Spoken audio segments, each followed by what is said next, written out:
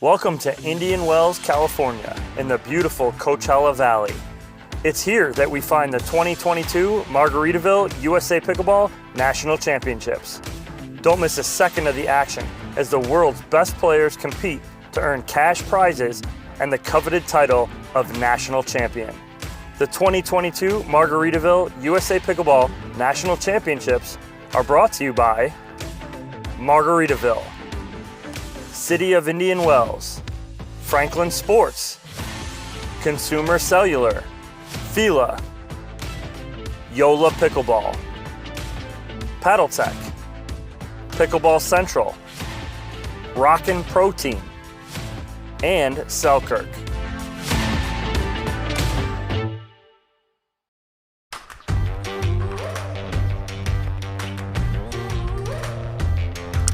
We are live at Nationals. It's the 2022 Margaritaville USA Pickleball National Championships, the strongest competition in all of pickleball. It's mixed doubles day, folks. Welcome aboard. I am Morgan Evans, and we have a first round match about to get underway. It is the number 2 seeds, Ben Johns and Catherine Paranto, taking on Lucas Crippen and Tracy Jager. This is going to be a fun one for both teams, I think. Lucas Crippen and Tracy Jager. Jager, the left-hander, often pose some problems. Fast hands. Both players, they've been around the game for at least a couple of years now. Crippen, relatively new to the professional arena. Very quick around the court. Fast hands. Good-looking sunglasses. Aggressive sunglasses, I'd say. Tracy Jager, she is very quick, very nimble, very agile. Obviously, the underdogs in this particular matchup. It's not going to be easy. Ben Johns and Catherine Paranto, they have not played a lot together relative to their normal partnerships. However, two individually incredible players, Ben Johns, the unanimous GOAT of men's pickleball, and Catherine Paranto, a staple in the top 2, top 3 over the last really 4 or 5 years. Fantastic singles player as well. Typically partnering up with Riley Newman, while Ben Johns, usually with Annalie Waters.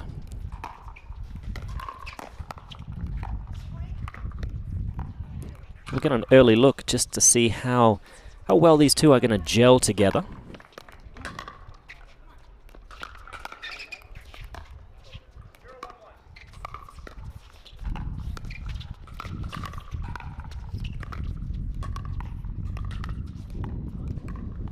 That's a great reach forward and flick of the wrist from Johns. A lot of reasons that make Johns as good as he is, but the amount of power and accuracy he gets off the backhand volley is a big part of the equation.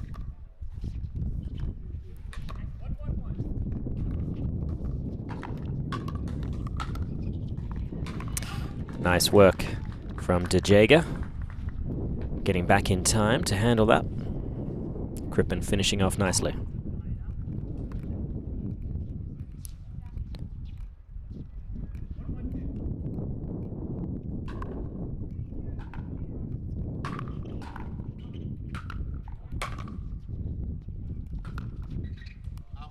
That ball catching the net, floating long. So they get the side out. Let's see if they can get some points on the board.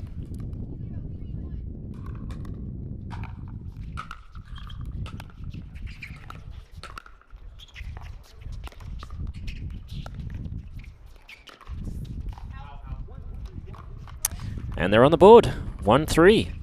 Courtesy of an errant cross-court forehand from Mr. Johns.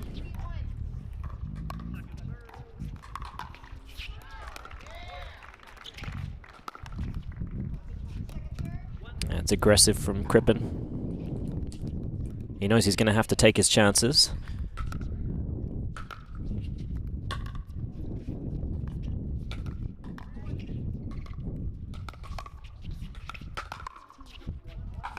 And he's just slapped that one from quite a low position, and it looked to have a bit of backspin on it. is not a recipe for success.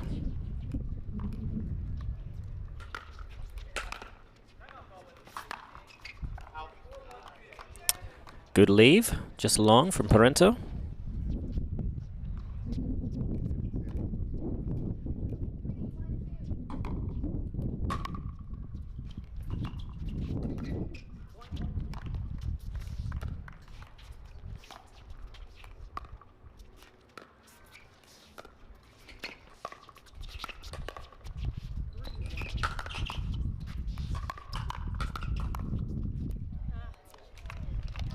And that appears to be good. So it wasn't by the book, but the Johns forehand volley does land in. Slight miss hit. So some good work early from Crippen and Jager. Oh, and the Ernie attempt. Very close. Great to see him showing that to begin with. And a timeout is called from Crippen and Jager. They don't appear to be discussing tactics per se, but I have been impressed so far. One of the things that I noticed early, they're not afraid to play just their standard positions. Typically with a left-handed player, you would stack to keep that player on the right-hand side.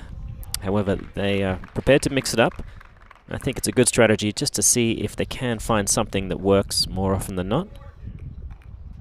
Obviously, they do have a mountain to climb here. Johns and Paranto, one of, if not the favorites. The smart money goes with a Riley Newman and Annalie Waters versus Ben Johns and Catherine Paranto final. That will, of course, be aired on ESPN Plus on Sunday.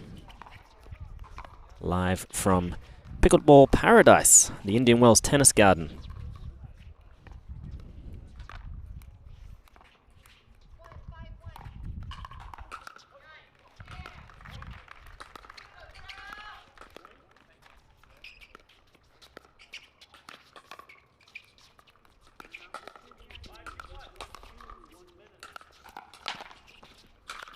Oh, that's just very sneaky. He could have done anything with that ball. And the crowd is appreciative. Really, mixed doubles day brings out such a great crowd. Always one of the most popular disciplines.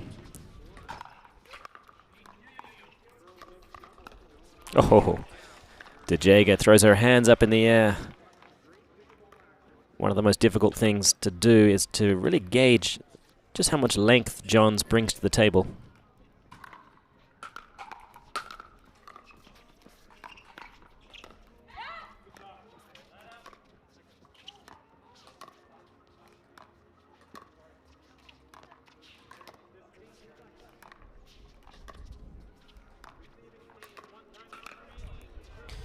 It was just a matter of time before he pounced. Jager did well to hang in there. Some quality dinks from Paranto.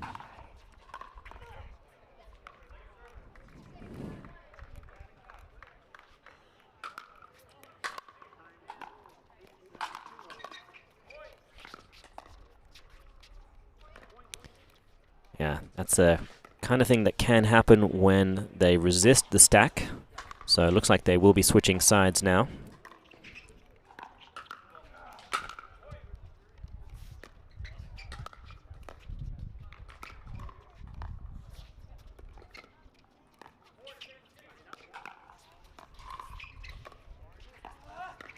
Oh, a little overly aggressive there from Johns. He'll be trying to find his range and what exactly is going to be the level of aggression he should bring to the table.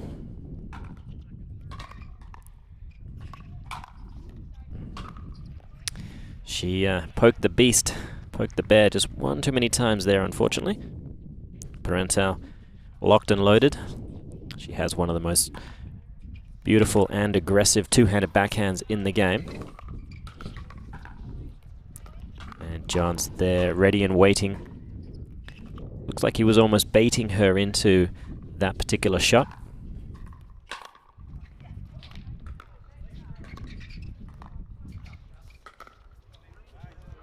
And Lucas getting the crowd excited.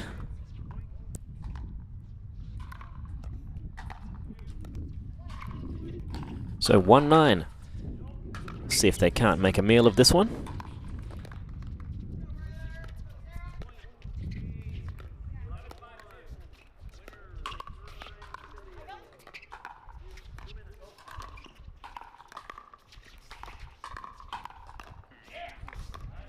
It looked like there was an around the post opportunity there. Another one. In the end, just so much pressure off the Paranto dink.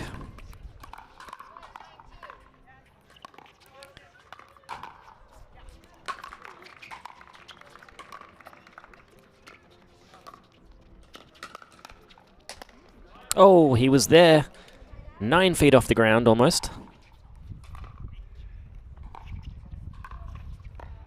Strong legs. Still, we have an emergency. It is 9-1-1.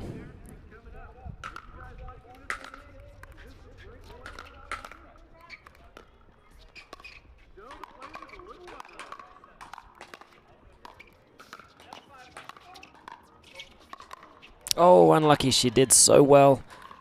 Handled her business on the left side.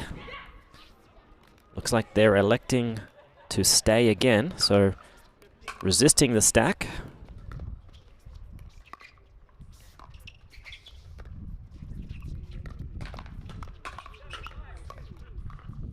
And that's just too much Johns and Paranto. 11-1, game 1. So they'll take a couple of minutes, dust themselves off, see if they can't come back with a fresh strategy in game 2. Do not go away, we will be right back, live at the Nationals.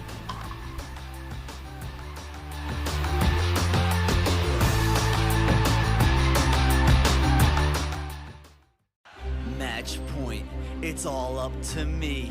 Nothing can get in my way. And when they ask, what are you gonna do next? I'll say, I'm going.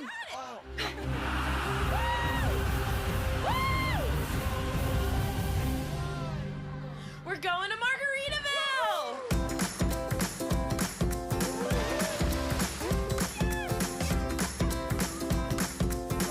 You can go to Margaritaville too. Visit MargaritavilleResorts.com.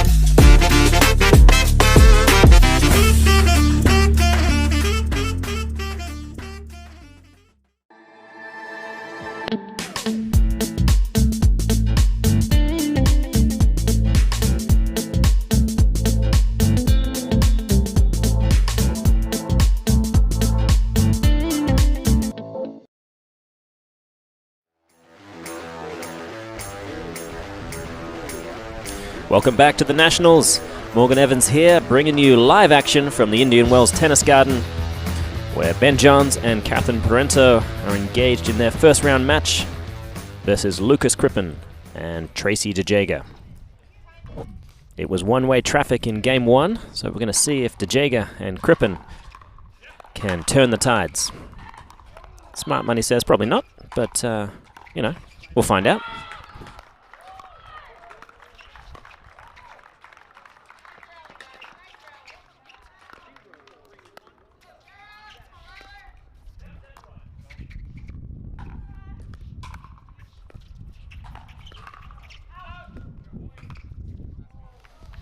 And John strikes again, just always in great position. Reads the paddle face of Crippen, gets there with plenty of time to spare.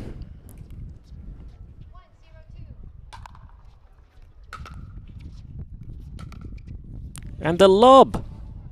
That's unnecessarily good, given the position of the sun, that giant ball of fire that is raining down on us daily, right in the eyes of Jager.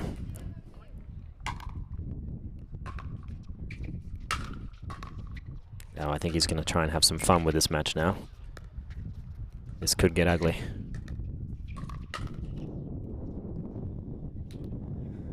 And the points are a-flowing.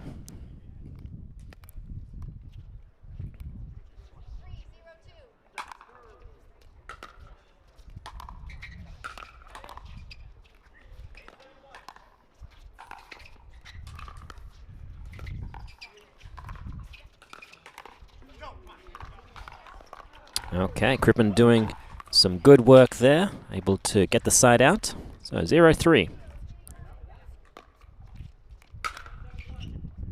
And they're on the board. It's reminiscent of game 1.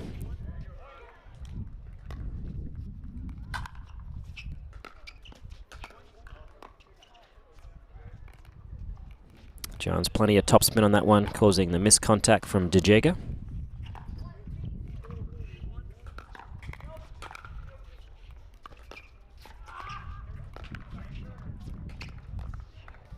And a quick flick attack.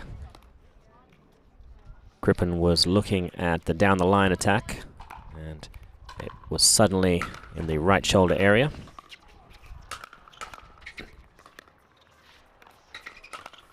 Oh, he's got it.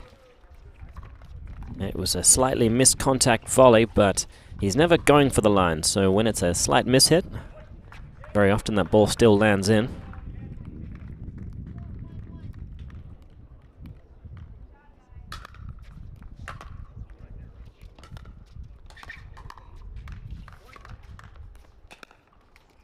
Has he got it? Well, there's a hand slap, a low 5, so to speak. That would tell me he did indeed get it, but the crowd did not erupt.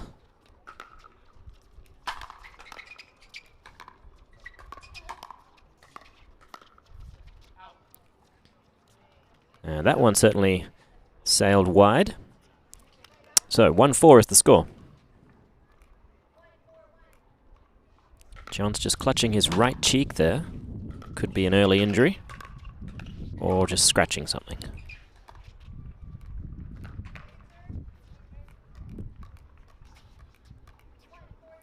One, 4-2.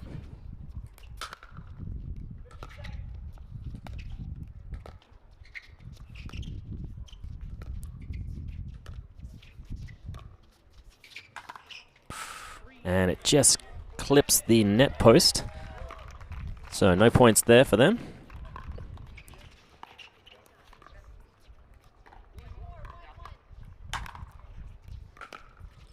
(4-1-1) is the score. Maybe it didn't catch the post. Oh, Crippen, he'd had all the right moves. Everything he ever dreamed of on that paddle, right there. Yeah, after the emotional roller coaster he just went through, I think that's a worthy timeout.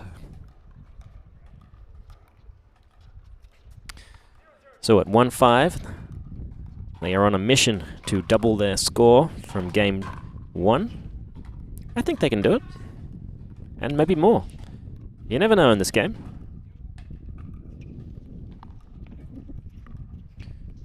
Right now, Johns and Paranto watching the nearby court. Good looking match is going on. Rob Cassidy, Michelle Esquivel.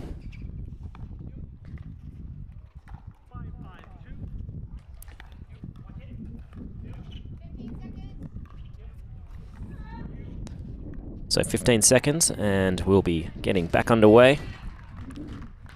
It'll be Paranto serving to Jager.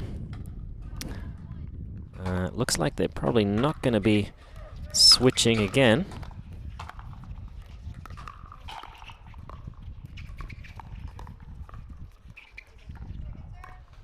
Yeah, they really have to be able to get the ball down low to Paranto. In transition especially, Johns is just so solid, rarely makes mistakes on the way forward.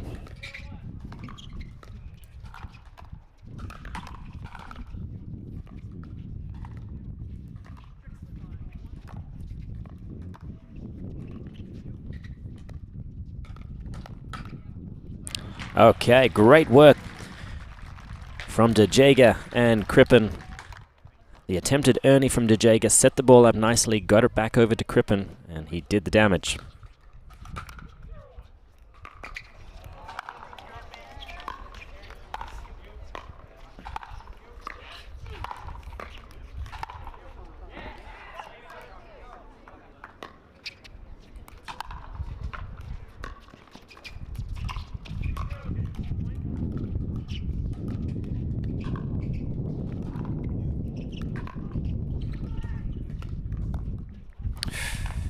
That is the discombobulator coming from such a low position below the net.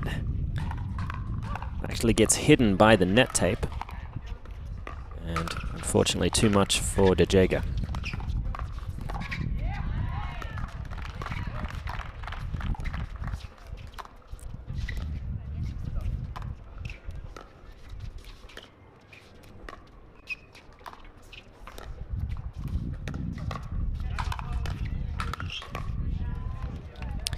Great sustained effort there. I like that Jansen and Paranto are not playing outside themselves. They could probably play a lot more aggressive, flamboyant shots here and get the job done in shorter order. However, they're using the kind of tactics they know they're going to have to use later on in the tournament. Doing it pretty much by the book.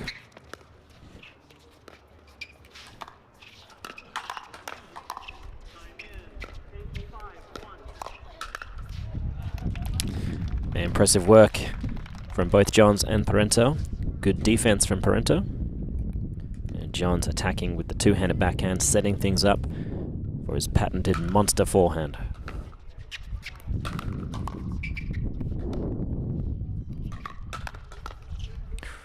Oh, it looked like there was an opening.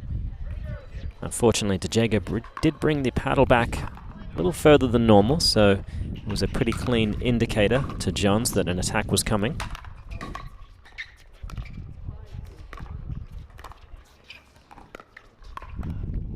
And Lucas Crippen, oh, he almost got it. Attempted to thread the needle with a slippery whiffle on the outside.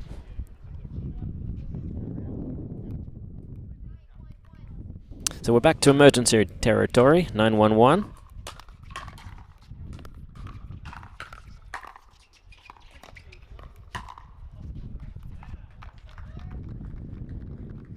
And we've got a quick game point, match point. The winner of this will head forward to play the winner of Leah Jansen and James Ignatowich versus Irina Tereshchenko and Rafa Hewitt.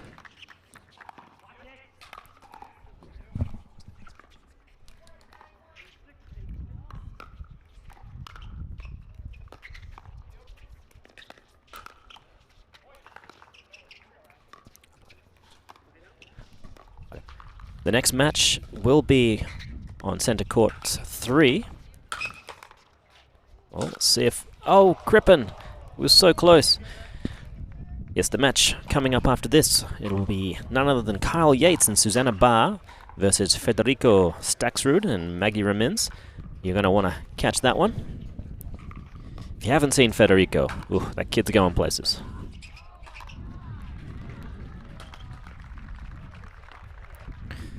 So Johns and Paranto get the ball back, and once again we'll be serving for the match.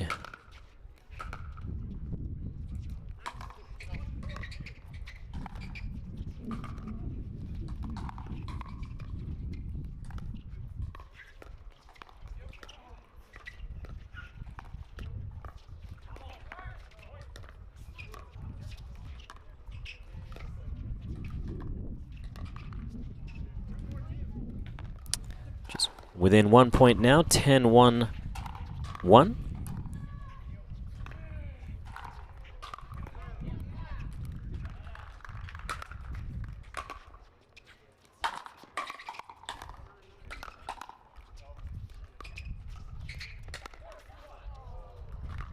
And Jager with a great-looking wide dink.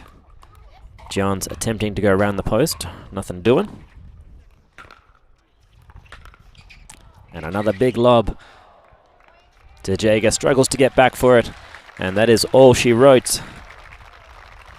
So that's the first match in the bag here on Championship Court 3. It is Paranto and Johns marching forward. We are live here at the Nationals. Do not go anywhere. We'll be right back after these messages.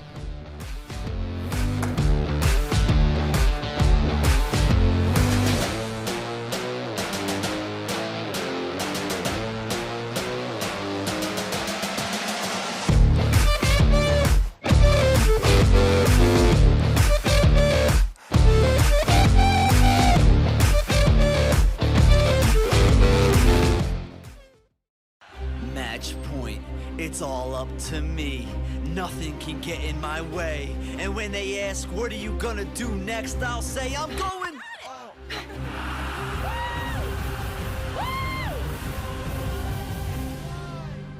We're going to Margaritaville!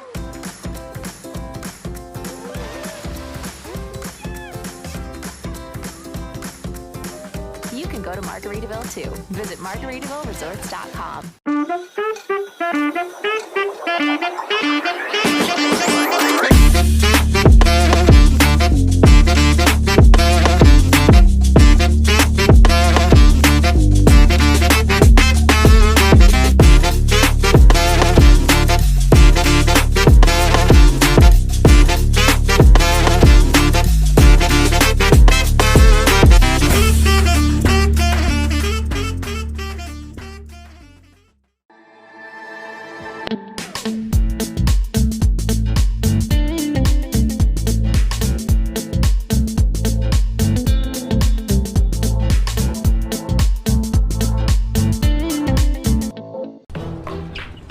I will dig deep. I will crush this game. Athletes know nutrition drives performance. I will not slow down. Superior Lab supplements help you power up and recover faster. I will never surrender. Superior Labs is a proud sponsor of USA Pickleball. You don't get the moments everyone talks about without the moments no one sees. Early morning practice, late night drills, running it over and over. You don't get the crowd without the quiet. Everyone sees the glory, the medal, the podium, but every winning shot starts right here. Paddle Tech. Let's go again. When it comes to sports bras and activewear, it's not enough to just do it. You have to just do it right. That's why SheFit's perfectly fitting gear embraces and supports women's bodies. Made for ins and outs, ups and downs, starts and stops, and everything in between. We got you. Because we are you. SheFit.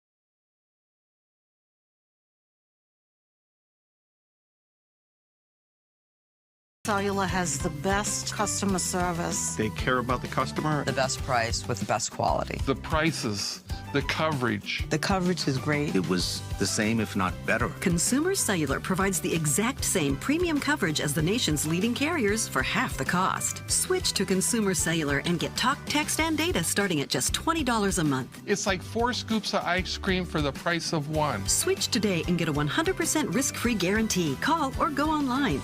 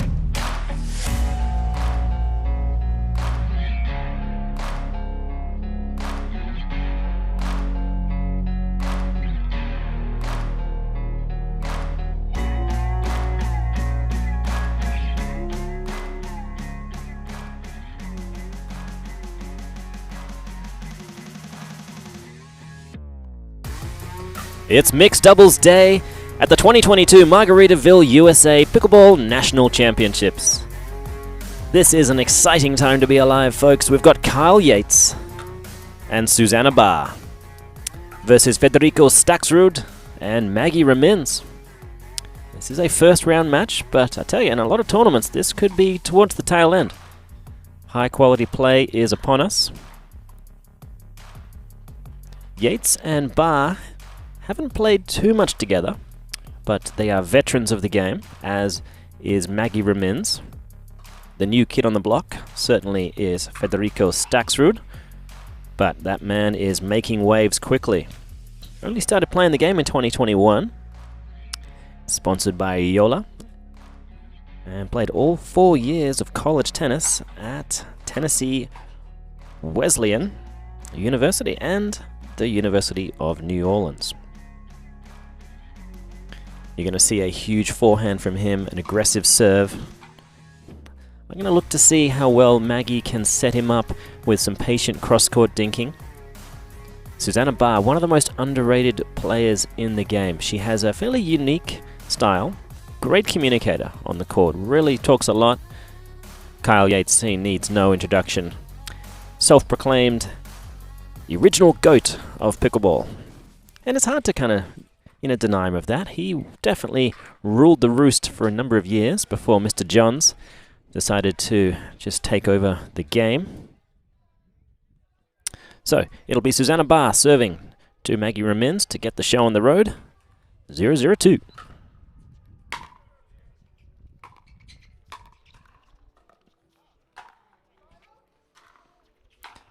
Nice cross-court volley to begin by Raminzi.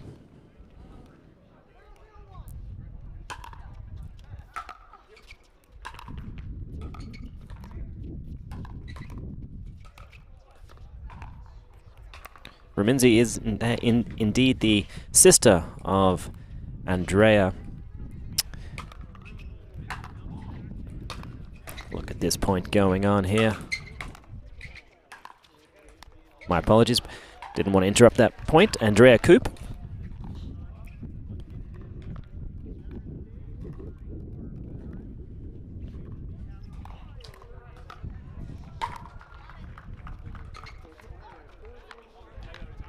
A little bit of breeze affecting that third ball from Barr.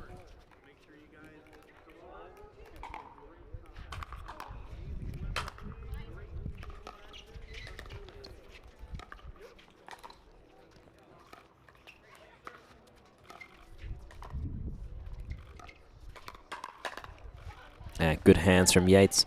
He slides very well to his left, opens up a lot of space for his forehand.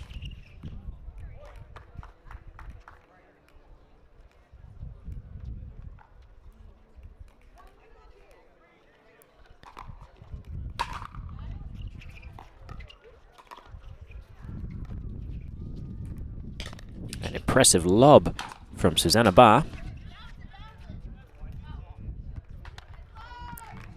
Good call.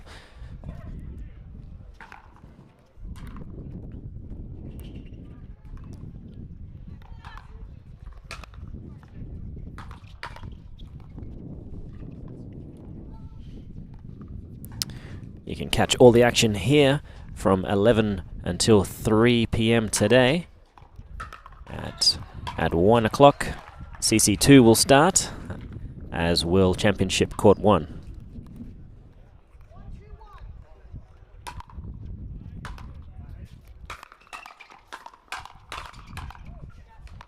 And Raminzi able to get the better of Yates.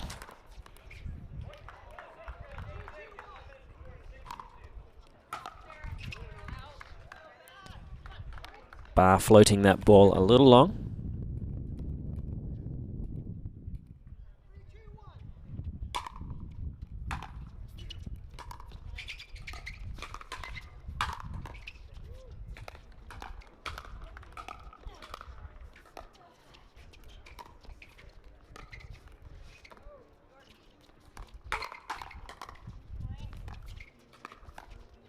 That's great play from Stacksrud and Raminzi.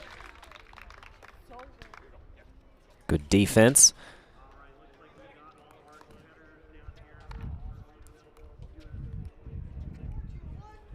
So they've doubled them up. 4-2-1 is the score.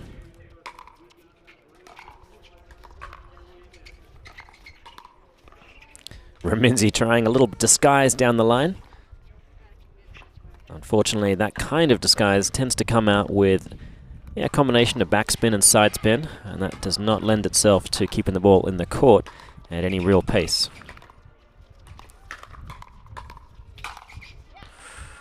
Mr. Yates says, not today.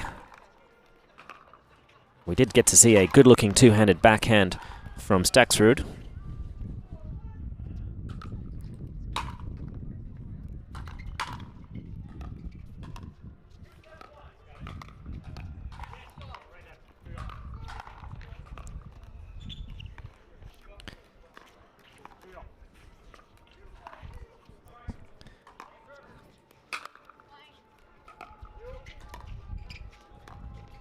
Oh, a lovely looking lob from Yates, just long, unfortunately.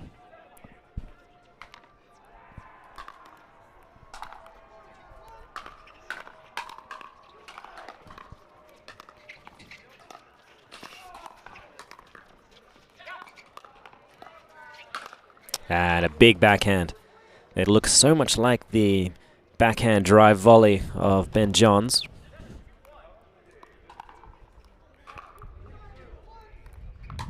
Five, 2-1 is the score.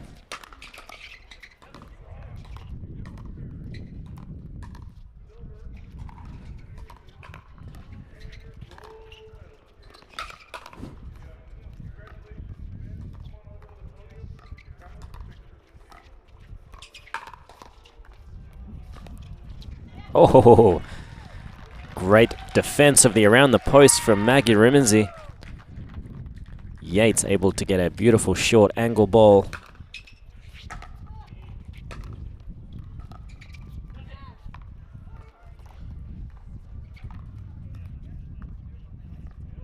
So they open up the margin a little further, 6-2.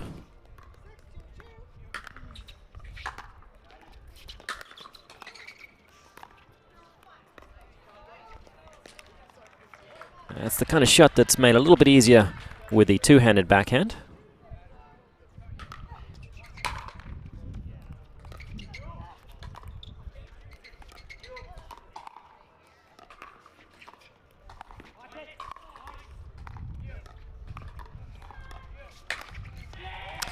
And Federico Stacksrud. That white man can jump. Impressive work. Getting the ball down in a hurry.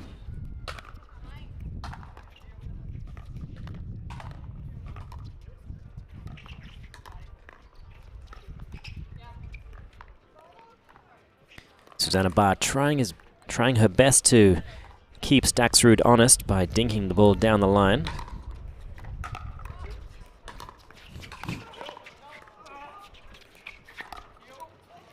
Oh, and she has split the difference beautifully. Not an easy shot to play.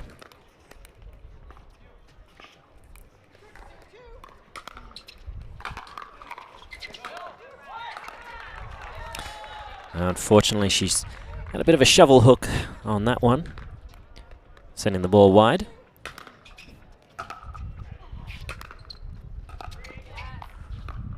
And a great looking drop. He gets so much shape on the ball.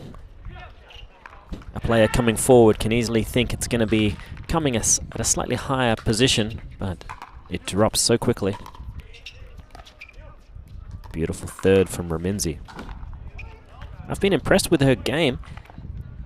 I've played a couple of tournaments with her over the years, and I tell you, it's impressive to see how well she has kept her game up and improved, I think. So they are off to a fantastic lead, 9-2. Timeout is taken by Barr and Yates. Yates giving a little bit of words of encouragement. A couple of things he'd like to see. It is a difficult prospect, there's no doubt. Right now, the defense of Raminzi and her ability to take a few chances down the line with Yates. She's keeping him honest, making sure that he knows that he will not be left untouched, and not every ball is going to go cross-court to Susanna Barr.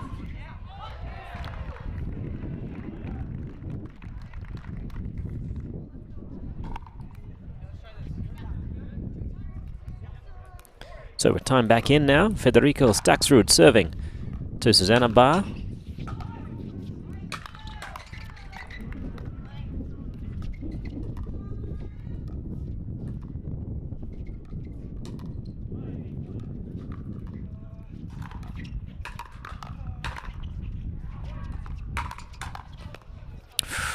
Nice work, nice defense there from Kyle Yates.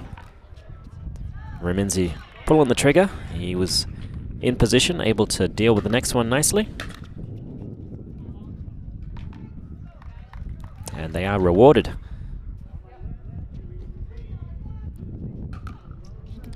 Still got a lot of work to do to get back here in game one. And that short angle touch really forcing a long distance for Barr to get to it. Tough shot.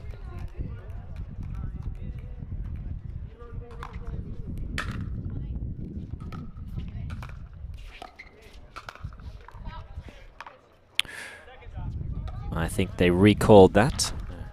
Originally there was an out call, but quickly changed their minds. So 9-3 is the score. And this is the kind of the benefit of having such a quality serve and accomplished drive. It makes a team that would like to stack be a little reluctant to do it, not wanting to get caught unwinding that stack by a big driven forehand.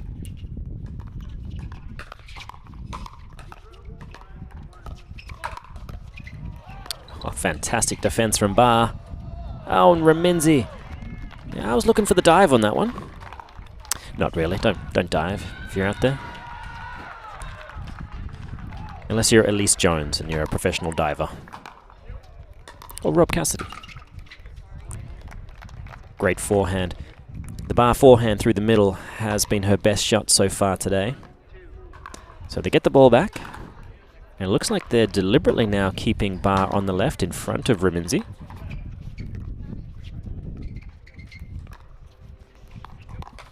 Oh, and a well-curled ball there from Kyle Yates.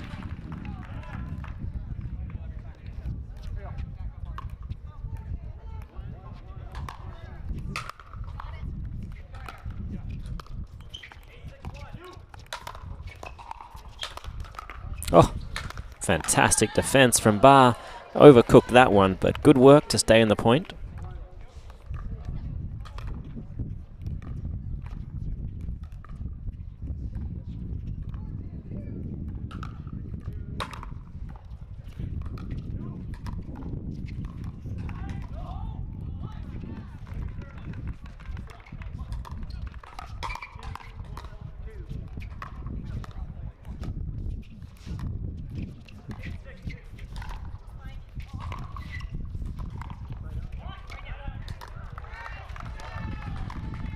Oh, and Raminzi. She thought she had an opportunity. There's nothing more fun for the female in a mixed doubles event than to teach the guy a lesson.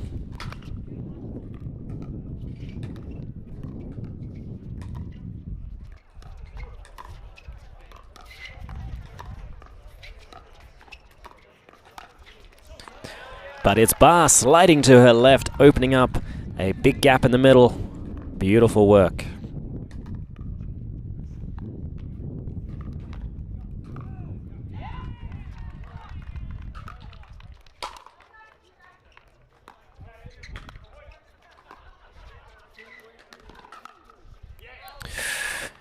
Nice work from Stacksrud, setting things up with a good-looking backhand, finishing with the forehand.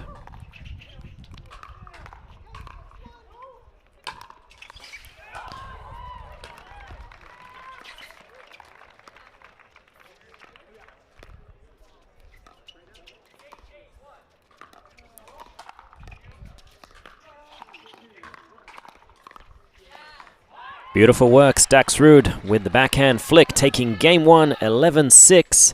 Nice work. These two players look like they're a well-oiled machine. So we'll see after the break if Yates and Barr can right the wrongs. Don't go away, we are live at the Nationals.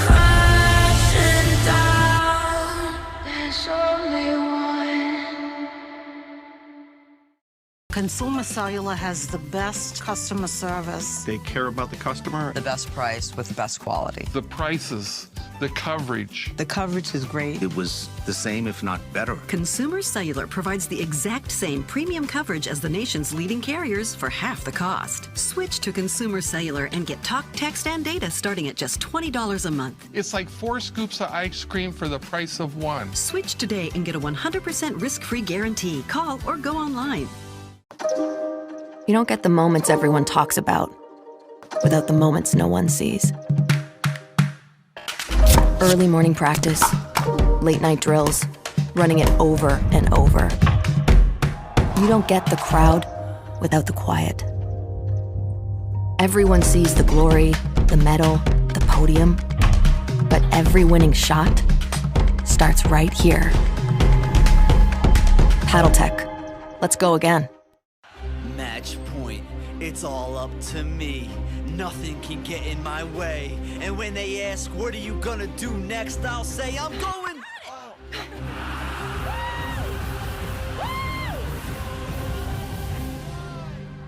We're going to Margaritaville!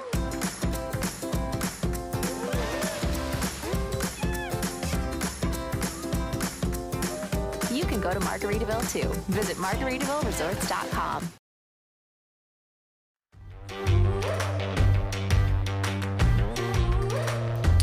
Welcome back, ladies and gentlemen. It is the 2022 Margaritaville USA Pickleball National Championships. I'm Morgan Evans, and we're bringing you this amazing first round match. Maggie Raminzi and Federico Stacksrud versus Kyle Yates and Susanna Barr.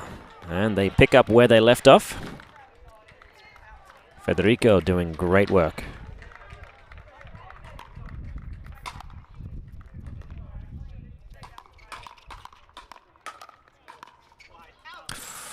And that ball just floating long from Raminzi. She has held her own and then some in game one. We'll look to see if they are stacking. Yes, they will be. And that ball is wide. Good leave from Raminzi.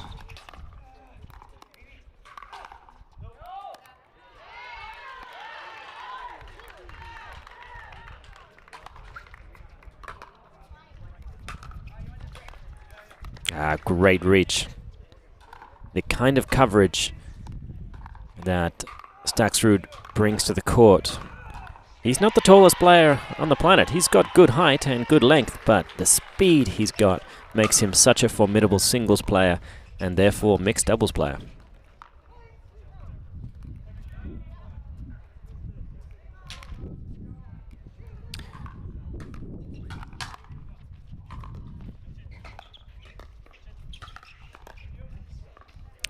Nice work again on the forehand side from Barr.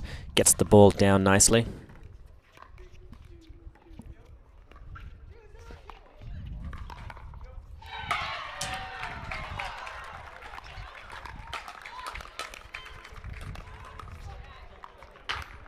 Again, strong work in the middle from Stacksrud.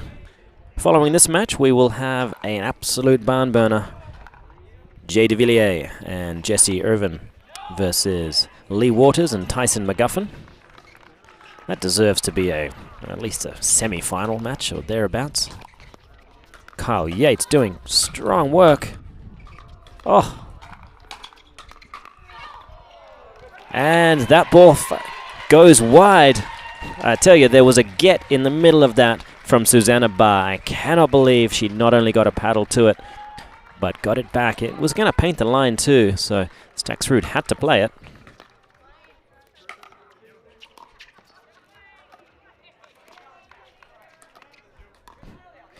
The question is she going to be comfortable, confident, attacking down the line with Stacksrud there?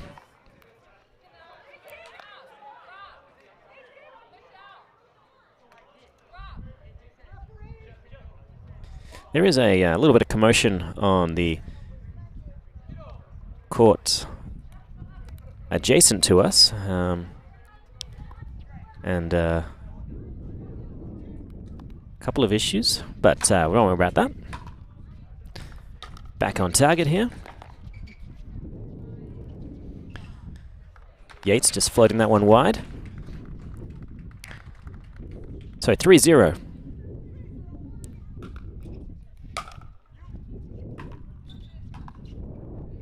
Oh, beautiful work from Yates. Seeing early that Federico was looking to clamp the middle. Gets to the outside.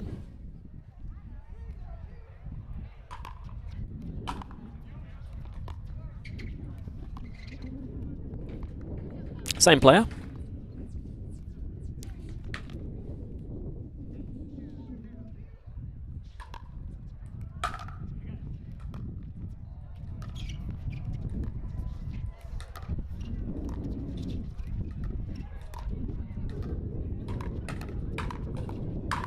Oh, right off the noggin. And that good-looking pink hat seemed like it was unfazed.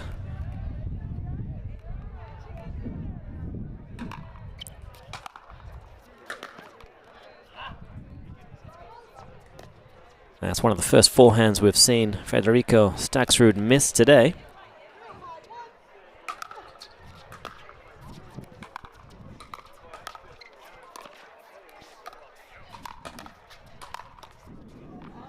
And a big forehand getting down in a hurry from Raminzi. She's got so much power on that side. And one of the many top female players that really employ a good two-handed backhand. I think there was an around the post opportunity. And the lob. All right, way to think outside the box there, Susanna Barr.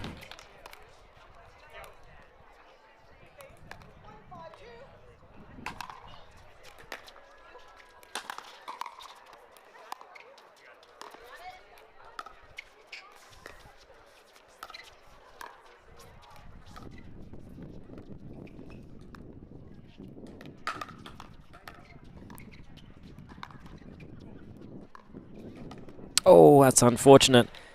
It was the right play, and she's starting to do a great job of keeping Federico at bay, getting him away from the middle of the court just enough so that Yates can potentially apply some more pressure to the middle. The winner of this will go forward to take on Paris Todd and J.W. Jansen.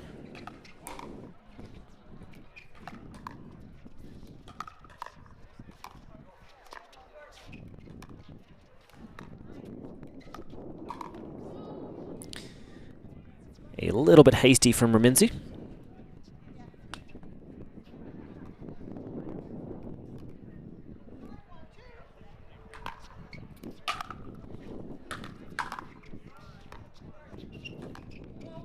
And the lob from Carl Yates.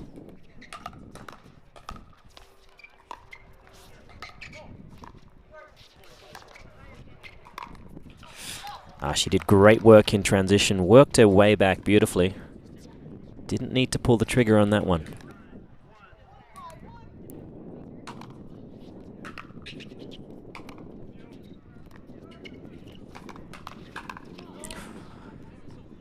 The initial attack looked good, but Federico Stacksrud, he's so quick, able to get that ball back and in a tough position on the backhand side of Yates.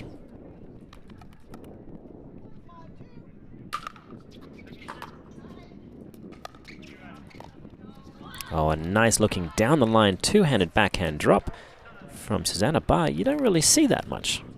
On occasion you see a rolling cross-court drop or a chipped single-handed drop. But the double-hander down the line, very rare.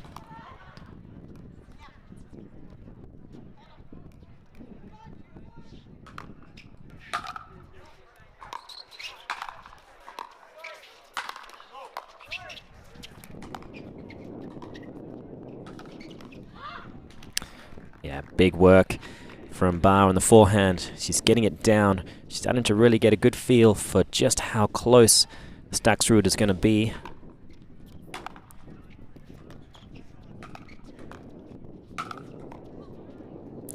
Nice work. So they get the ball back. A little bit of work to do, but nothing they can't handle. 2-5.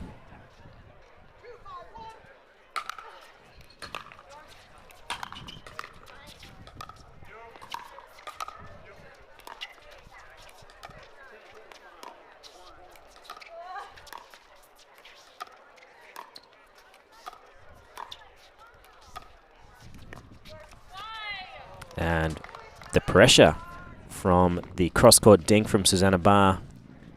We're seeing just a couple of cracks in the game of Maggie Raminzi. Getting a little tight.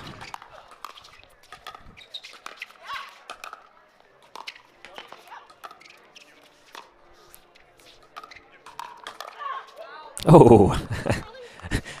Somewhat overzealous, I would say, dragging that ball just slightly wide by 15 to 35 feet.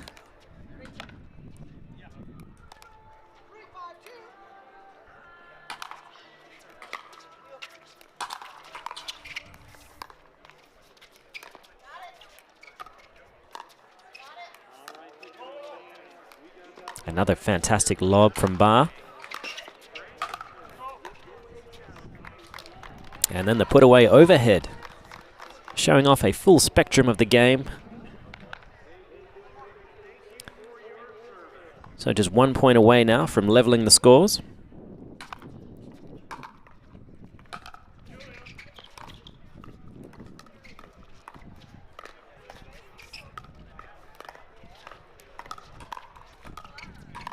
Oh, they get away with it. But again, it was ambitious work from Barr. Getting that ball down the line again and again, opening up some space and then taking a chance. Nice work, Barr and Yates, to make a real go of Game 2. We will be back live at Nationals. Do not go away.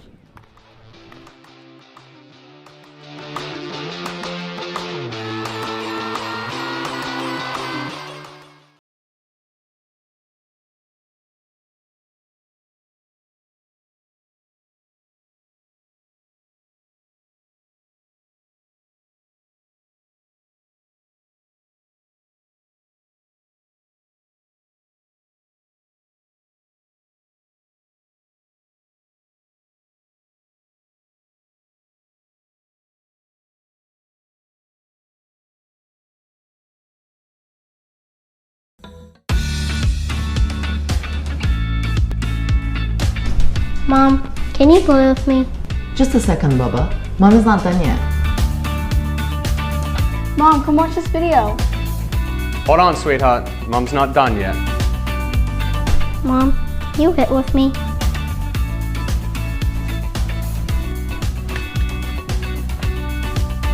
Oh yeah, Mom is definitely not done yet.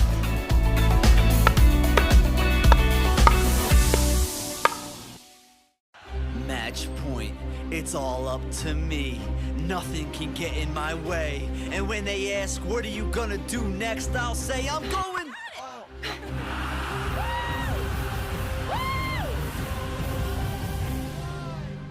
We're going to Margaritaville!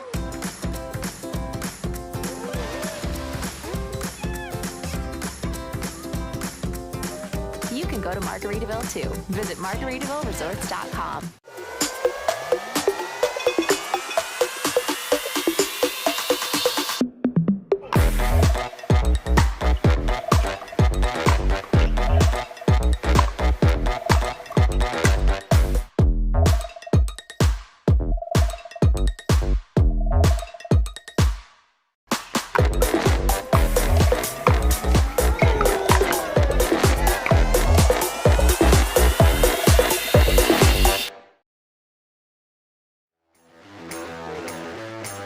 Welcome back. We're rejoining proceedings after a timeout. Susanna Barr and Kyle Yates have done a great job of changing some tactics. Susanna Barr especially has hit some wonderful third shots and has really done a good job of keeping Federico Stacksrud at bay.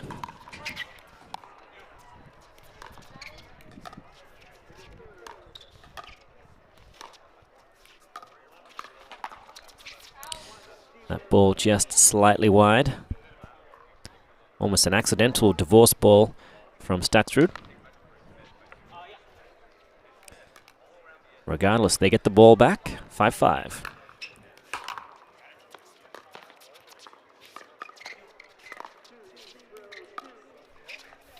Oh, it was there. It was certainly available. However, he did drift with the ball. I'd like to see him plant his feet and just get into a nice deep cross step. So no points there.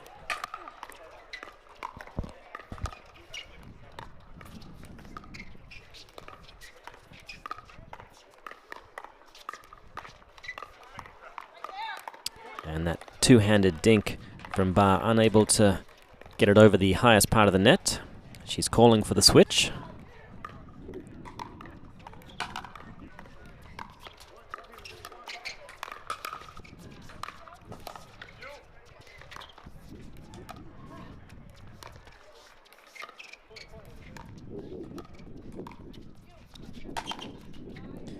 And that overhead certainly thumped from Yates. Not the finest lob we've seen from Raminzi.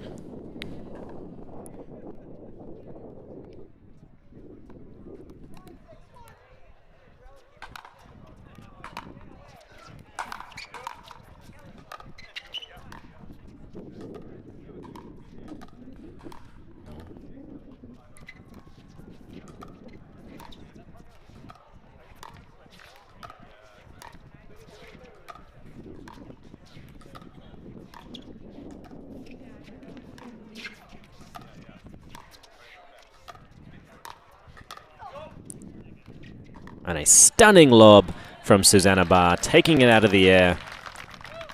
If you're at home and you're wondering when a good time to lob would be, off the volley is a good place to start after a handful of wonderful dinks. And now they are rolling. They've taken the lead. It is 7-6-1.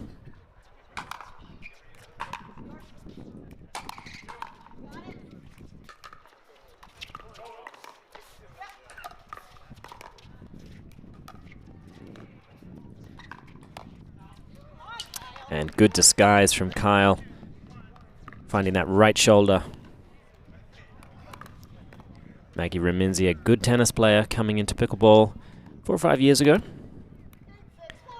So often those players are susceptible to that right shoulder kind of attack. So 8-6-2. I tell you, this match is starting to have all the familiar hall signs of a 3-game epic. And a left-handed scoop. Almost. So Raminzi serving at 6-8. Oh, and a great drive. Catching Barr on the run.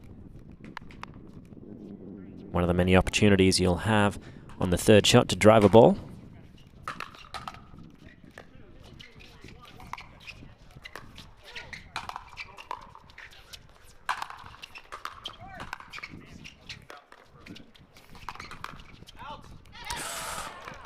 And that ball slicing off the paddle of Stacksrud, sending it long. They'll have another chance for points though, 7-8.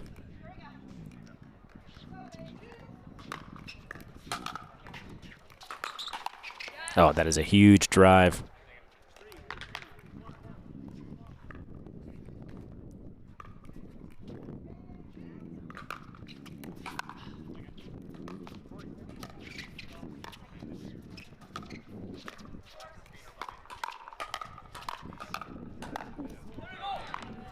Beautiful work.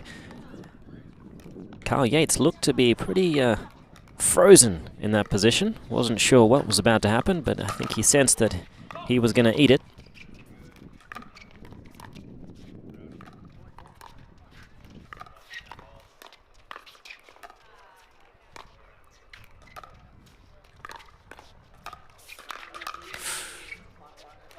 Barr took a chance there. She sensed that Raminzi was off the court and perhaps there was going to be an opening available. And fortunately for Stacksrud and Raminzi, they were well aware of the temptation that the middle poses. That has given them a game and match point. Hasn't been smooth sailing in Game 2. Game 1 looked more convincing, but Yates, he's a veteran of the game, one of the greats. And Susanna Barr, she has done wonderfully well to stay in these cross-court exchanges and keep Federico Stacksrud at bay. And mixing in that lob. Combine that with a typical third shot drop percentages, which are through the roof. She is a fantastic mixed player.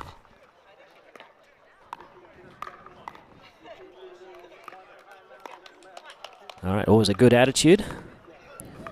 Let's see if they can't get the ball back. See what they can do to force Game 3.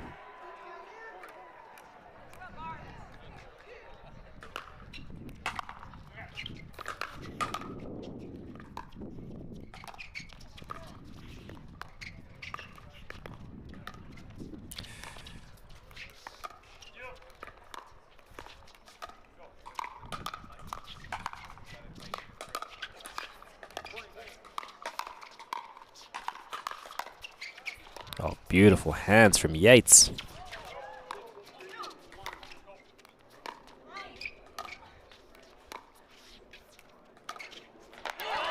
And there's the opportunity. Susanna Barr, she has waited and waited for that one chance to thread the needle down the line. And what a moment to do it.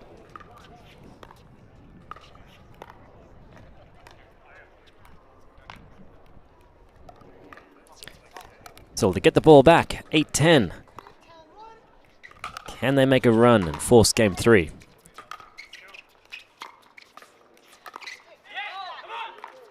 Well, not like that, jeez.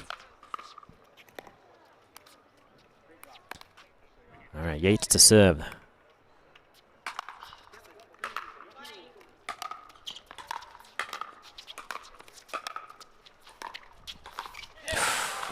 He took a chance. He knew there may only be one opportunity for him to insert himself into the point.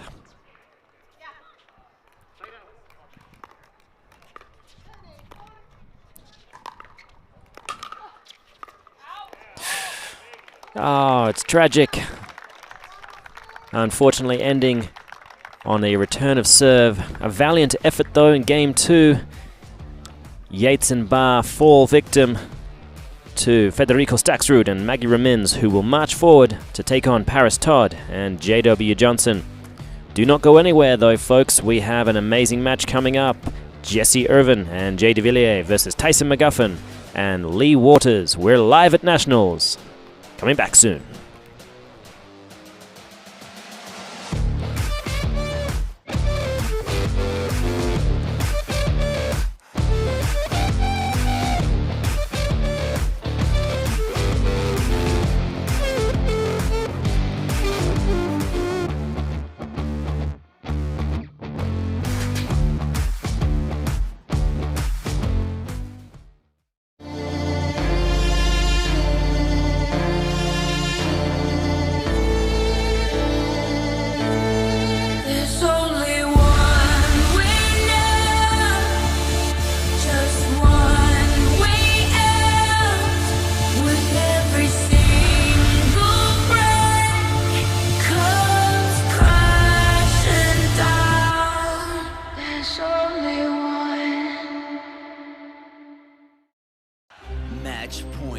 It's all up to me. Nothing can get in my way. And when they ask, what are you gonna do next? I'll say, I'm going.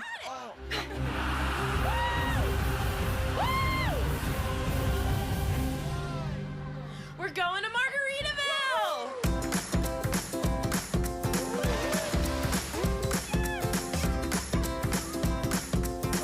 You can go to Margaritaville too. Visit MargaritavilleResorts.com.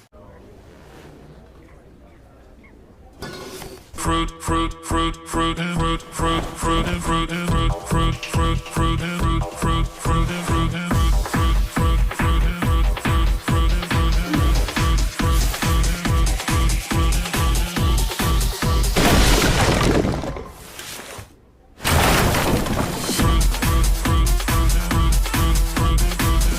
Don't smash super hard seltzer with real juice. It's party juice.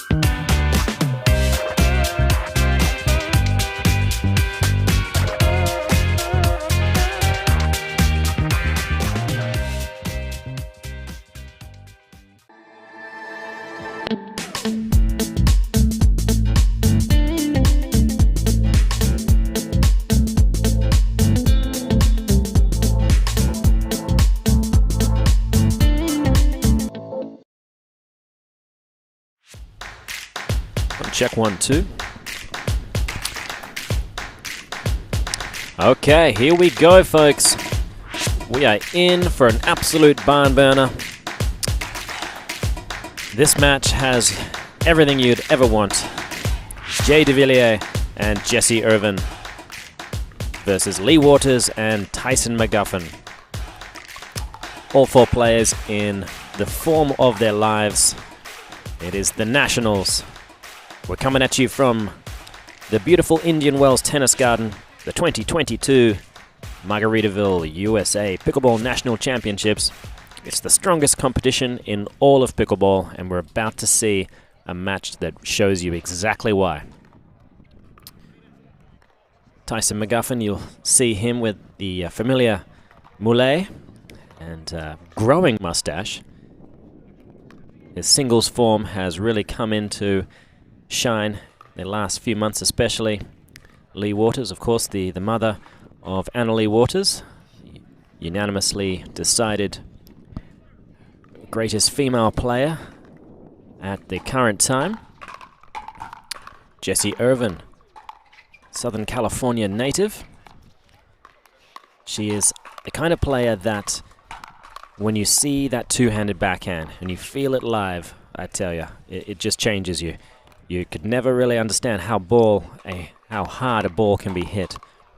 She doesn't just have more power than almost any of the other females. She has more power than most of the guys. She's been working on her single-handed backhand volley as well, looking to angle the ball off and not just rely on that massive two-handed backhand. And Jay de Villier, one of the best singles players, alongside Tyson McGuffin, both very accomplished in the singles arena. McGuffin being the reigning champion. He won't be on Championship Sunday, however. It will be Julian Arnold versus Ben Johns for the singles championship. De Villier, he is an amazing mixed player for a lot of reasons. How many chances he likes to take on driving third balls, how cute he can get with some of these shots. He does a great job of moving around the court, taking balls out of the air, and then cramping the center. 6'3", tall, dark and handsome. It's everything you kind of want in a pickleball player and poster child. The winner of this will go forward to the quarterfinals and take on the winner of Todd and Jansen versus Raminzi and Stacksrud. So we're about to get underway. I'm Morgan Evans. Jesse Irvin will be serving to Lee Waters.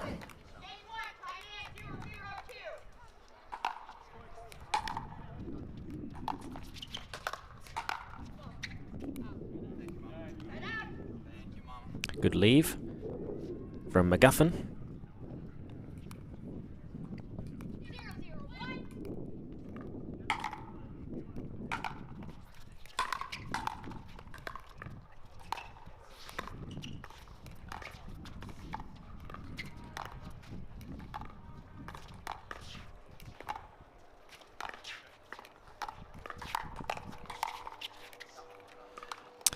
Great defense there from Jesse Irvin.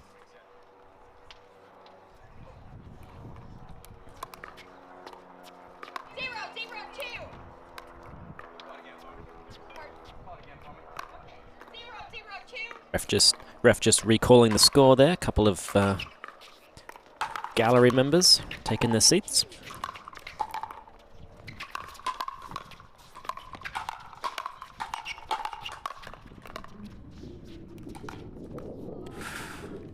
Slight miscommunication between Waters and McGuffin on who's going to take that ball.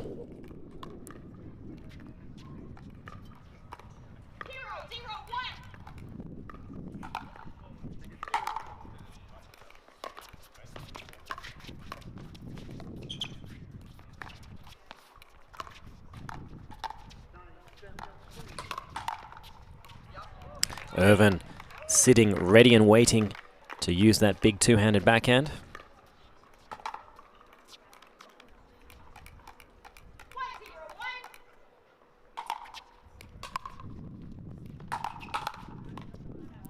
Massive. Lee Waters proving that her two-handed backhand is not too shabby as well.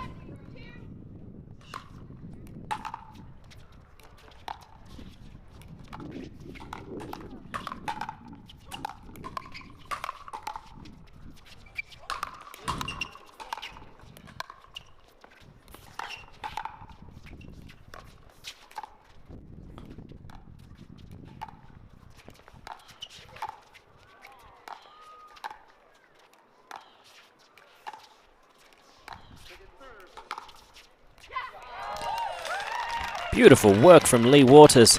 She really showed some signs that she has the full spectrum. Great work in transition. Something that she's really become known for, playing alongside her daughter, Annalie Waters. Being able to scrap from anywhere, get the ball down into a good position, and give her partner a chance to really help out.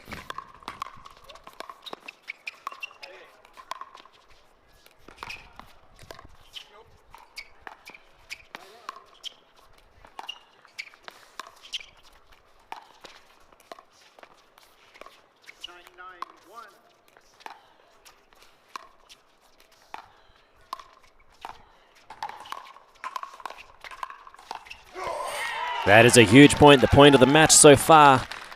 However, we will likely see a lot more like that. Great control, dinking around the court, looking for opportunities.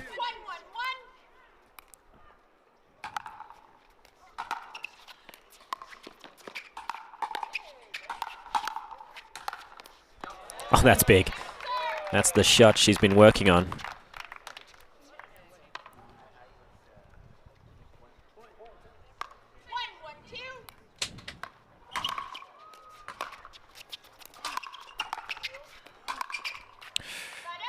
McGuffin, it's so easy, so tempting to lean on his single skills.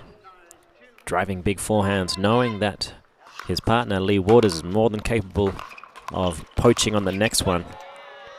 Just like Jay de Villier. Fantastic drive, moved in so quickly. Tough man to get past.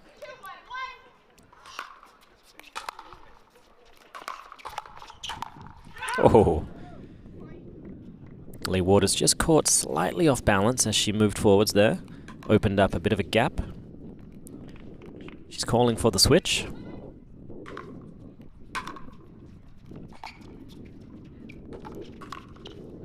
On paper, this is a real you pick 'em.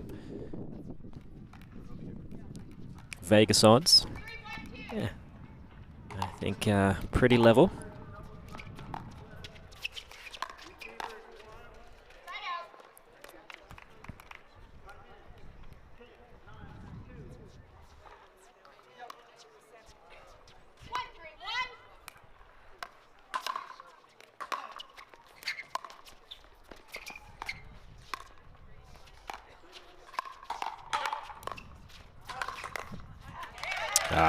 Fantastic sustained offense. Tyson McGuffin and Jager Villier have been playing together essentially the entire year. Haven't found the exact success they look like they should do on paper. But tomorrow is another day. So it'll be Lee Waters serving at 2-3.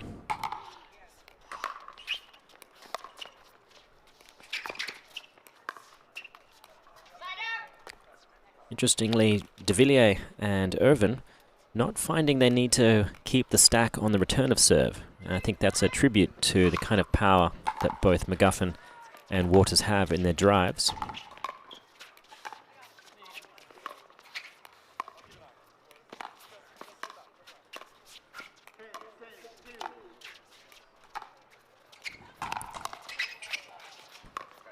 Fantastic defense of the around the post from McGuffin.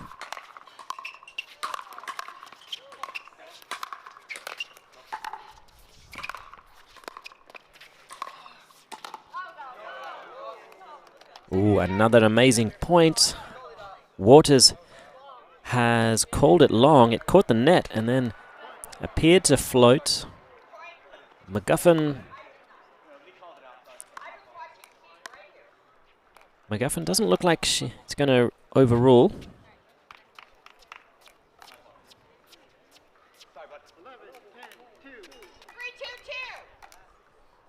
Three, 2-2.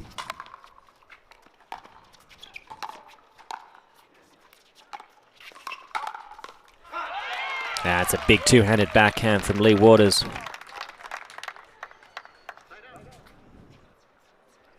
The kind of agility she still has in her legs, it's quite phenomenal.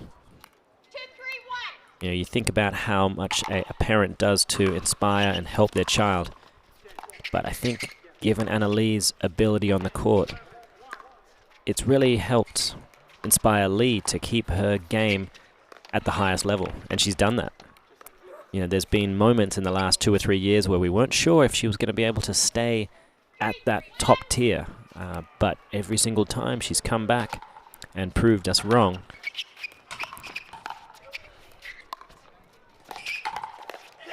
And it's moments like that, those big backhands that do it. So they've taken the lead.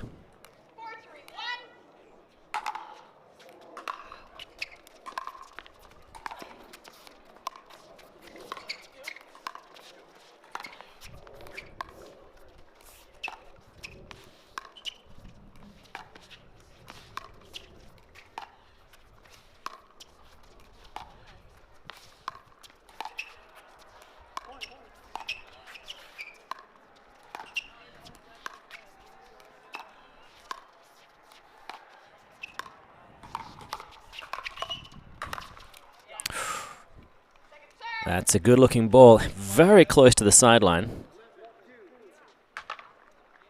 Again, we are seeing highlight reel points on almost every rally now.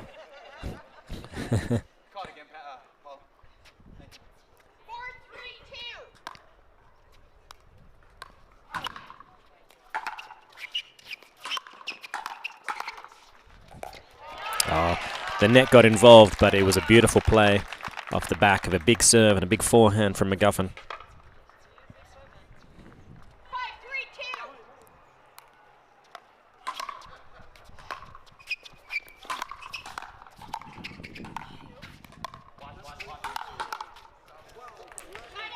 But that last link power from Jessie Irvin to the rescue. She's so good at just locking out the shoulder, really, and whipping the ball with wrist and forearm, essentially. Oh, McGuffin on the run, the short angle backhand.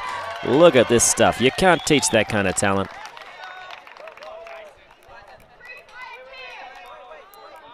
There's a bottle on the court, so we'll just replay that.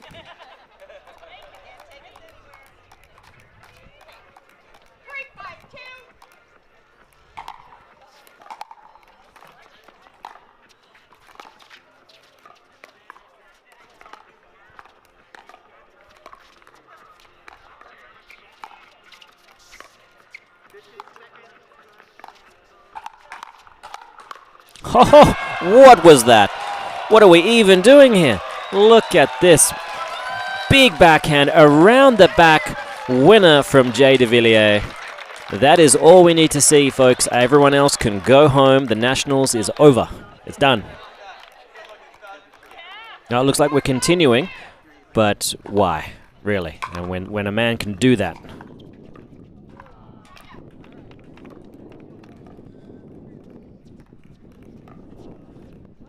That said, they're not in the lead. 5-4 to McGuffin and Waters. Oh, a good scramble as always from McGuffin.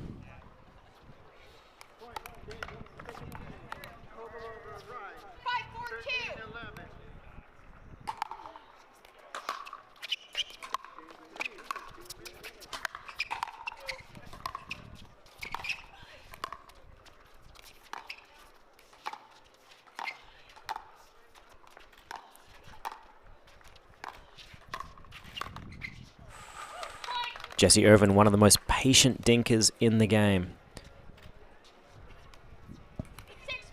However, Jager Villier, he loves to start the fights, likes to get in there. He's got great reach and great power, obviously.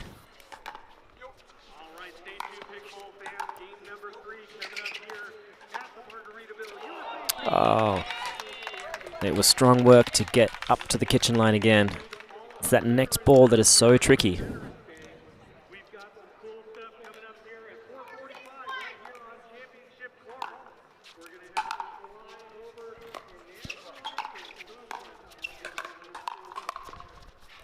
Oh, good work, McGuffin, off the left-hand side. Not dissimilar to the one that de Villier had hit a clean winner from around the back.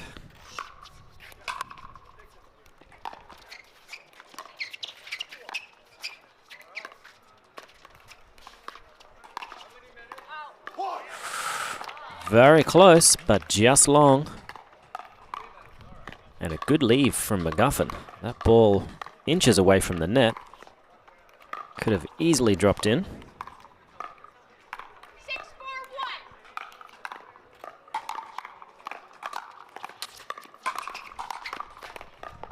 And that's the danger of McGuffin driving at Irvin. So often the counterpunch is going to go cross-court.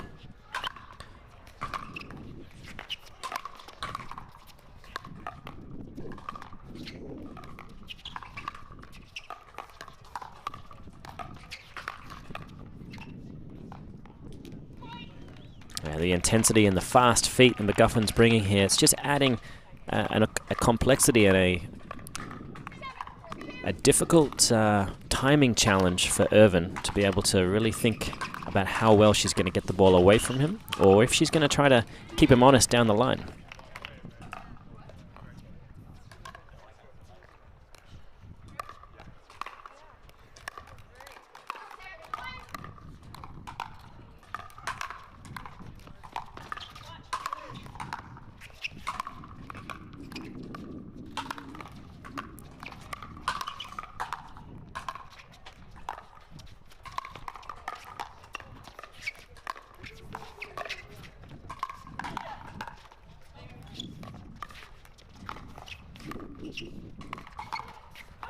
Oh, the grip it and rip it approach pays off nicely.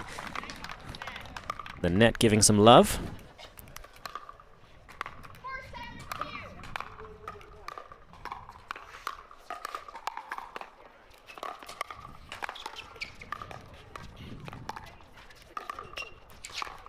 This is one of the rare times you'll see McGuffin on the right-hand side of the court.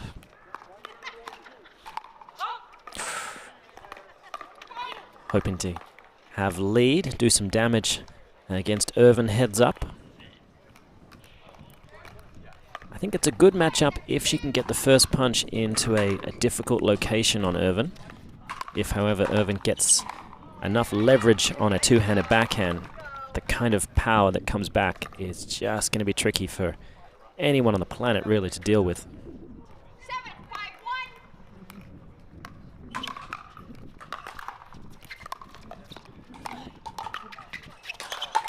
Oh, that ball was floating long. She's clutched defeat from the jaws of victory on that particular point.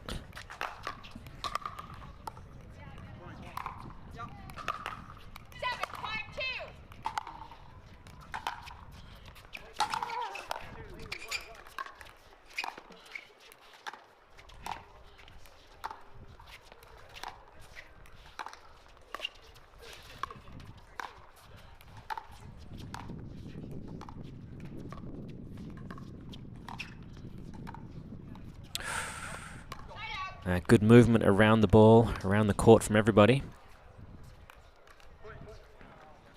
Haven't seen too many of those points end in just a dink error. Typically a sign of the highest level of the game.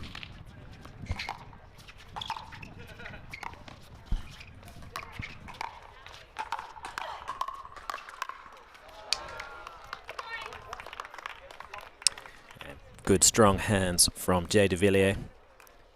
That brings them within 1 point, 6-7.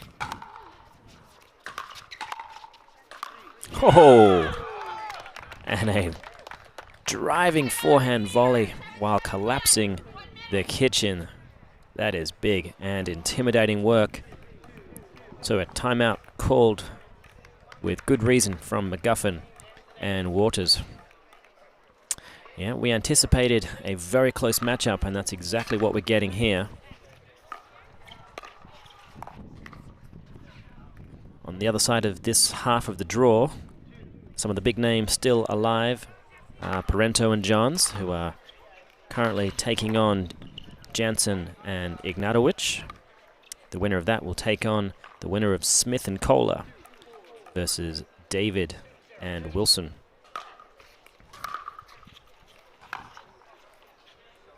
So far, tactically, I think both teams have really shown themselves to be at the highest level. No one taking too many unnecessary risks. It's naturally going to be an aggressive discipline, mixed doubles. Players serving big, driving the ball, but we're not seeing a lot of crazy speed-ups off the bounce. We're looking at a bunch of players that know how to do it by the book, take their chances off, high enough balls off the volley, and if it is off the bounce, it better be juicy. And Jessie Irvin, one of the other things she's known for is her ability to go around the post. The ATP and the Ernie, she is one of, if not the best in the women's game.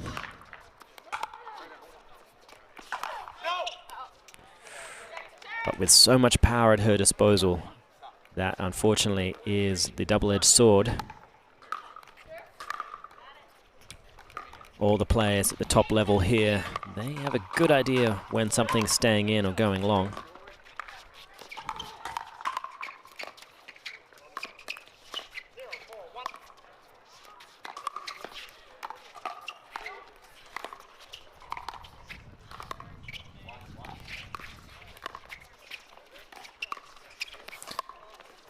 Jay keeping back McGuffin beautifully.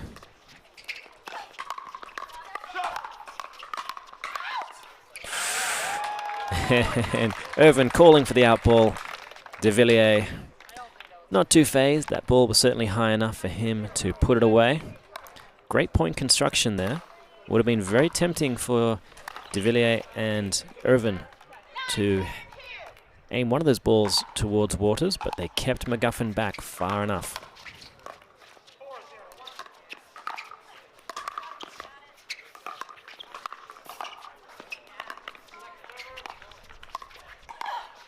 Oh, amazing work. She has hit a few balls long, so McGuffin and Waters kind of in tune with her potentially doing it again. And on that occasion, grazing the net, keeping the ball in nicely. So McGuffin and Waters calling the timeout. And we'll look to regroup. Tactically, they still look solid. I don't know if there's much, if anything differently that they're going to do. Just the execution. Cutting down on just a couple of inches here and there. And I think they have started to really try and target Irvin a little too much. De Villier, if they can keep him at bay a little more, then the pressure in the middle isn't going to be quite so much, and we can then move Irvin around the court a little easier. Again, they're clawing for inches here. There's not much in this one.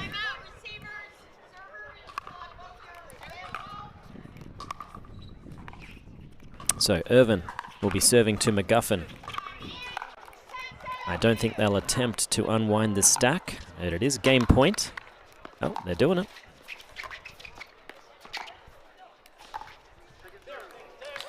And that is game one. Irvin and De Villier, after a very close fought midsection to that game, they run away with it, 11-7. We are here live at the Nationals at the Indian Wells Tennis Garden. Do not go anywhere. We'll be right back for game two of this amazing match.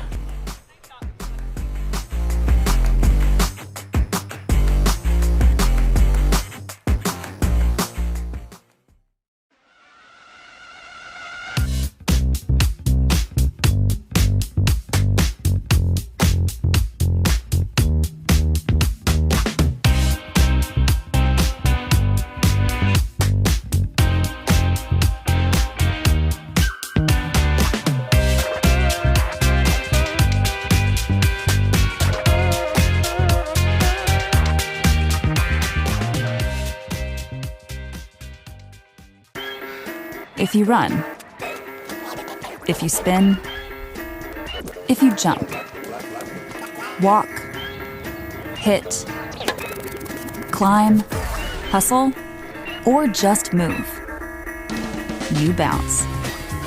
Bounce 50% less with SheFit.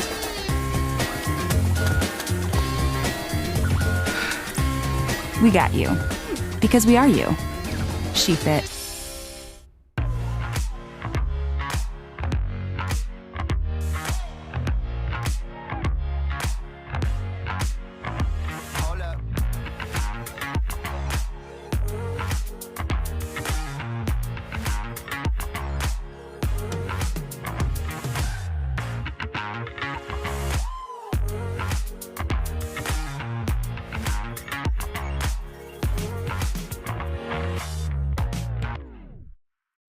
Match point, it's all up to me.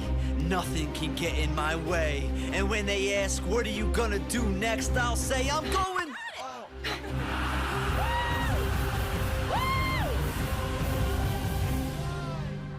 We're going to Margaritaville!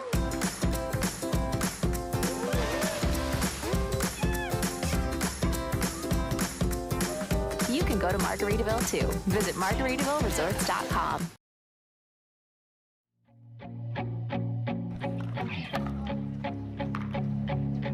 Welcome back, everybody. Did you miss me? I missed you. And so did the sport. It is Lee Waters and Tyson McGuffin. They're going to look to try to force a game 3 by taking game 2. It was De Villier and Irvin running away with the first game, 11-7. Largely to do with the sheer amounts of force off the paddle of Jesse Irvin.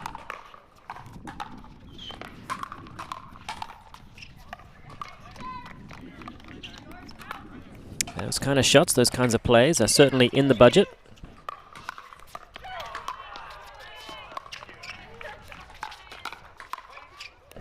Another attempted around the back.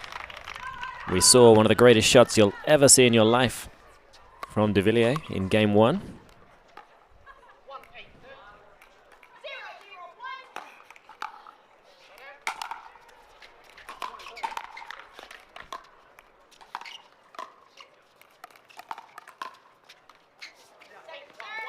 Irvin doing a good job getting the ball down the line to the McGuffin backhand. Hoping to get something out of it, and she does. Once again.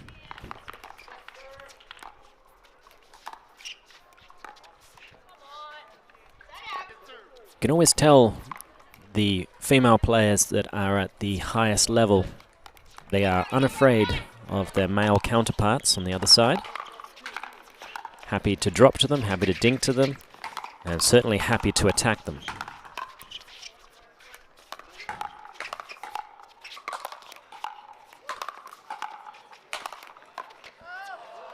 Well, when you have the bronze god of a man next to you, why not start a few fights?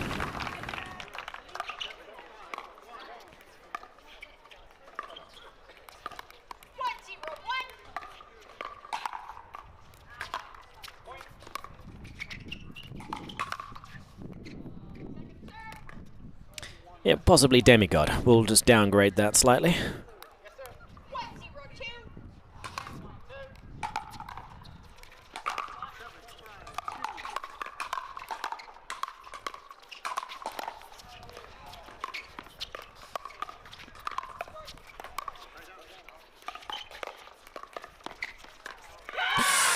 Oh, that is beautiful work.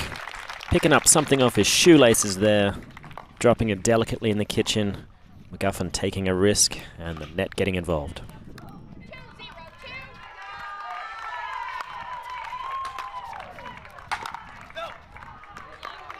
A good leave. So far, Jessie Irvin hasn't been able to find the forehand as many times as she wants.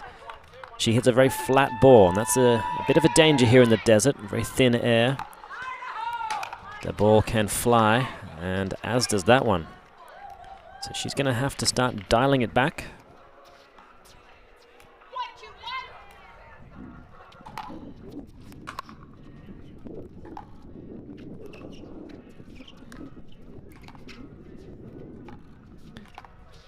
So the girls are heads up again. And it's Lee Waters. She's had just a couple of dink errors in this match. It's atypical of her.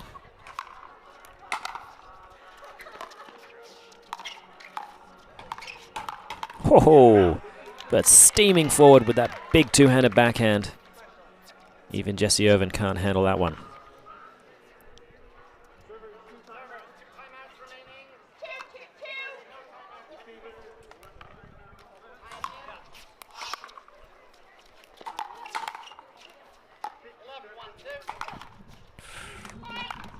That's a little more aggressive than she's normally.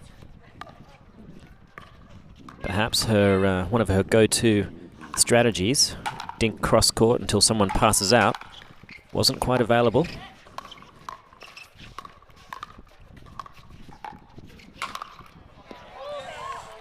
And Jay de Villier, when he unhinges that shoulder and really whips through the ball, there's not too many people that can hit the ball harder.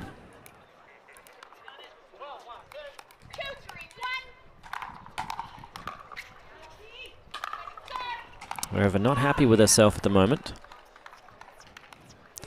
Crowd filtering in. Looks like there's very few seats still available. Rightly so. This is one of the great matchups in pickleball. Oh, and de Villier was right there. Read it like a small allegorical novella.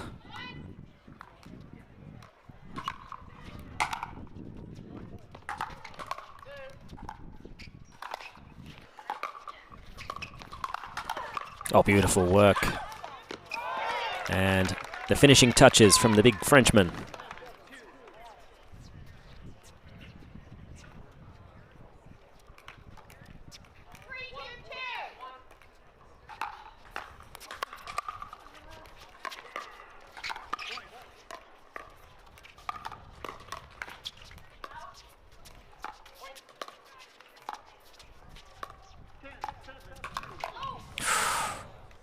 And that one had murderous intent, heading towards the jugular. The important thing is he didn't seem to hit the moulet, so that works out nicely. Sponsors will be happy, sketchers will be happy. Oh, right off the hand of de Villier. And that's good hand, really.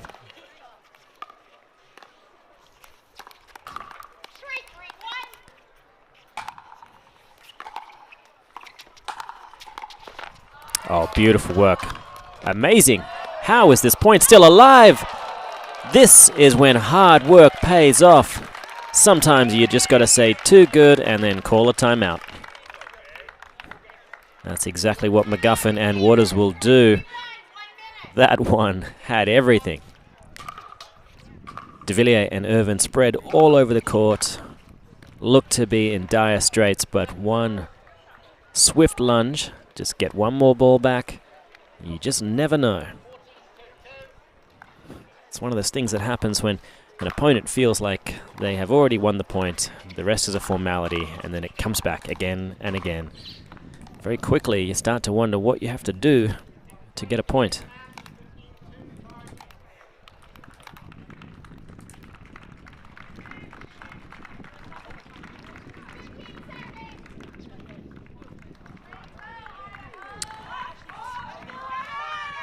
Following this match, we will have Elise Jones and Spencer Smith versus Leah Jansen and James Ignatowich. That is a backdraw match, but that will be certainly entertaining.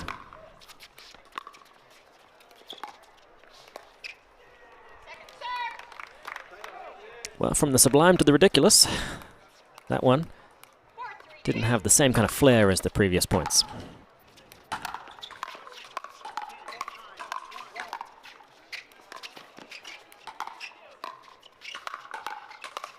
Oh, he's missed that one wide, unfortunately. Great scrambling from McGuffin and Waters.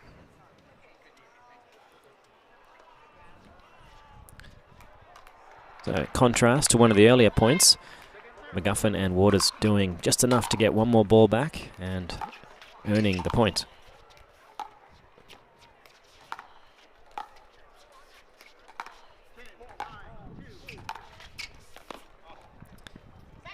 And that ball has sprayed just a little wide. Irvin, a little bit of disbelief that her timing isn't quite there yet.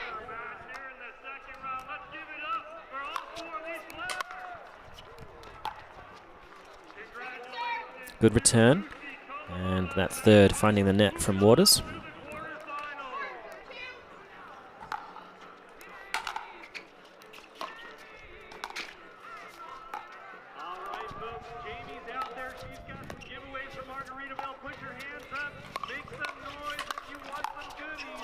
Oh, great leave.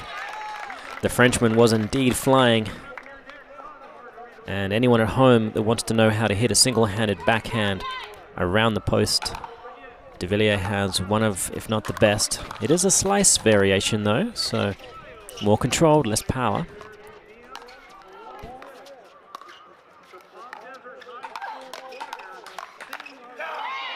And good power from McGuffin. Irvin progressively standing taller and taller throughout that rally. In the end, McGuffin able to get it down.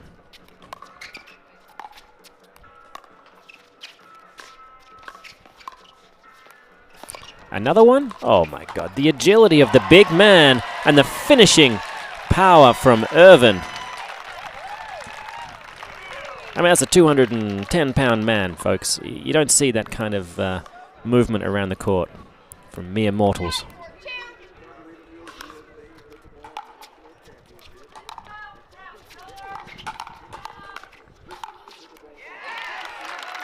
You see it from Lee Waters, though, and certainly Anna Lee.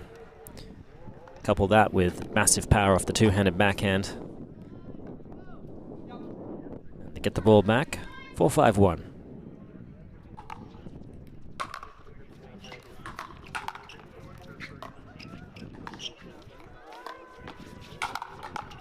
Nice. Again, there's that last link power. Really swinging the whole shoulder at it and finishing it with serious wrist and forearm power. Oh, and there's the second bark from Mr. McGuffin. And you can tell he's fired up. So they've leveled the scores, 5-5. Oh no. That is a bit of a letdown after such strong work.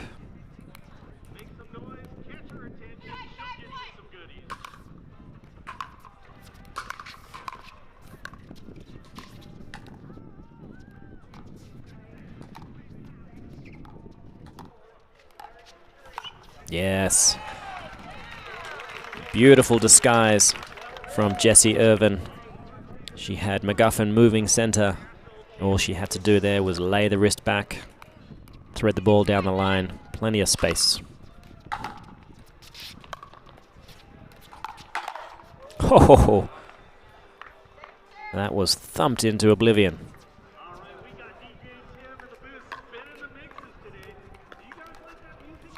So no points.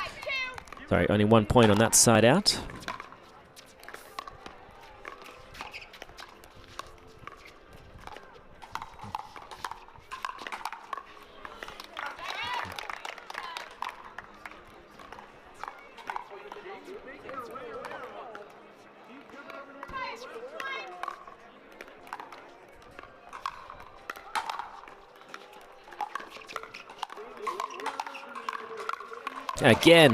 Again. The human highlight reel almost pulls it off again. But McGuffin able to get the ball down quickly, not distracted by the antics. And once again, leveling the scores.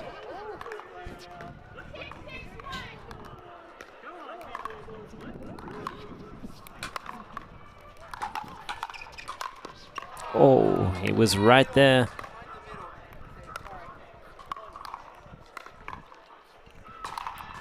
So Waters and McGuffin electing to keep Waters in front of Irvin.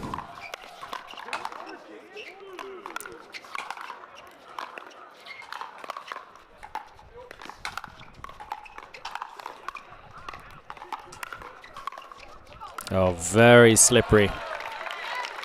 Yeah, great disguise. It works out so well when the previous few shots have been driven quite deep.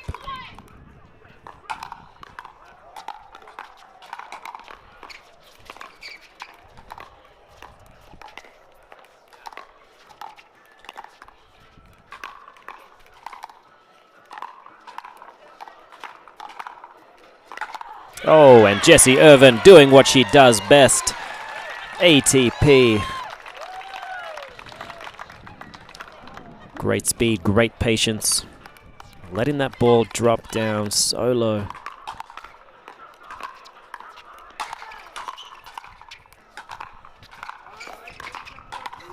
Oh no.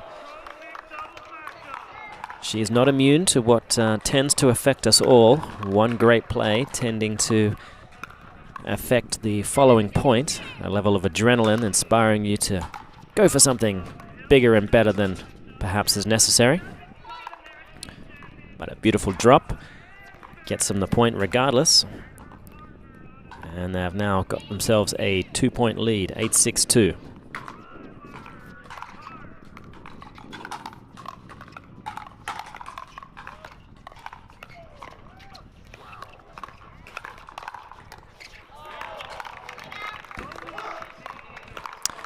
The side out gets back, and we'll see quickly if Waters and McGuffin are going to try to keep Waters heads up with Irvin or go back to the traditional mixed formula.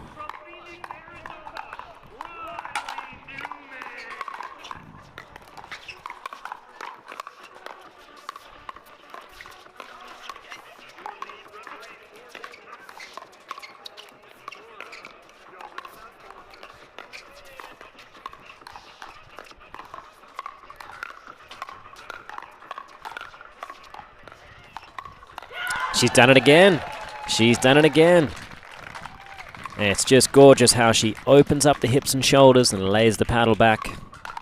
The body language convinces everybody that it's going to be a middle or cross-court attack.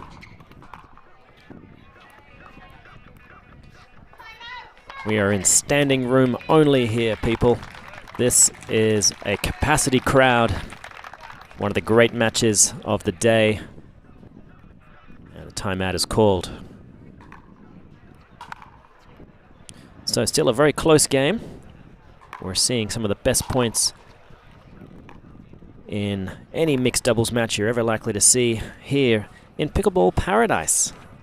This is really where the strongest competition of all of pickleball exists. The Nationals. Doesn't matter if these players are coming from APP, PPA, MLP, Vibe, one and the same now, but we take them all, and that's why the Nationals is the toughest competition to win. We have, as always, unbelievable weather here in the Coachella Valley Championship Stadium, 5,800 seats. We still have some tickets available. $25 ground pass does get you into the main stadium to get to see the best of the best. Today is day 7 here at the Nationals, and it is sponsored by Pickleball Central, your pickleball superstore.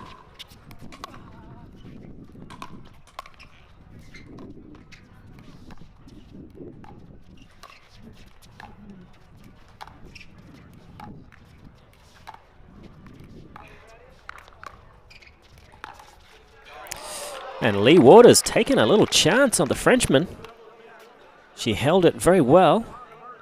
And, well, the net got involved, so, you know, that happens. So they draw back within 1.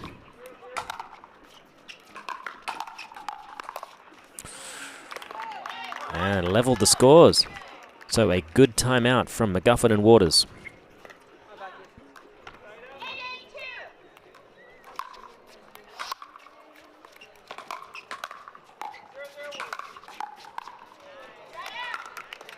Big power from the Frenchman.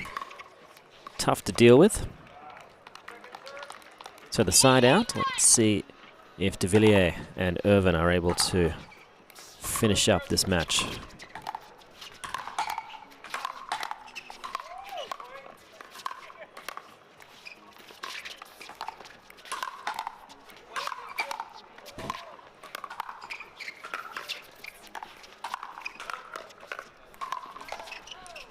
Unbelievable play. Off the stomach, though. I would imagine the chiseled abs of the big man.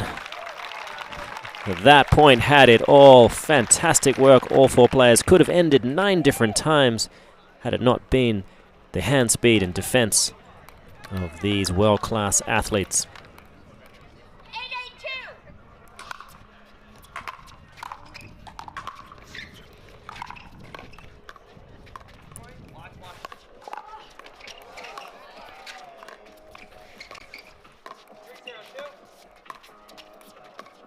Tell you, the footwork of de Villier today is on point. I've never seen him move quite so well as in this particular match. Being pushed to the limit by the well-oiled machine of McGuffin and Waters.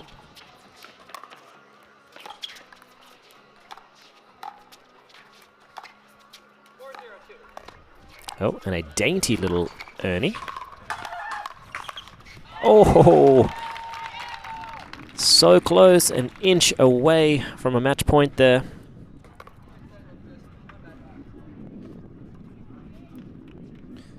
So it's Waters serving to de Villier, looking to level the scores here in game 2.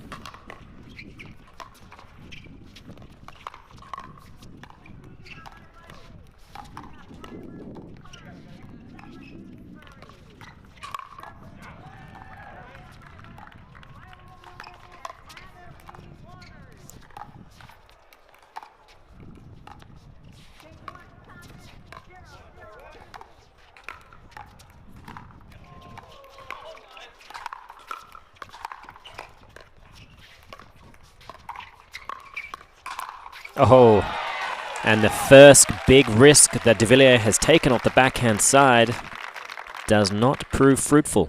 So we'll see if he can sharpen up on that. 9-9 is the score.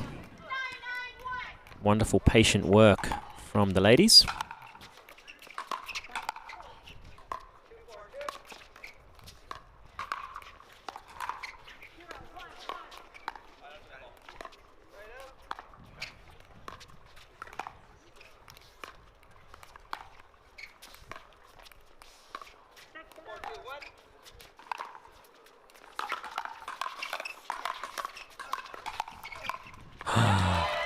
The hands of these two. Unbelievable.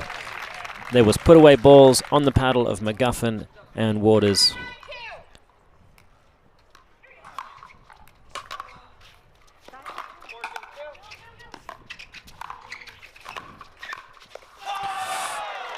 On this occasion, though, McGuffin puts his hand in, finds a ball to flick, and catches the big man. So, game point, McGuffin and Waters.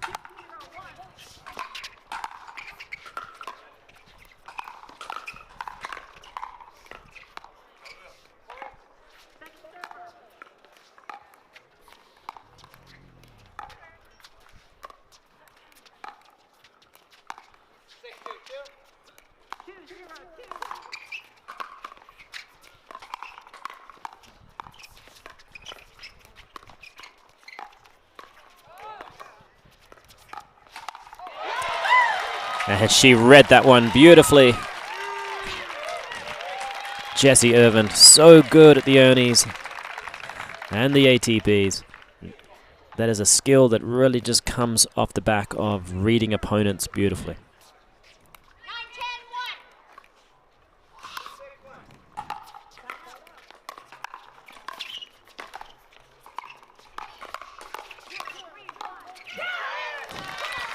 And Jay de Villier handling the attack. That was a fairly premature attack from Lee Waters. Feeling a little pressure perhaps.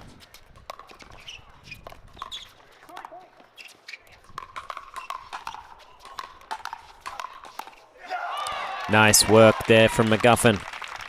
Picking his spots well. Still the scores are level. 10-10.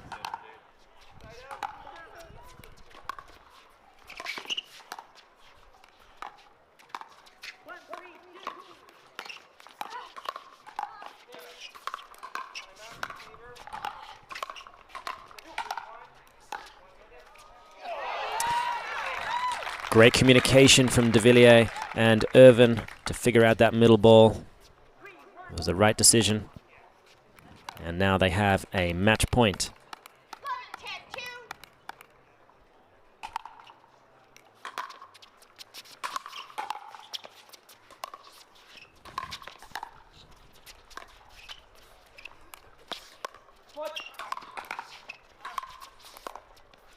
Oh, just a mistimed reset there in transition from de Villier. All four players playing astonishing doubles. The winner of this will go forward and play Paris Todd and J.W. Johnson.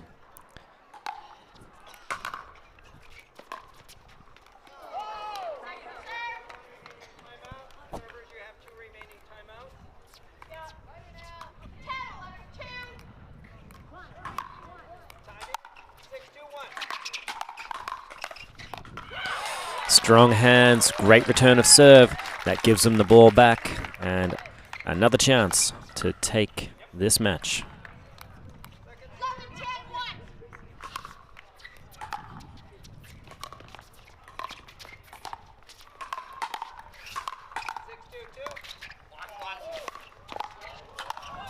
And there it is. A fantastic around the post from Jay de Villier and a put away single-handed backhand for the ages from Jessie Irvin. And this crowd has been absolutely treated. We've got people on their feet, a standing ovation, all four players giving it everything they've got. This is what makes pickleball the amazing sport that it is and the fastest growing sport in the world. Coming up soon, we will have Jansen and Ignatowich versus Jones and Smith. Do not go anywhere, folks. Morgan Evans here live at the Nationals.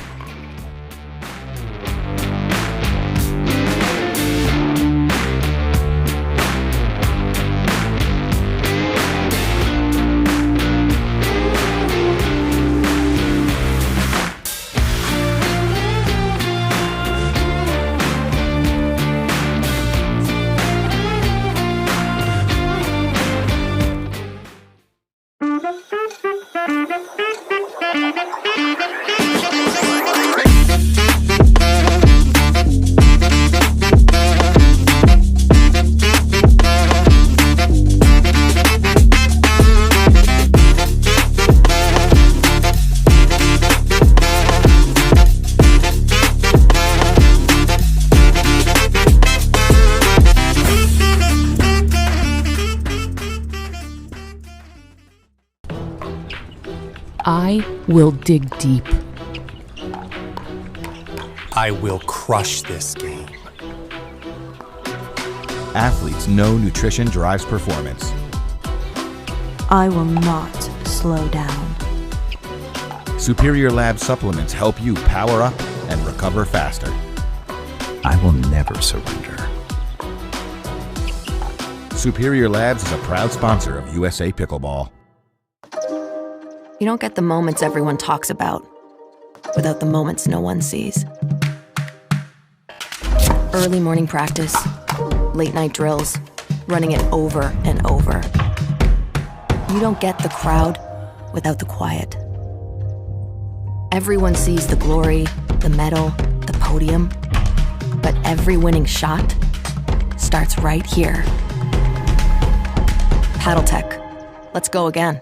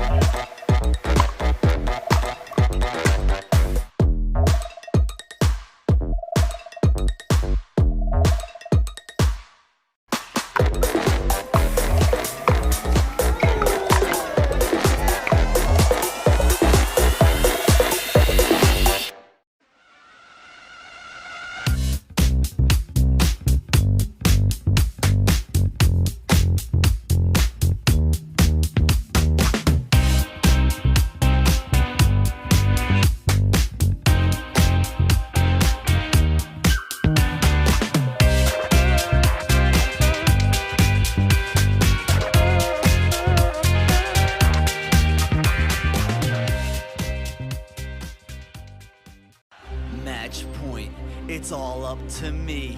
Nothing can get in my way. And when they ask, what are you gonna do next? I'll say, I'm going.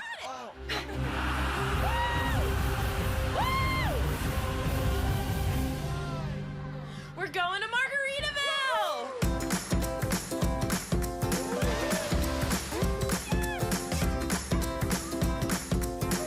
You can go to Margaritaville too. Visit MargaritavilleResorts.com. Consumer Cellular has the best customer service. They care about the customer. The best price with the best quality. The prices, the coverage. The coverage is great. It was the same, if not better. Consumer Cellular provides the exact same premium coverage as the nation's leading carriers for half the cost. Switch to Consumer Cellular and get talk, text, and data starting at just $20 a month. It's like 4 scoops of ice cream for the price of 1. Switch today and get a 100% risk-free guarantee. Call or go online.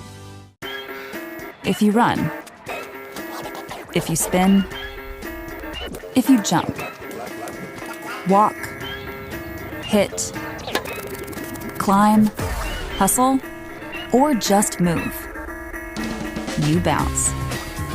Bounce 50% less with SheFit.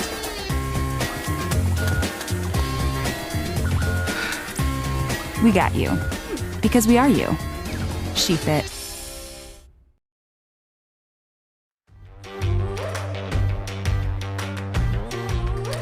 We are back live at the Nationals. Morgan Evans coming at you here from Indian Wells Tennis Garden. We have a backdraw match. However, it's certainly going to be proving to be one of the more entertaining ones you'll ever see, because we have Elise Jones, who is prepared to do anything on the pickleball court to win the point. She is partnered up with fellow Utahn Spencer Smith, and they're taking on James Ignatowich and Leah Jansen. Ignatowich and Jansen just came off a three-game battle against Ben Johns and Catherine Paranto. Didn't quite go their favor. That's why they're here now. However, if you haven't seen James Ignatowich, you're going to see a level of, well, singles on the court that is really unlike anything else. The speed this man has, the jitterbug-like feet. It's going to remind you of Callie Smith in terms of 6,000 split steps up at the kitchen line, moving all over the court to intercept things. He and Leah Jansen are a great team together. Jansen, one of the other great singles players in the game. She will be, of course, looking to take on and take down Annalie Waters on Sunday. She has made it to Championship Sunday in the singles final. So we'll see how well they can put together good serves, quality drives, and a lot of shake and bakes. I foresee real fast and furious stuff. The hand speed that Ignatowich brings to the table is just astonishing. On the other side of the net will be Spencer Smith and Elise Jones. Smith has had a serious resurgence in the last year or so in particular. And I've noticed there's a handful of Utah players that have done the same. And I think so much of it has been the fact that the growth of the game has inspired, obviously, different levels of tournaments. Much more money is coming in for prize money and sponsorships. These kinds of things are allowing some of these players that were certainly not focused completely on their pickleball a few years ago are now looking at it as a viable solution to make a living. Spencer Smith is one of them, and Elise Jones is definitely one, alongside her typical women's doubles partner, Megan Dizon. They have really started to make household names for themselves. Elise Jones has become a real fan favorite because of just how much she puts into the game. You're going to see it here. She typically dives at least once every single game. And yes, you're thinking, well, it's a hard court. What is she thinking? She is so good at diving for balls. She doesn't get hurt. When I first met her, she told me it's a skill and she can teach it. She offered to teach it to me. I politely declined unless we could find some sand or some grass. But nothing short of 100% commitment, and that makes them a very tough team. So they will have the serve to begin with. I think Ignatowich and Jansen will likely keep the stack with James on the left-hand side.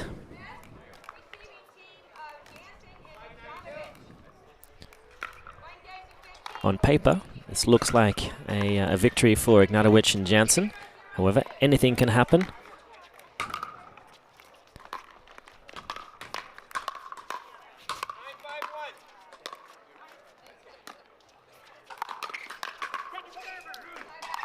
And a good hold and then attack from Jansen.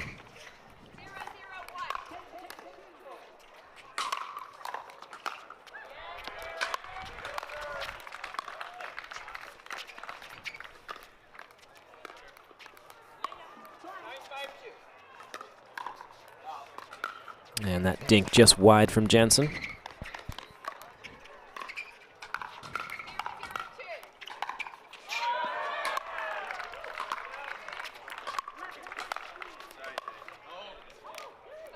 Ignatowich is one of the players that actually mixes up the paddles that he uses for singles and doubles mixed.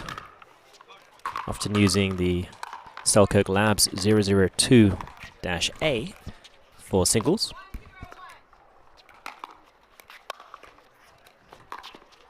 Today going with the power air, and that was a big swing and a miss from Elise Jones. Possibly a rift in time and space causing that one.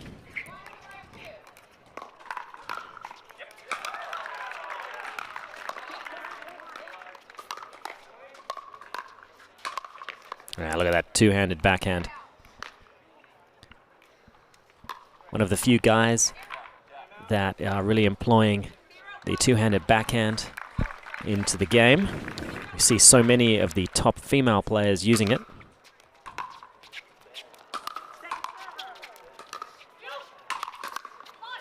Good power from Smith.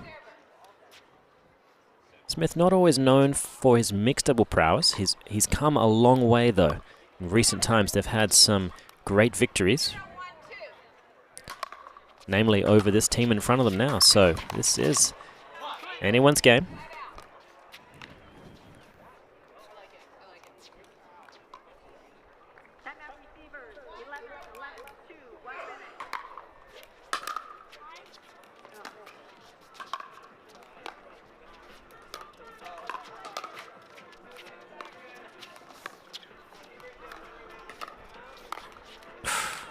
And Elise Jones with some good deception, threading that ball down the middle.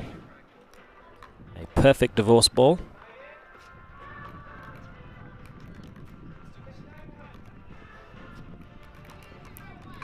And they have a 2-point lead. This is backdraw match, and therefore just 1 game to 15.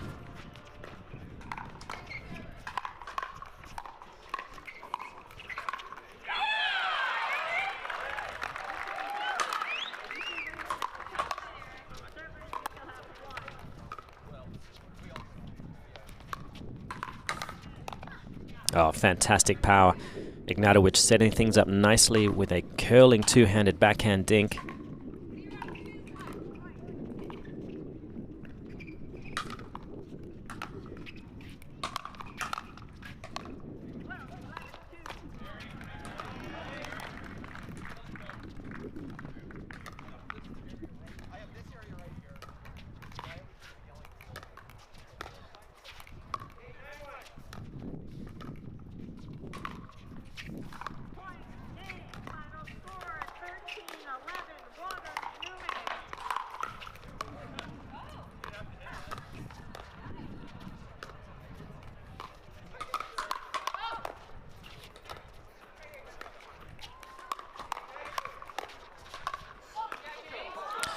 That's too much.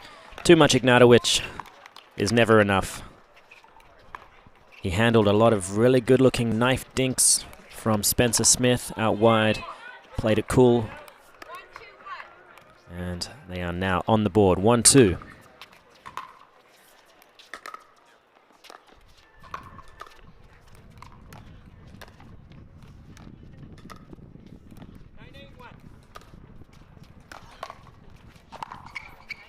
And he's got it. Slight miss-hit, but he managed to take that one. Found the open court, so they leveled the scores, 2-2.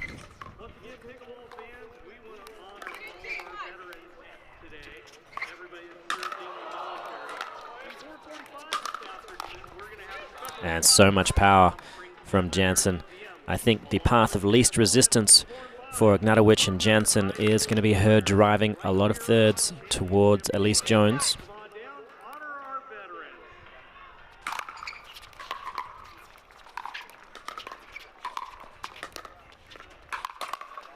Oh, the steely hands of Ignatowich there, just blocking the ball back gently.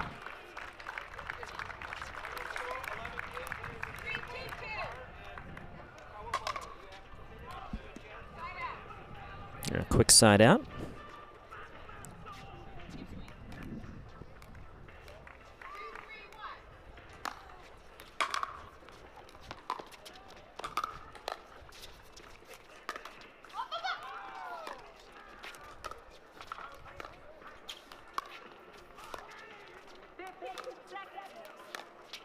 And the lob over the 6'3" gentleman. That's risky.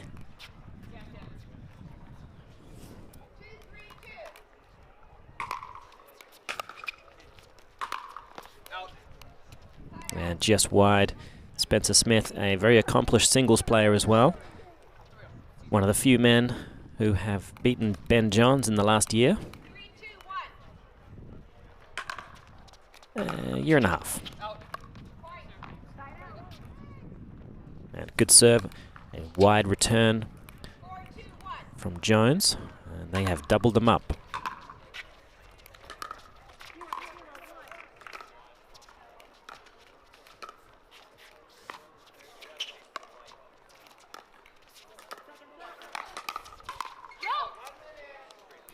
And a good leave. So they extend the lead. A lot of very, very wide dinks happening here, but nothing with so much power that it's going to give an around the post availability.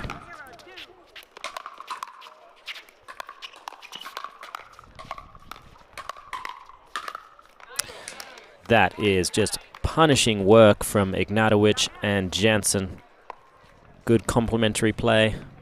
Both players in tune with each other's attacks. And rightly so, Jones and Smith looking to stop the bleeding and call the timeout. So in the opening stages, Jones and Smith were Just playing it by the book, nothing too serious, nothing too outlandish. They did their job nicely, and it was just a few loose errors that got them the 2-point lead. However, Jansen and Ignatowich have taken the gloves off and really looking to put the icing on the cake here. If they can get to 8 points, they'll get the switch. Really no breeze to be had. Not much of a side advantage for anybody. Here at the world-class Indian Wells Tennis Garden. I tell you, I never get tired of coming to this place. I live just a couple of miles away, and the beautiful Coachella Valley. Fun fact, it's not actually a valley. It is called a valley, but from a geological standpoint, geographical, it is a bowl. But, you know, the Coachella Bowl just doesn't have the same kind of ring to it, does it? So, Ignatowich coming back in.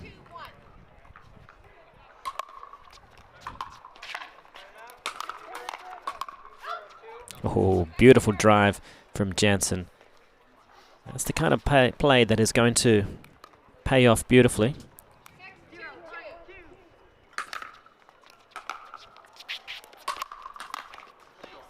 Another fantastic drive. Ignatowich typically in the singles draw. Taking it off yesterday. Slight tweak in his neck. Didn't want to take the chance.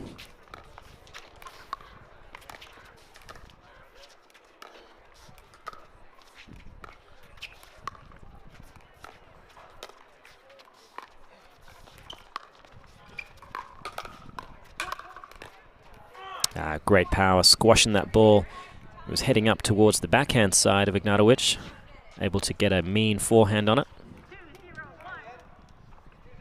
So they get the switch, 8-2. Players will have a minute or so to gather themselves, hydrate. We do have perfect conditions, but no one looking to take a chance. 71 degrees out here. Jeez, you can't ask for better than that. My favorite time of the year in the desert.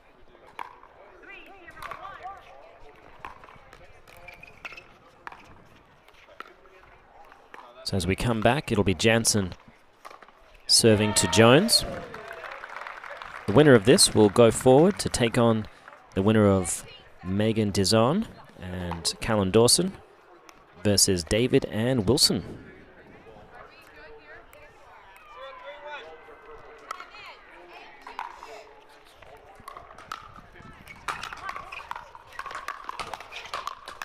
Oh, I tell you, that's individual shake and bake work.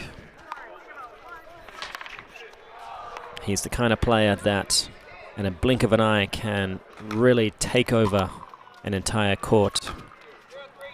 Much like Mr. Johns.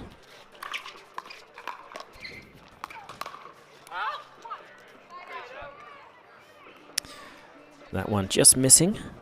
That gives the ball back. 2-9 though. After a good start from Jones and Smith, it's been all Ignatowich and Jansen.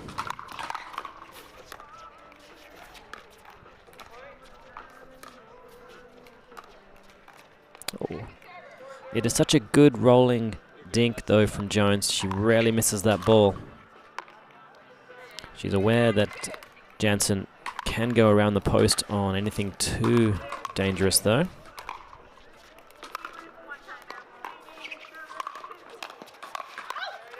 And a quick flick of the wrist from Ignatowich starts the fight, finishes quickly.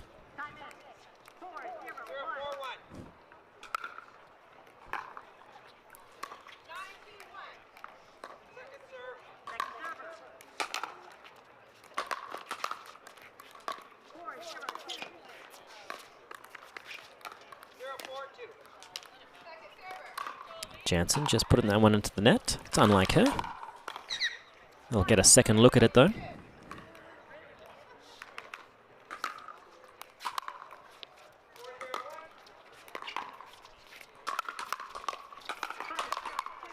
So much pace, power off the forehand and the backhand. extends the lead to 8 points, 10-2.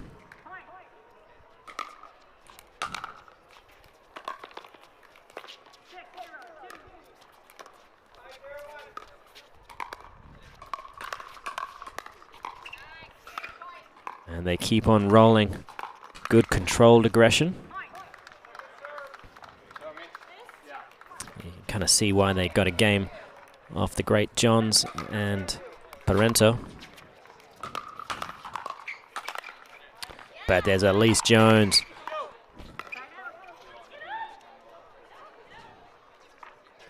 So they get the ball back. And if they can serve wide with good depth, good pace, they may be able to catch James Ignatowich on the run. No, they went with a more conservative approach. And good leave from Spencer Smith.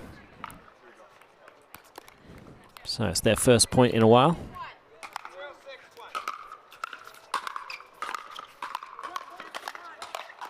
Unfortunately, that ball just popping up a little too high from Jones.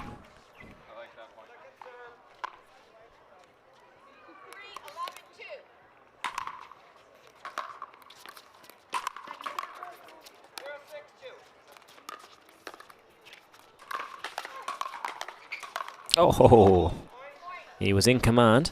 Jones did a good job on that first attack though. Kept it competitive, and you never know what happens.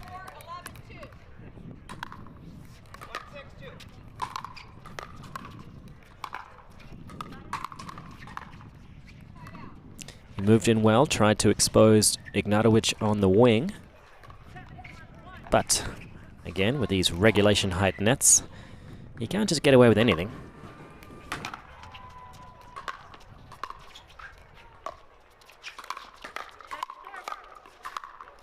Nice work from Spencer Smith, moving so well around the court.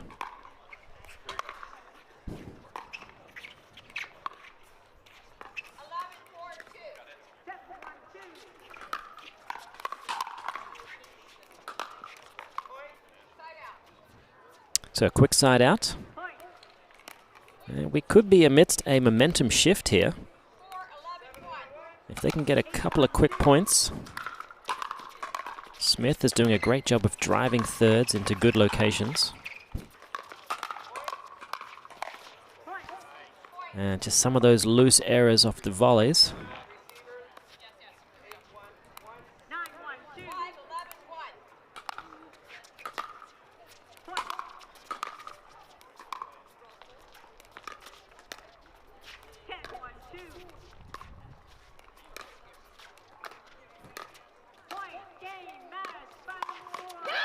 And Spencer Smith finding his opportunity to jump the line.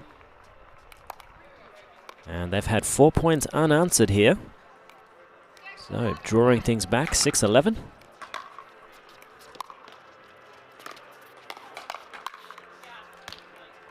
Jones really again and again trying to keep James Ignatowich honest on the wing.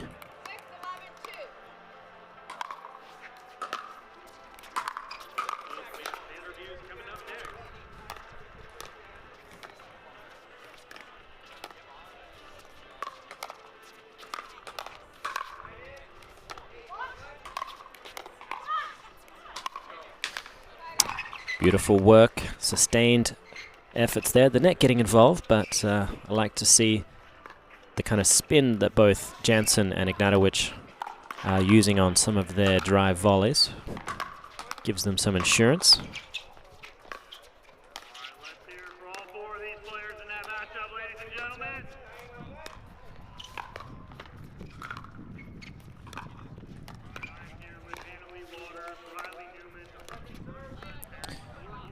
Good looking rolling dinks from Elise Jones. Doing a great job of defending herself on some of those big attacks from Ignatowich coming forward and then resetting things.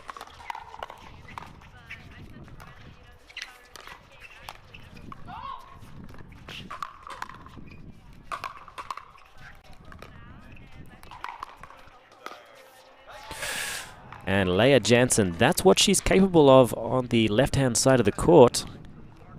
great single-handed backhand flick.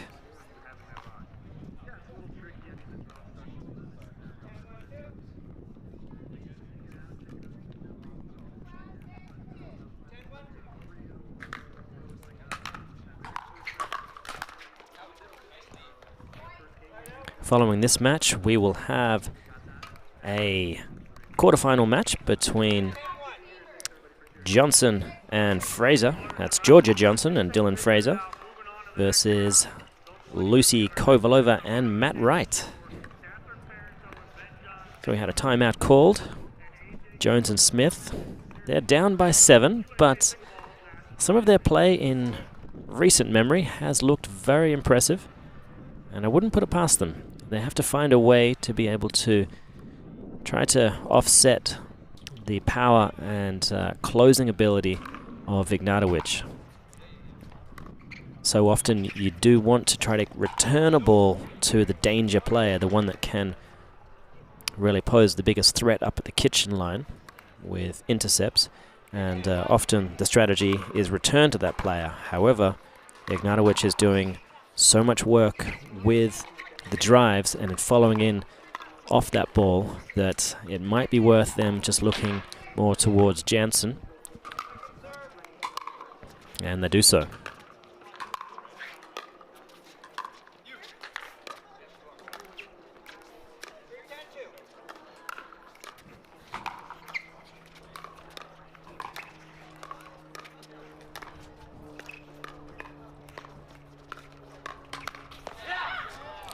Yeah, that's overly aggressive from Ignatowich. He came on over and needed to just be polite. Just play a nice dink to the backhand side of Spencer Smith.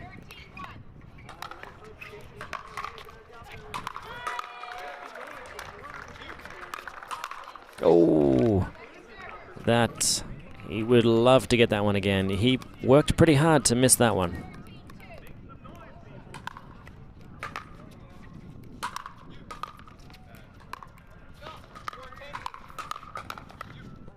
And a good leave there from Jansen.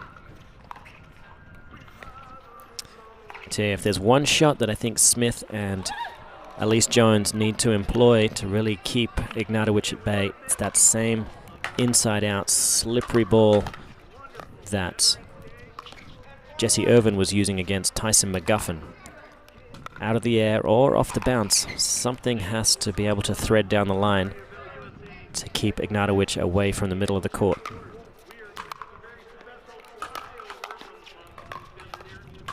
Oh, look at that. Long and lean, able to turn those hips and shoulders so very quickly and apply that kind of serious power off the two-hander. That has given them match point.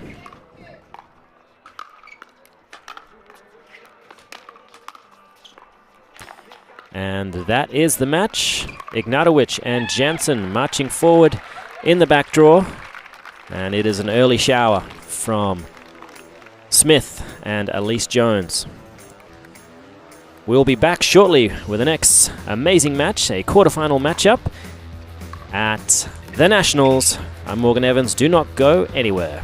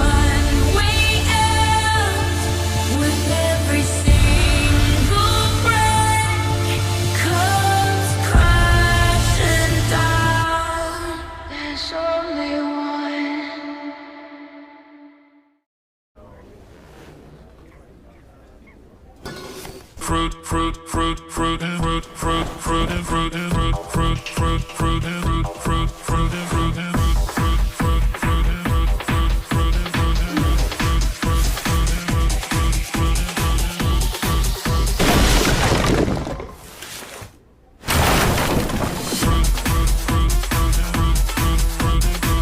Fruit Smash Super Hard Seltzer with real juice. It's party juice.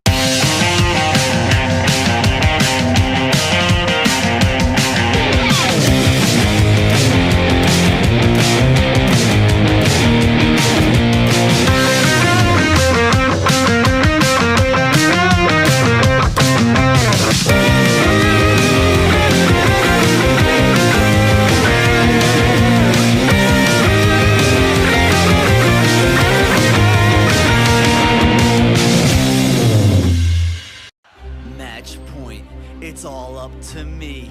Nothing can get in my way. And when they ask, what are you gonna do next? I'll say, I'm going.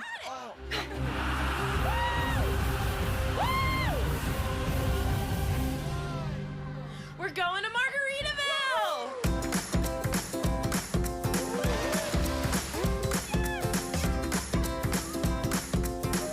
You can go to Margaritaville too. Visit MargaritavilleResorts.com. Consumer Cellular has the best customer service. They care about the customer. The best price with the best quality. The prices, the coverage. The coverage is great. It was the same, if not better. Consumer Cellular provides the exact same premium coverage as the nation's leading carriers for half the cost. Switch to Consumer Cellular and get talk, text, and data starting at just $20 a month. It's like 4 scoops of ice cream for the price of 1. Switch today and get a 100% risk-free guarantee. Call or go online.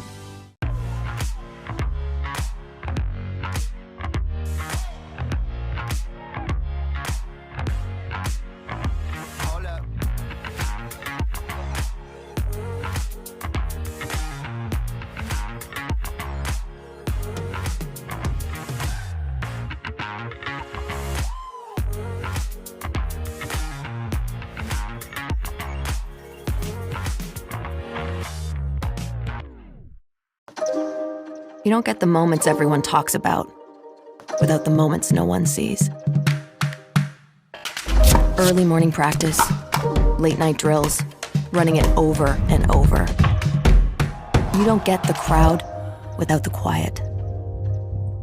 Everyone sees the glory, the medal, the podium, but every winning shot starts right here. Paddle Tech. Let's go again.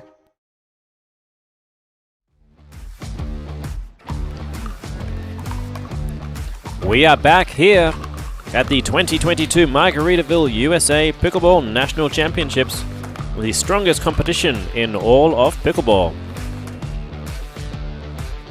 We have a quarterfinal matchup about to get underway. It is Georgia Jansen. She is the younger sister of J.W. Jansen. She teamed up with Dylan Fraser, and they're about to take on the legends, Matt Wright and Lucy Kovalova. They are by far and away the veterans on the court. They've been doing their thing, strutting their stuff, winning gold medals since 2015. They became a dynasty, starting with the US Open, and since then they have won every major tournament known to man. More gold medals than I've had hot dinners. But Dylan Fraser, he is a man on a mission. And he's partnered up with arguably the most improved player, for my money, I think, in pickleball over the last year. Georgia Jansen. When I first met her, I played a couple of matches against her in 2021. And by that stage, J.W. Jansen had already started to make a real name for himself. And no one was quite sure just what Georgia was going to be capable of. But since then, she has gone on a tear. It has been amazing to see her development. And I think we're about to see a a young lady reach her prime. Well, I shouldn't say that. I think she's 15 years old, so it's a little early to say prime, but well, the amount these players are playing, some of them are upwards of 25, 30 tournaments a year. You know, it's not out of the ordinary for some players, especially that have started off as children playing. You know, you look at someone like Annalie Waters, starting off at 11 years old, thereabouts, now 15. The question is, how long can some of these kids actually keep up the level, keep up the kind of training required while still trying to go to school, think about things like colleges. Lucy Kovalova serving to Georgia Jansen.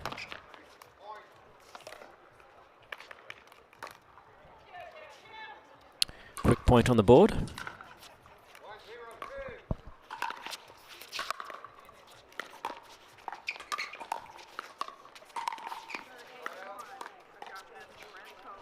And Kovalova just fading to her right, still trying to play a very aggressive forehand.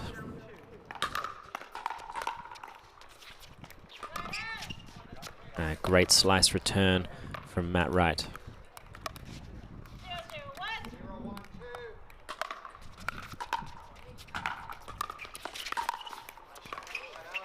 Jansen just putting that ball a little too high.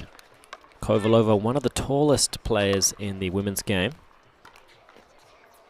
And as such, comes along with a typical reach advantage.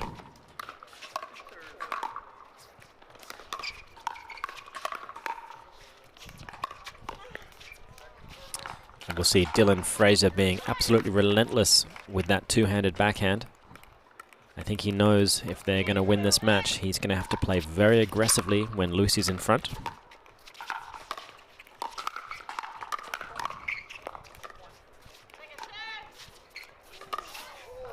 And Jansen, good patience, letting that ball get nice and wide.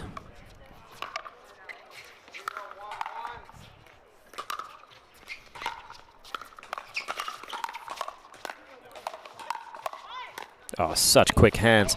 And that ball looked wide from my angle here.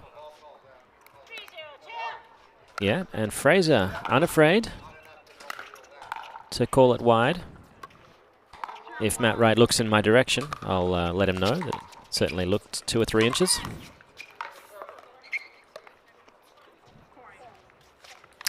Fraser practicing a little bit of spin that he's not going to use.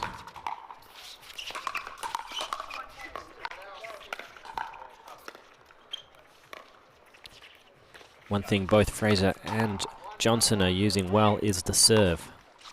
By contrast, Matt Wright not doing too much with it. Usually very comfortable just dropping the thirds. And a raise of the fist from Lucy Kovalova. That's early on in the match. If she's getting it up that high this early, I tell you, it normally means business. Oh yeah, it's business time. Good to see them taking the gloves off a little bit, driving a third ball.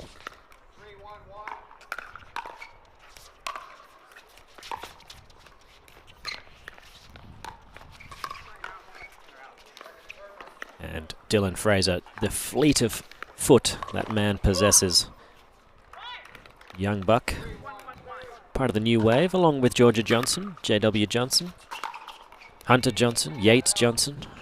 Basically, if your name's Jansen, you got a great chance to be good at this name. Good at this game.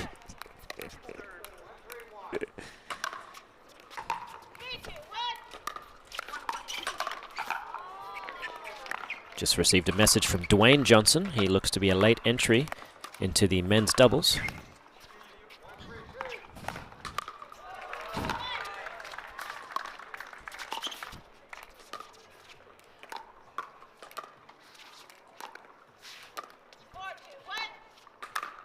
Oh, nice work.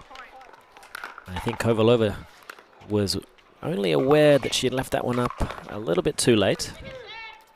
I think many Many a player have underestimated Georgia Jansen, and it has been to their peril.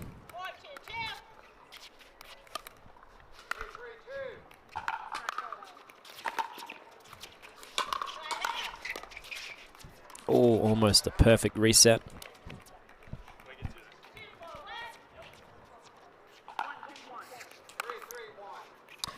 So scores are tied.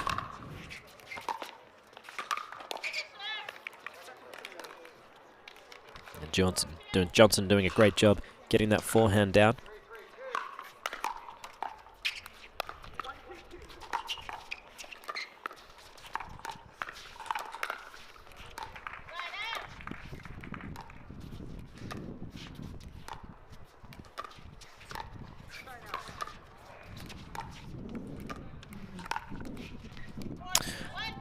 And Kovalova looking to get some disguise involved in that low volley.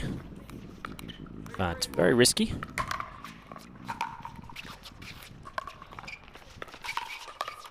Oh, Jansen in great position. Just needed to stick that volley, and I think the point was going to be theirs.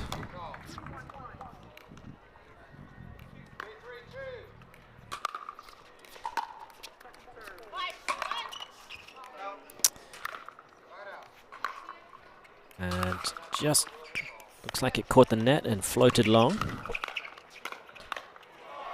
So a quick side out. And we're still level at 3-3.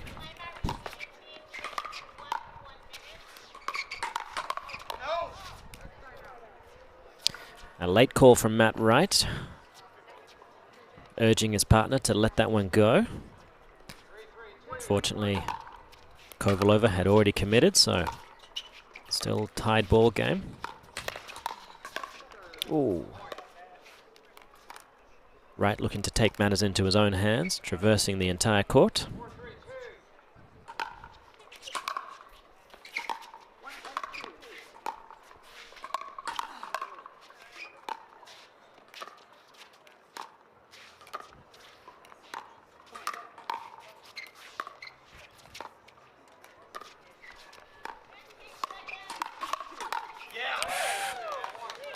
That's a good-looking speed up, but unfortunately the next counter from Kovalova was very impressive, and Dylan Fraser couldn't get the ball away from the big man, Matt Wright.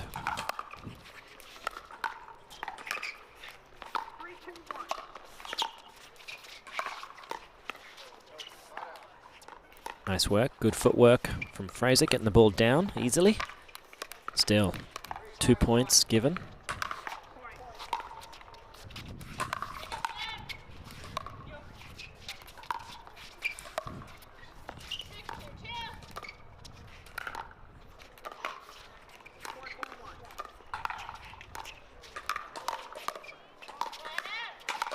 Oh, he got a paddle on it, but too much power. Along with Ben Johns, Matt Wright having the, I'd say without a doubt, the most powerful single-handed backhand in the game.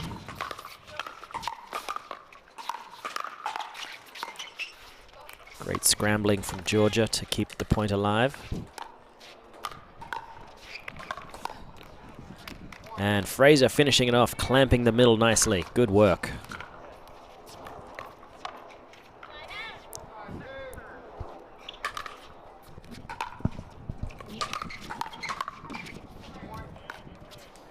The combined age of Fraser and Jansen isn't as much as just one Matt Wright on the other side. It's a tribute to his longevity.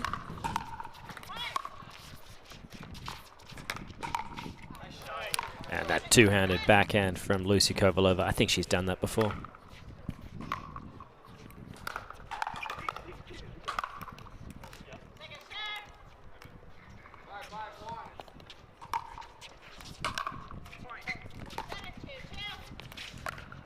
Oh, the sneakiness.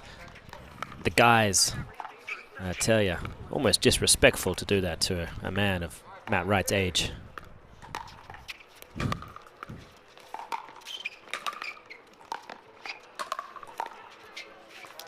I'm going to get a message from Matt about that. I know it. I know it already. I'm surprised he hasn't called a timeout just to say something.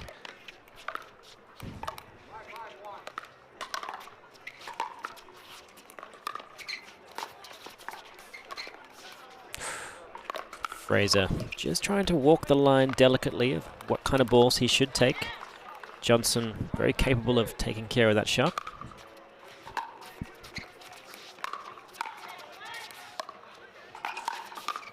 Oh, good reset from Jansen. However, the length of Wright, too much.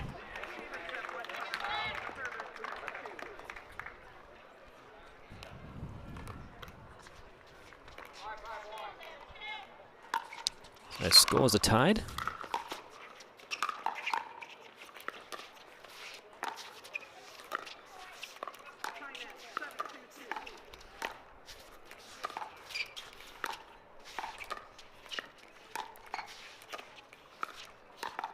I do love this minimalist approach to dinking that Jager Jansen has got.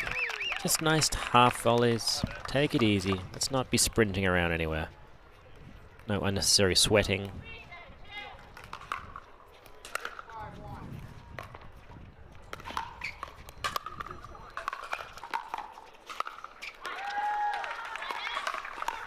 Ah, great hand speed from Fraser. Recently signed with Selkirk, sporting the 002.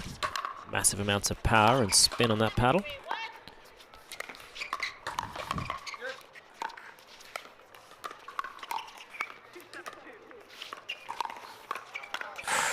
And she has just missed that one. We would have seen a twirling fist pump, if not. So that's how you know at home.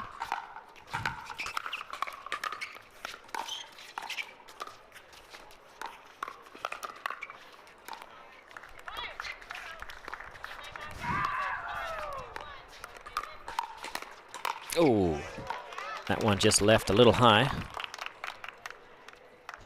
And the ball has escaped the arena.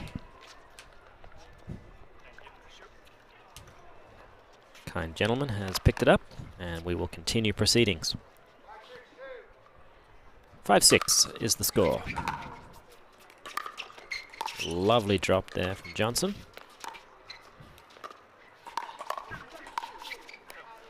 Oh, and that flick attack from Kovalova. I don't know if Fraser's the kind of guy that that's going to work. His hands are so quick, and he's very good at getting out of the way.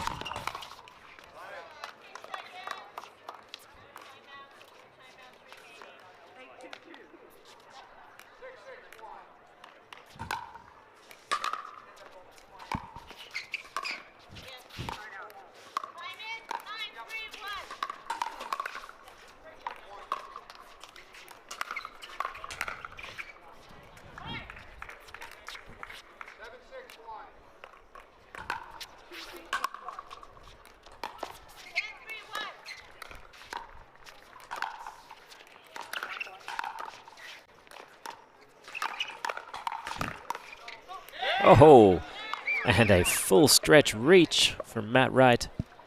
There's no shame in that from Jansen and Fraser. I think no one possibly could have known that ball was coming back. Not even Matt.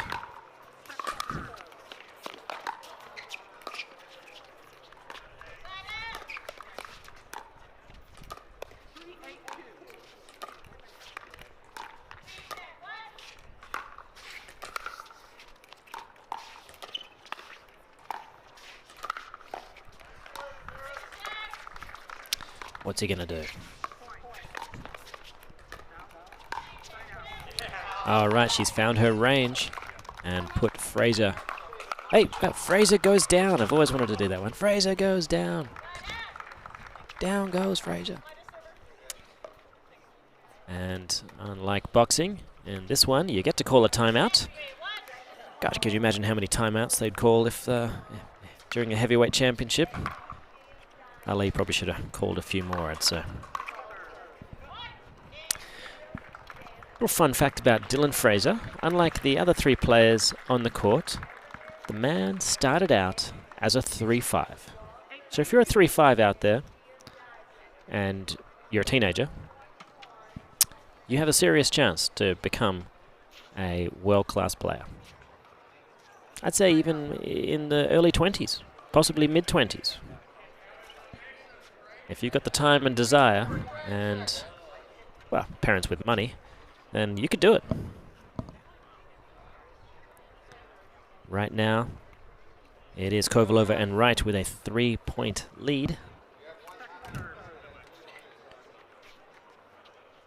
Certainly nothing that they can't handle, but Kovalova and Wright are real confidence players, and once they get really rolling, it's not easy to turn the tides.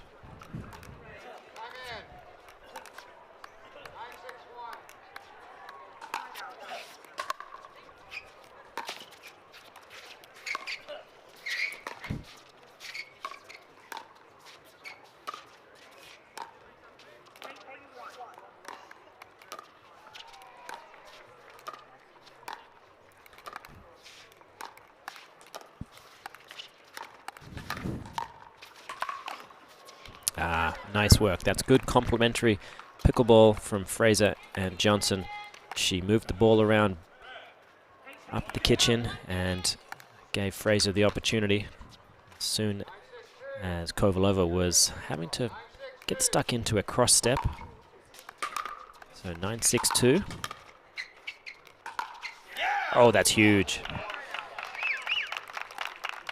Many people forget that there was a time in our lives that Matt Wright played singles. It was, it might have been the Reagan administration, but it was then. He did it, and that forehand is exactly what reminds me of his singles experience. He was very good. And Dylan Fraser was right there, ready and waiting. He's seen that flick attack from Matt Wright. He usually knows it goes through the middle. So a good hold.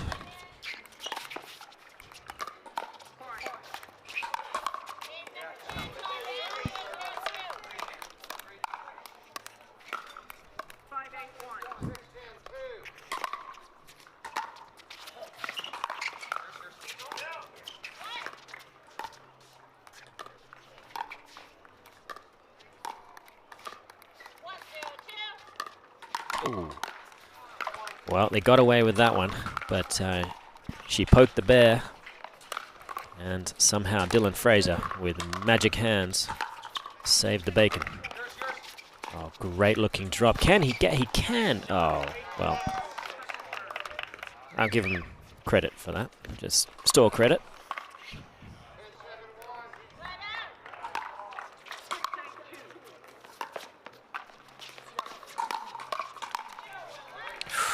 And Matt Wright gasping. That was everything he had hoped for out of a forehand.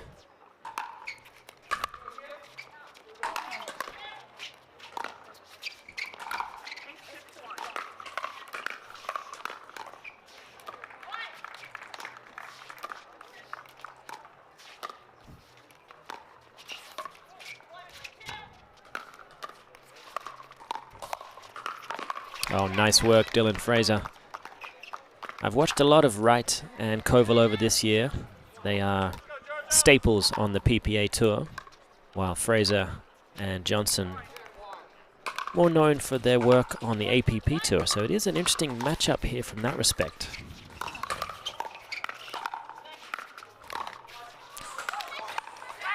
Ooh, and a quick, sort of mid-sized 5 from Jansen to Fraser.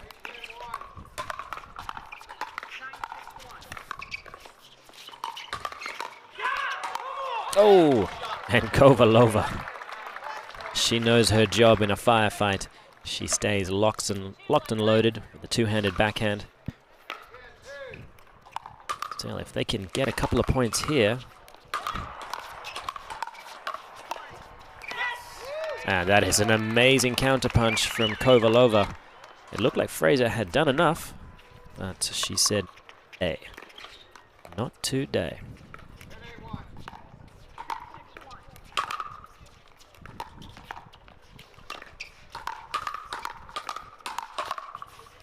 And that ball sails just a little wide. giving game 1 to Matt Wright, Lucy Kovalova. They take it 11-8. So we'll be back for game 2 shortly, live at the Nationals.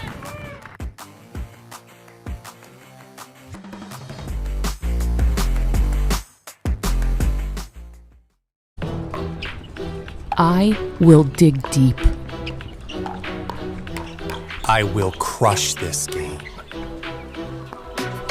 Athletes know nutrition drives performance.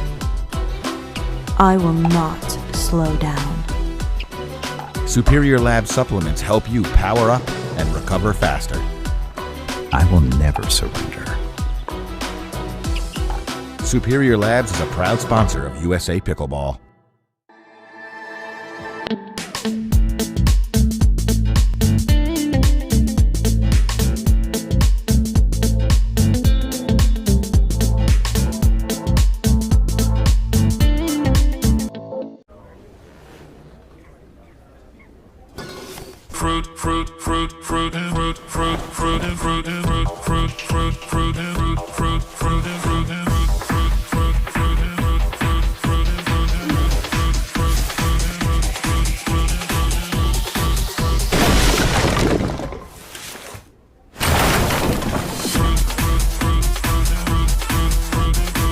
Fruit Smash Super Hard Seltzer with real juice. It's party juice.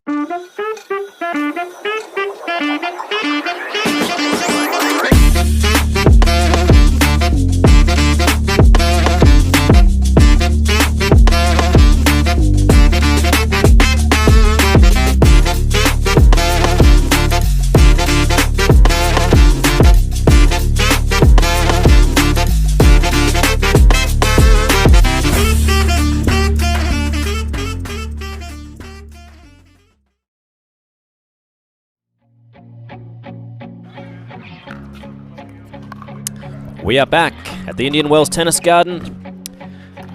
I'm coming at you live at the Nationals. We have a thrilling quarterfinal matchup right here. It is Dylan Fraser and Georgia Jansen taking on the veterans of the sport, the dynasty that is Matt Wright and Lucy Kovalova.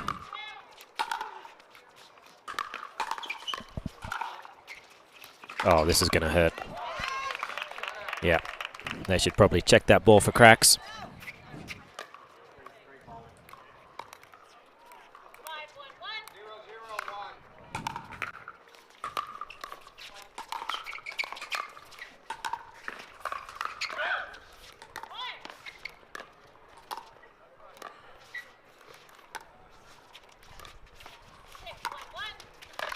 Oh, and some confusion. The ball coming off the net tape, heading towards the paddle of Jansen.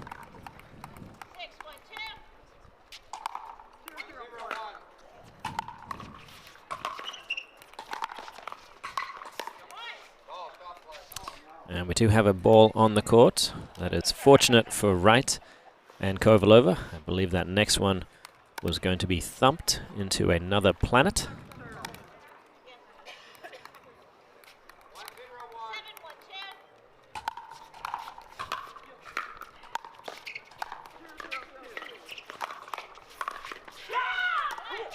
And the lob from Wright.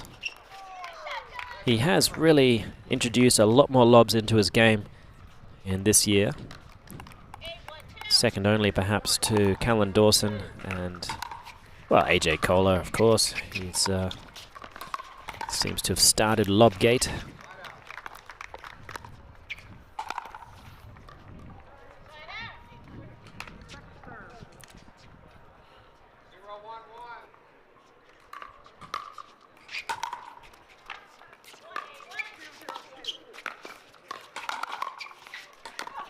Oh, nice work.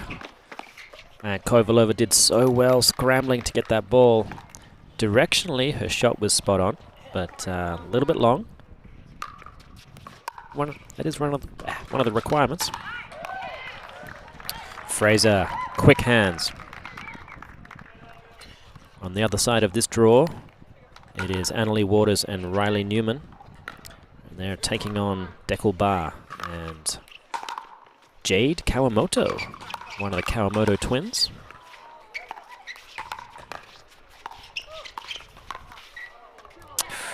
And Dylan Fraser found himself in great position. A two-handed backhand usually doesn't fail him.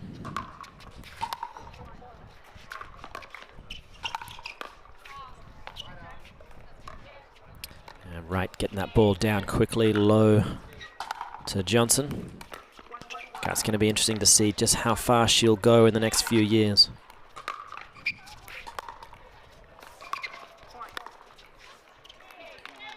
Both players, Fraser just 20 years old.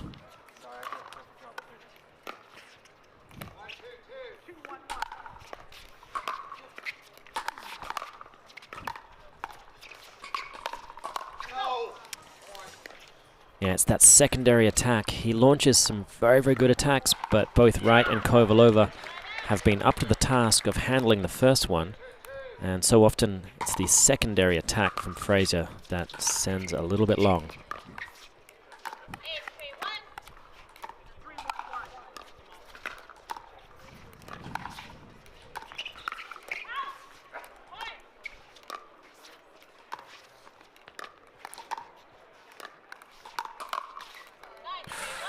Very quick, getting that ball down extremely quickly, tagging Kovalova.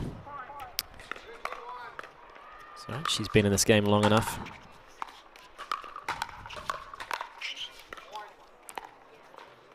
Suddenly a bit of a run here from Fraser and Jansen.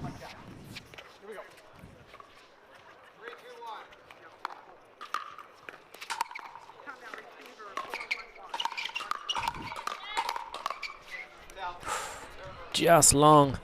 A great firefight, but again, just sailing slightly. A little bit of breeze kicking up.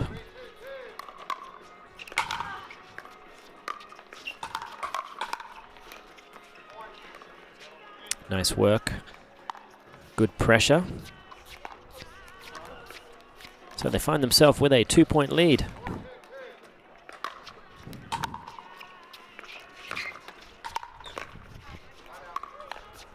Another big backhand from Wright.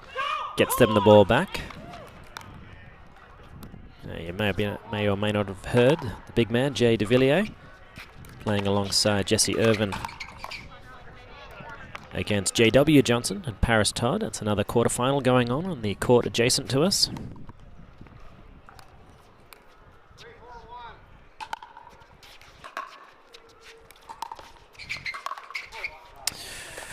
Oh, Dylan Fraser. That one, well, he'd love to get that one back. We'll just say that.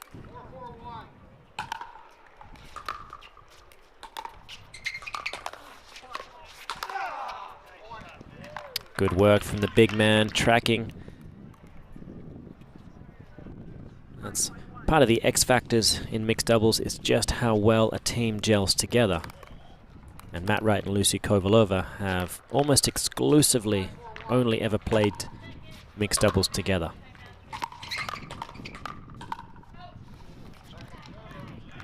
But Matt Wright, just like the rest of us, does still fall victim to the same kind of things that happen to all of us. You play one amazing shot, and usually the adrenaline pumping inspires an overly aggressive play on the next ball. For Matt, he often pulls it off though, so I'll give him some credit. And that ball is a little wide, and looked like that was a product of just the extra work that Wright was doing up at the kitchen line. Starting to get his footsteps in.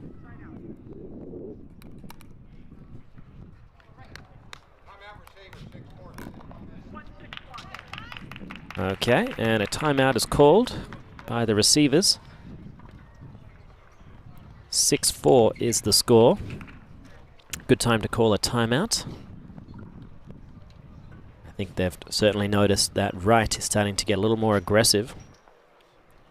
Usually means it's a good time to try to keep the big man honest and feed a couple of balls down the line and force him to have to play a handful of cross-court dinks, and then just see how active he's going to be in the middle. When you've got a guy with the kind of power, strength, and hand speed of Matt Wright, it's not easy to know which is the lesser of two evils. Do you actually put the ball on his side of the court and and hope it's just going to be on the backhand side, therefore slightly less dangerous? Or do you continually try to pepper towards Lucy Kovalova, a phenomenal player in her own right?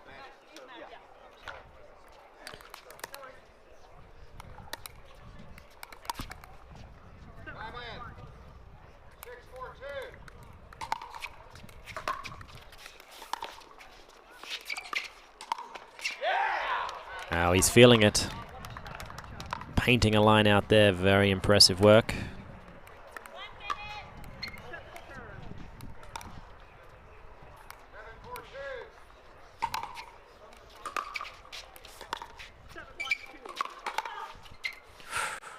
And Kovalova was just moving, heading into a direction to open up that backhand side. Hadn't quite got there by the time the ball was upon her.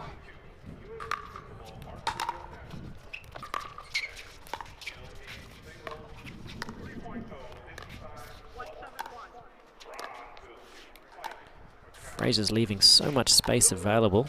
Wonder if Kovalova will take that bait.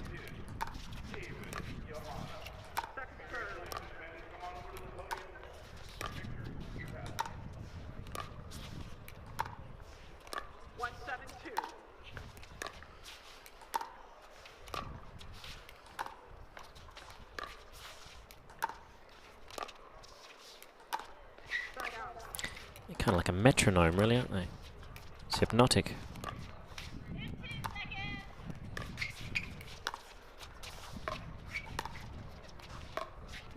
All right, gentlemen, try not to mess it up.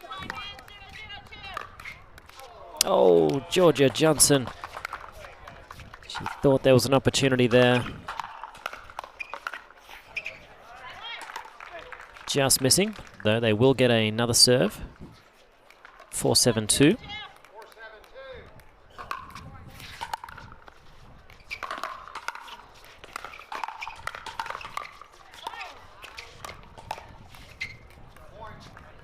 Jansen doing a great job of getting some attacks down to the Kovalova hip.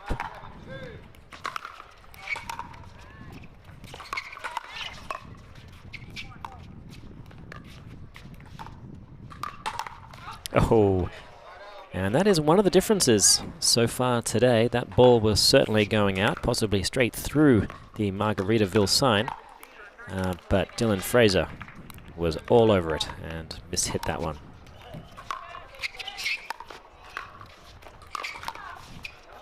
Oh, yeah, that woman has met you and is aware when you're about to attack Georgia Jansen.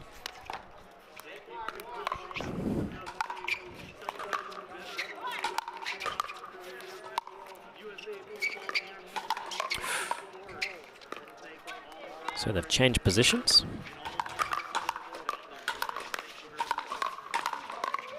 Oh, incredible work. They stayed alive, but it was just a momentary reprieve. In the end, Kovalova and Wright are now just 2 points away from booking themselves a semi-final spot.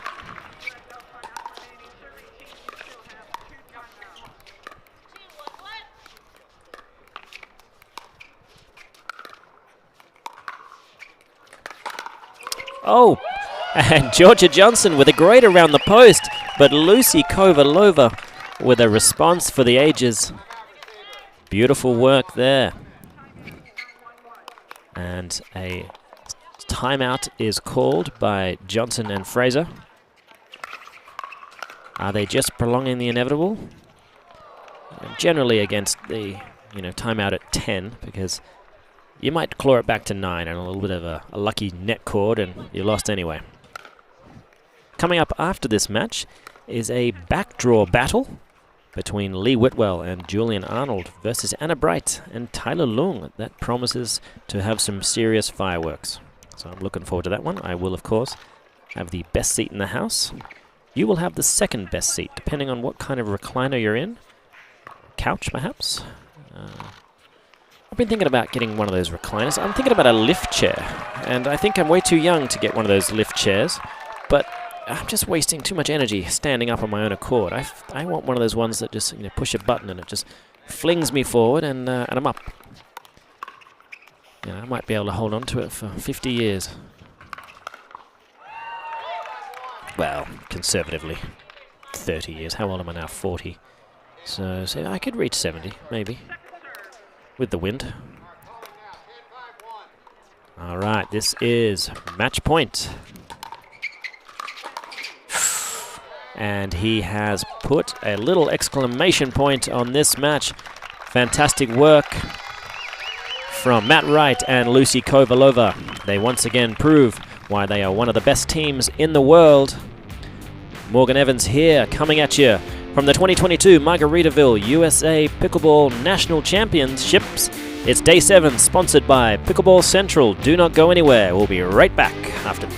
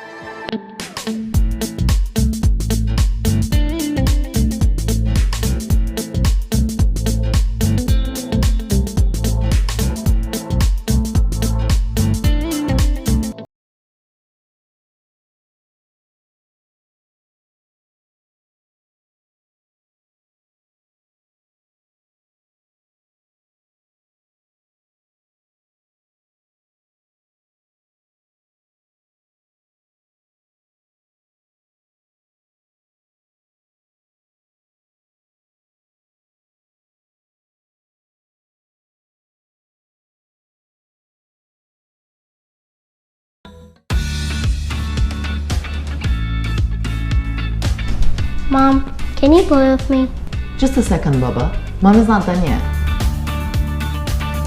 Mom, come watch this video. Hold on, sweetheart. Mom's not done yet. Mom, you hit with me.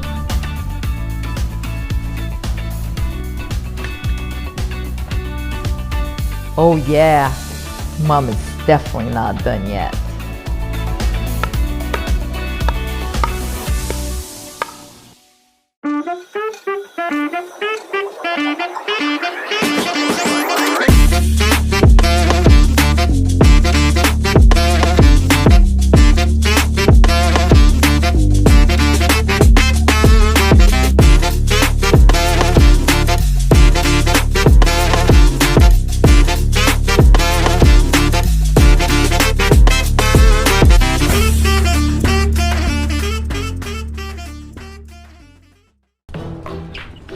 I will dig deep. I will crush this game. Athletes know nutrition drives performance. I will not slow down. Superior Lab supplements help you power up and recover faster. I will never surrender. Superior Labs is a proud sponsor of USA Pickleball.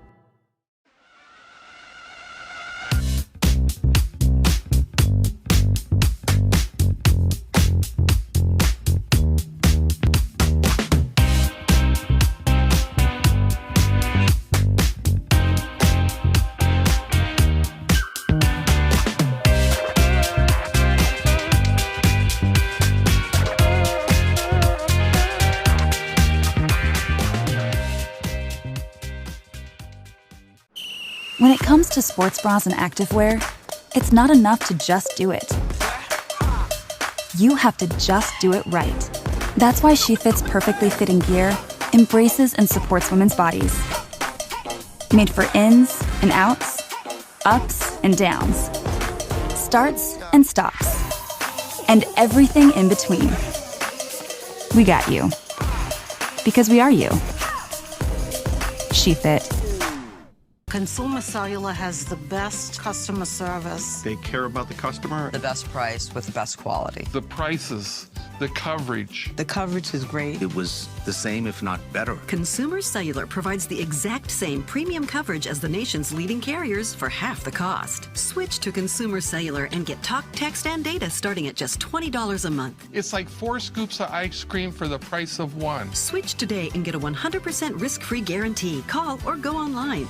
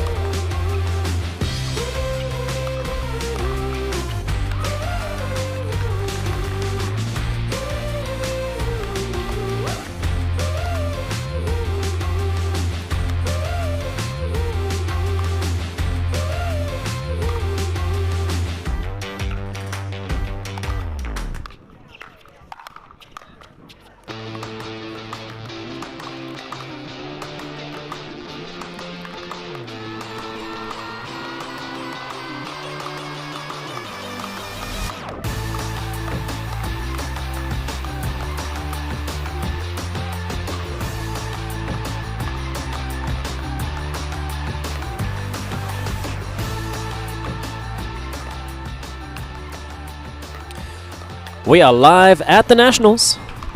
Indian Wells Tennis Garden is playing host to the strongest competition in all of pickleball. It's the 2022 Margaritaville USA Pickleball National Championships.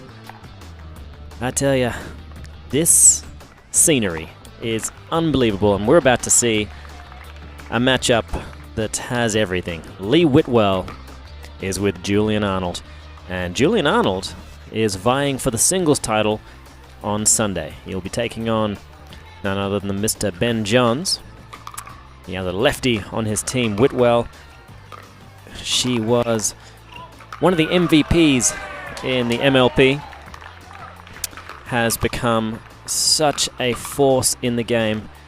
A veteran, but has really taken her game to the next level in the last couple of years. It's been impressive to see her development. Opposing them today, Tyler Lung and Anna Bright. So we'll have two lefties on the court. Lung traditionally will stay on the right-hand side of the court, as I believe will Whitwell, and that'll suit their partners nicely. Anna Bright is one of the, pun intended, bright stars rising in the game. And she's played very well with Tyler Lung. They've already had a number of great victories.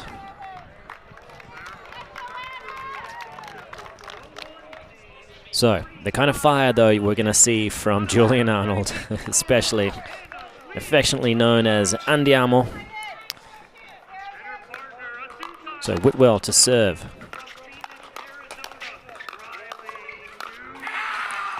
And wow, that was the first point of the game. So yeah, that's this is happening.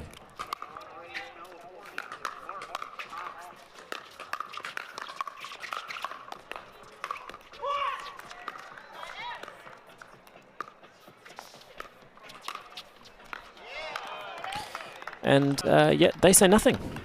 So different styles, you know, styles make fights, as they say. Tyler Leung serving to Julian Arnold.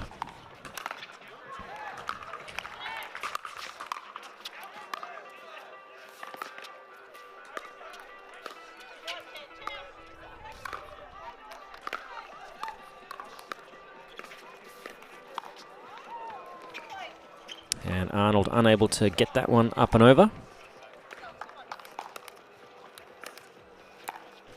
Good to see Anna Bright doing a good job of keeping him at bay on that left side.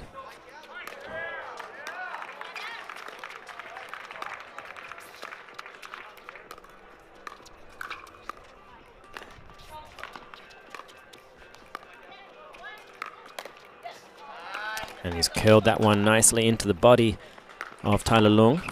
Leung is very accomplished at the Scorpion. That one just too low though.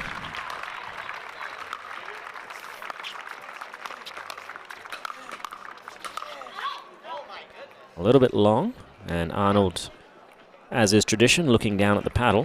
Somehow it's the paddle's fault.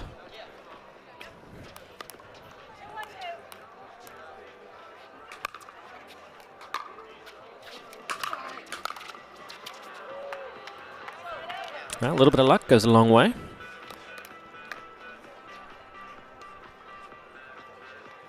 Bright and Leung defeated Terashenko and Hewitt. 15-2. Ooh. I didn't see that one coming. Whitwell and Arnold defeated Wes Gabrielson and Sierra Gayton-Leach.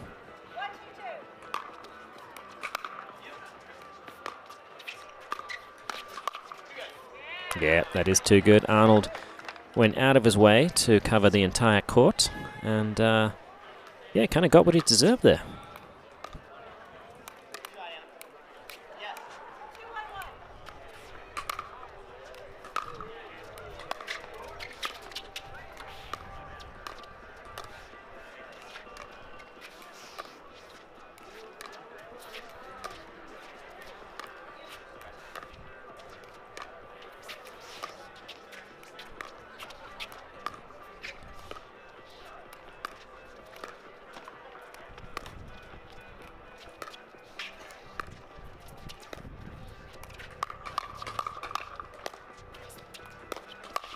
Oh, look at that.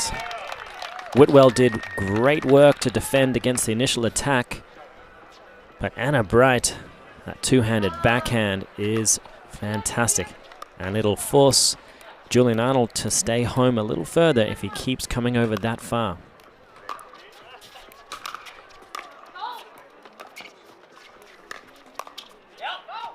It's a great flick attack, disguising his intent nicely. And Bright unable to use her two-hander on that one.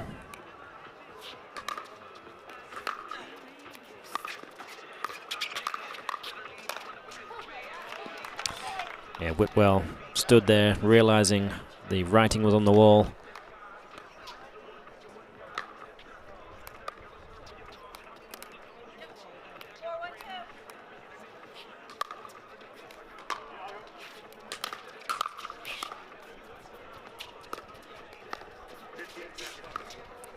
Gosh, just look at how quick Arnold is. He's still got to contend with that net, but he's super fast. And that's, you know, there's a lot to be said for that. I'd like to have those wheels again. I think it was sort of 1994 when I had that kind of speed. It was like 12.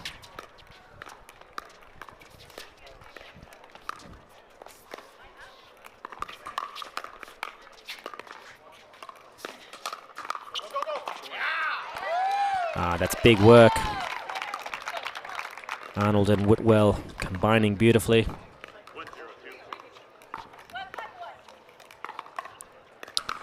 However, they're in a bit of a hole, 1-5. And a good leave, good eyes. I expect that from Lung, but it was Anna Bright who called immediately that that ball was going long. They know exactly just how aggressive Julian Arnold can be. He is one of the other new players to come into the game and really make waves. Oh, look at that. Very nonchalant, really. You know, when you think about it, I don't think anyone's ever just been chalant, really, has there? So why is there a nonchalant?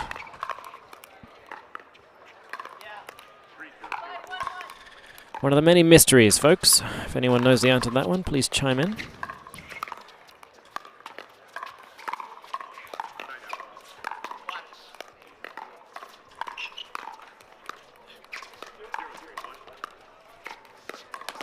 Oh, good two-hander from Julian Arnold, mixing up his locations.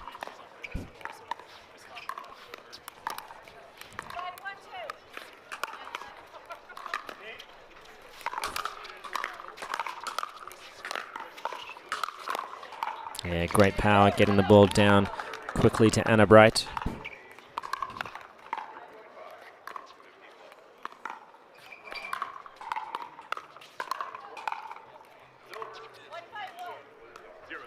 Still, they haven't been able to close the gap. Still 4 points the deficit. And Arnold moving quickly to cover that ball. And unfortunately, the momentum helped shift that ball a little extra wide than he needed. So no points there either. 1-5-2.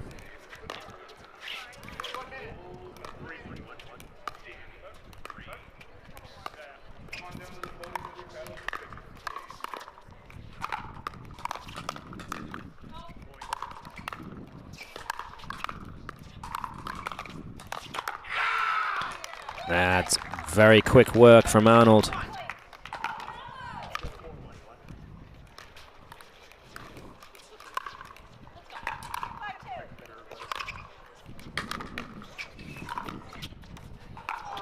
Oh, the net had other thoughts. The ball possibly had a look over, didn't like the look of what was going to happen with the Bright two-handed backhand. Wisely stayed on the same side.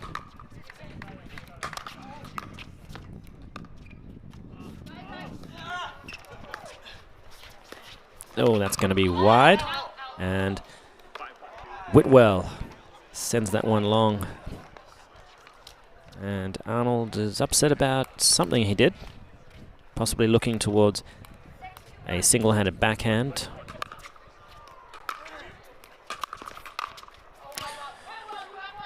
And when it rains, it pours.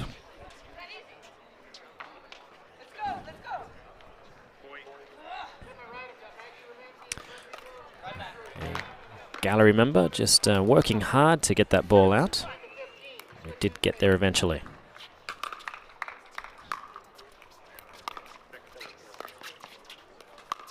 Ooh, a rifle from Bright.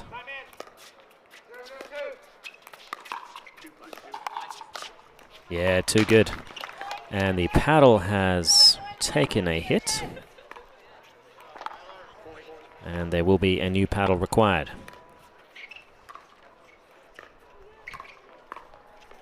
Look, I think that comes part and parcel with a timeout. The 8-point switch belongs to Bright and Lung. The referee not aware that he just destroyed a paddle, and therefore doing the right thing, showing the referee the new paddle, making sure it's gets checked. And Coach Lauren Stratman just looking to help out Arnold and Whitwell.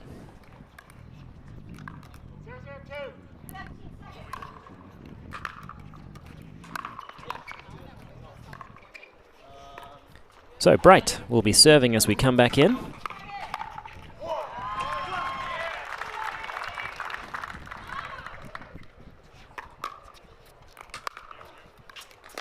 That's a big return from Arnold.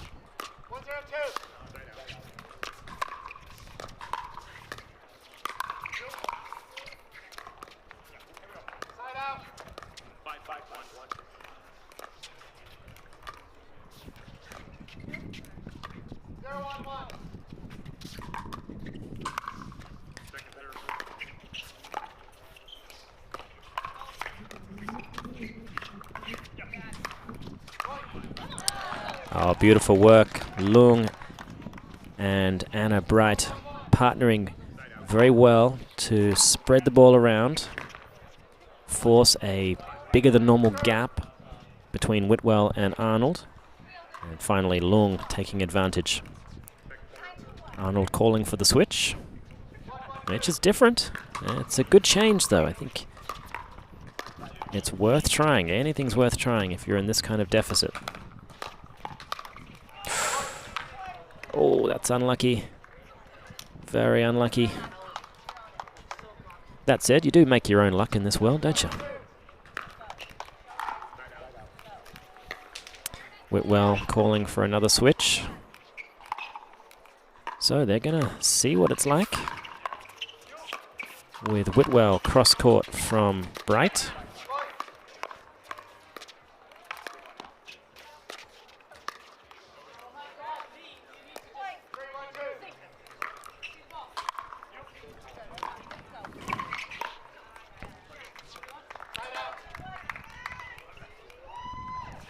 (11-2) is the scoreline. They're marching towards another victory.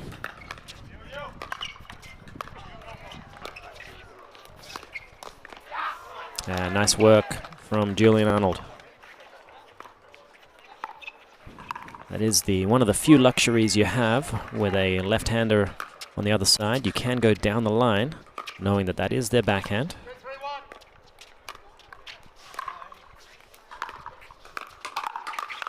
Oh, look at that. The agility of young Anna Bright up to the task.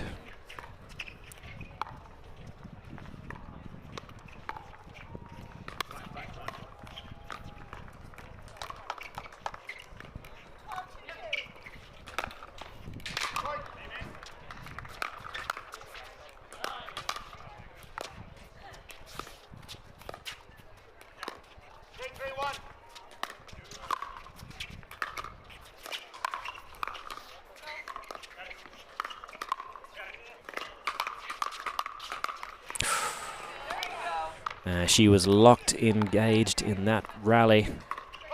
We've seen her do so well on that occasion. Nice work from Whitwell and Arnold, fending off the attack.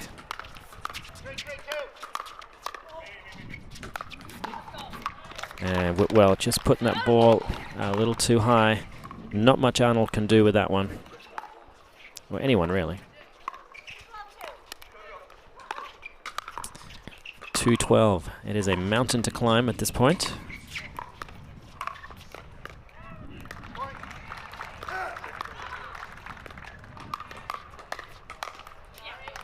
That's some routine work. Whitwell's going to have to do more with the counterpunch, or it's going to be important for her to start the fight. At least at that point, Arnold is going to be well aware when... Yeah, not happy. Some loose errors creeping into the game. And now Lung and Bright just 2 points away.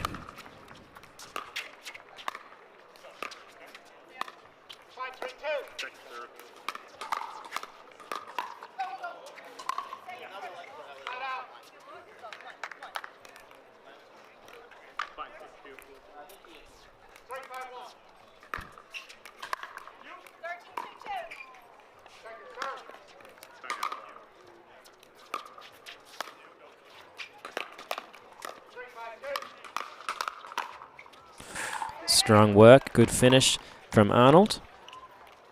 Whitwell fending off that first attack nicely.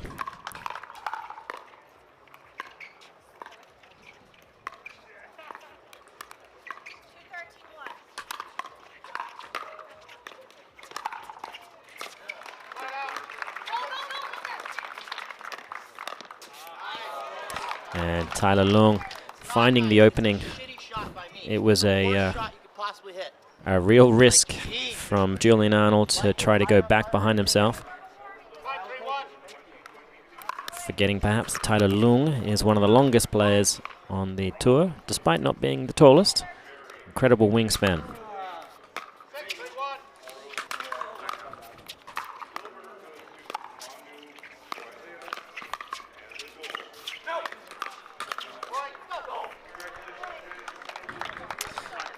That's strong work.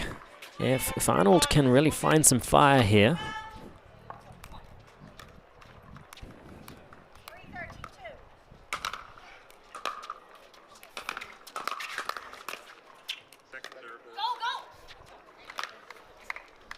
I think he was going to go. He was well aware of his duties as partner. Now just 2 points away.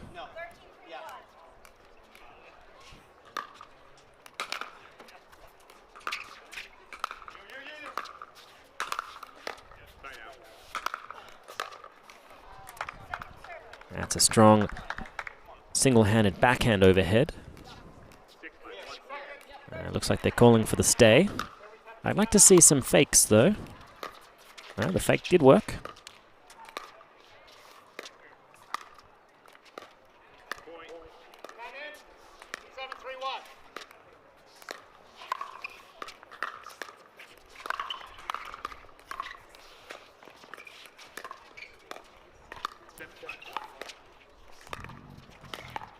Oh, beautiful work from Tyler Lung, reaching in and sliding that ball to the outside of Arnold.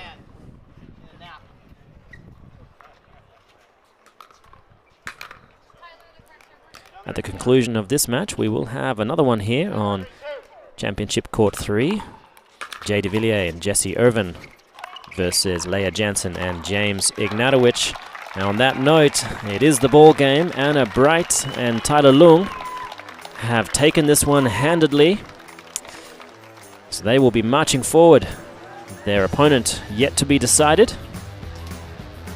But do not go anywhere, folks. Morgan Evans here, coming at you live at the Nationals, Indian Wells Tennis Garden. See you soon.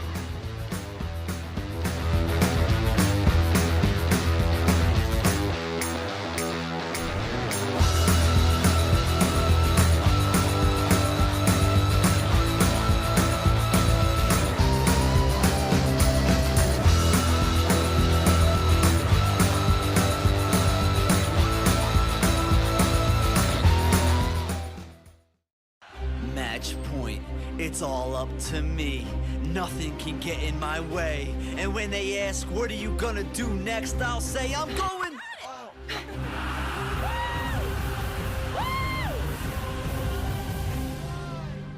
We're going to Margaritaville!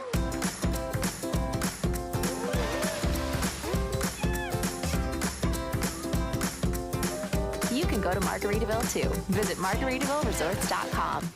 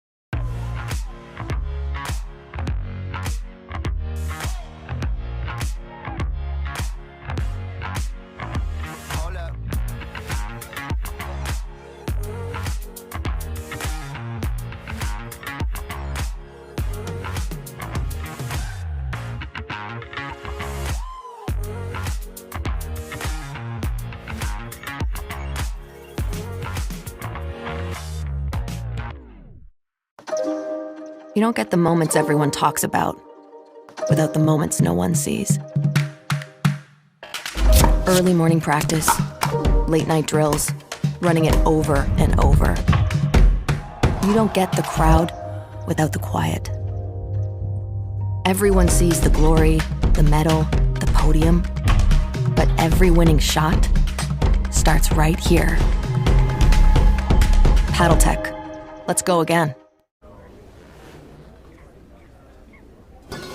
Fruit, fruit, fruit, fruit, and fruit, fruit, fruit, and fruit, and fruit, fruit, fruit, fruit, and fruit, fruit, fruit, and fruit, and fruit, fruit, fruit, and fruit, fruit, fruit, and fruit,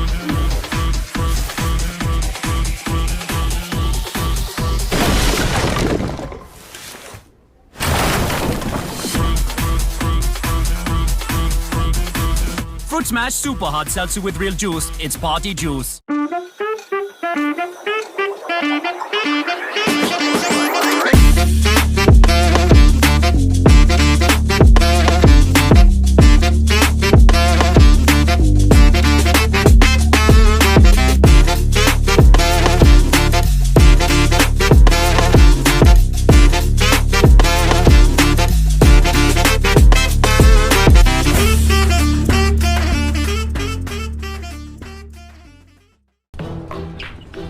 I will dig deep.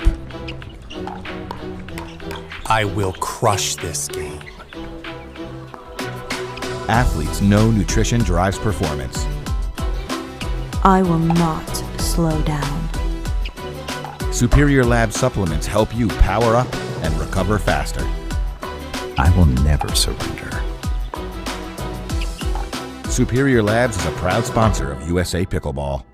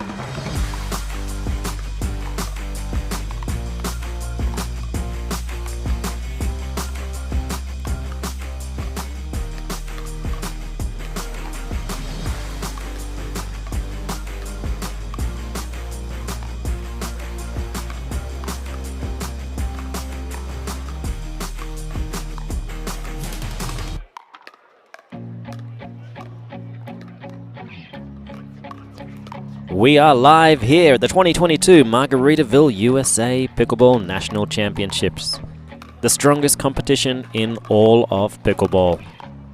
We have a backdraw match that could very easily be the final of any tournament around the globe. James Ignatowich and Leah Jansen taking on the Flying Frenchman, Jay Villier and Jesse Irvin. We were lucky enough to see Irvin and de Villier here on this court earlier on with a historic match against Lee Waters and Tyson McGuffin. It went in favor of de Villier and Irvin. However, they didn't manage to keep the magic rolling for too long. They were taken down by Paris Todd and J.W. Johnson in the subsequent match. Ignatowich and Jansen have looked good, and we may very well see an upset here. They have the talent. Still, newer players, especially James Ignatowich, has really just come bursting onto the scene in the last 6 to 8 months or so. Very accomplished singles player already, as is Leah Jansen. In terms of dimensions around the court, Ignatowich matches up very, very well with Jay de Villier. De Villier, the more experienced player, and as a team, de Villier and Irvin have played a lot. This year, they've played almost exclusively together, and they've had some success. I think they would love to raise the trophy one more time before year's end. They'll have another chance next week in Newport. They are staples on the PPA Tour. So the wild card here is going to be, can Ignatowich really try to dictate play with his fast hands and incredible footwork? Jansen's going to need to be cautious about how often she attacks Jay de Villier. He's got some very sharp hands and very strong volleys. We know what to expect from Jessie Irvin. We see patient cross-court dinking from her, able to stay in rallies for as long as it takes. She leans in, takes the ball nice and early, and when her opponent goes too wide, she is one of, if not the best, around the post proficionada. So, we're about to get underway. It is Leah Jansen serving to Jessie Irvin.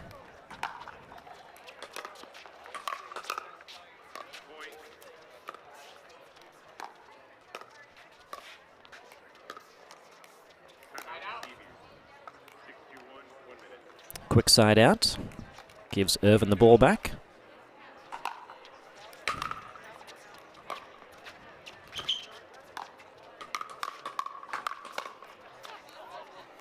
And nice work from de Villier, able to take control of that point.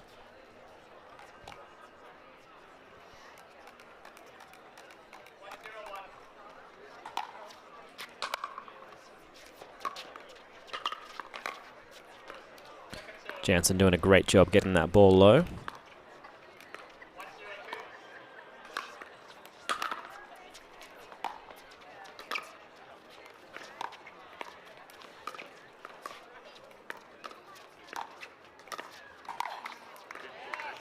On that occasion, high enough for Irvin to attack.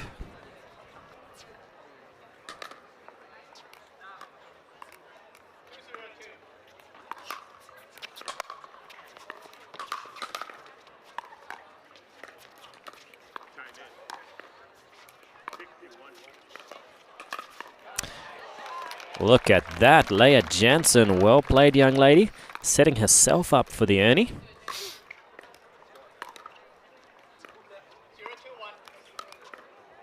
We'll see the familiar reset move that she's become famous for.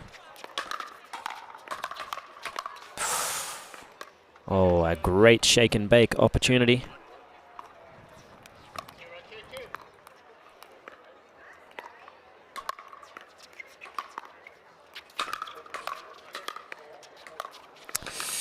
De Villier, some fleet of foot to get himself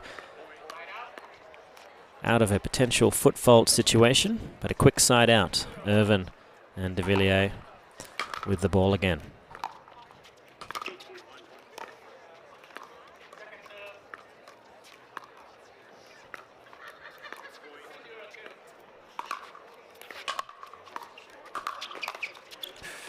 A great power from de Villier right into the body of Jansen.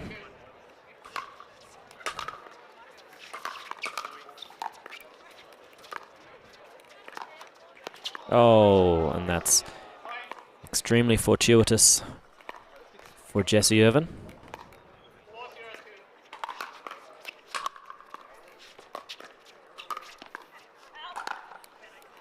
And that ball floating wide.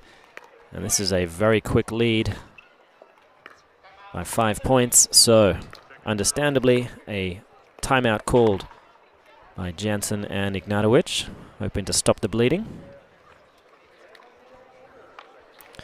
They can just settle into their games. They're still such a new partnership. Finding out exactly what their game looks like is part of the equation. And if and when you do that, you still have to figure out how you need to organize your matchup against your opponents. And de Villier and Irvin, one of the best teams in the world, certainly not easy.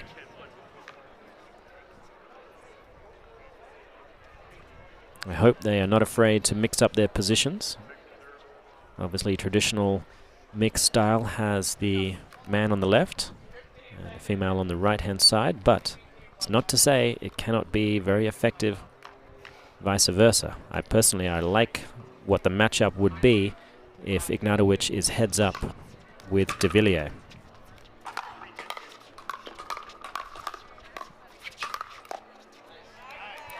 But Jansen fending off the attack beautifully. She will not be intimidated. Still at 0-5-1. There's work to be done.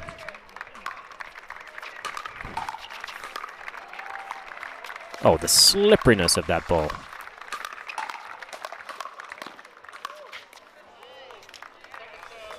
That's some fast and accurate hands from the big man on the other side.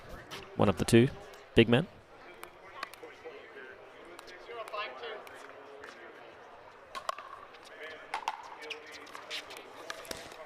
And there's a freebie off the return of Jesse Irvin.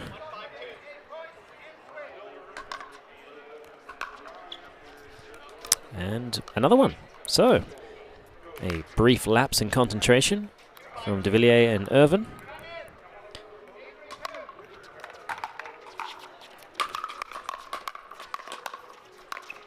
Well, that was an out ball, but I don't think it's going to matter.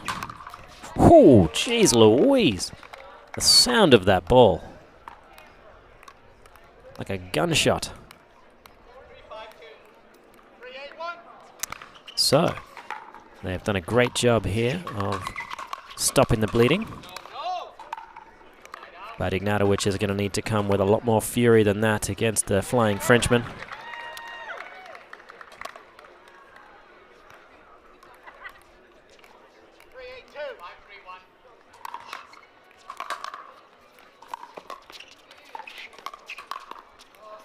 That's just too easy, unfortunately. That fourth ball needs to be directed to somewhere meaningful. Ignatowich calling for the switch.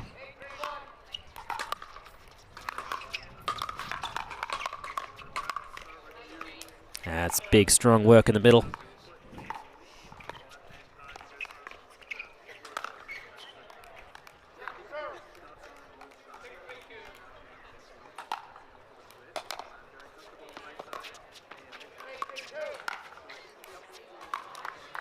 And I think Ignatowich was not aware that he had left the ball up high enough for Irvin to attack. It's one of the benefits of being a player that is unafraid of anything. Irvin gets in there. If a rifle comes at her, it is what it is. But she gets the opportunities to be able to attack so many balls. And that ball stays in.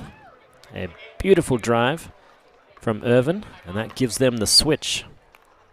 So players will have an opportunity for a 1-minute break. I suggest they take it. They're really going to need to stop the bleeding here, figure out some kind of way.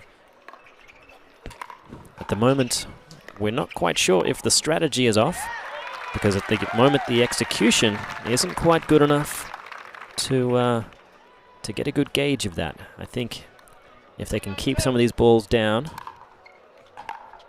do a little more with the attacking opportunities, and perhaps they'll see some dividends. But right now it is the tried and true team of Irvin and de Villier running away with it.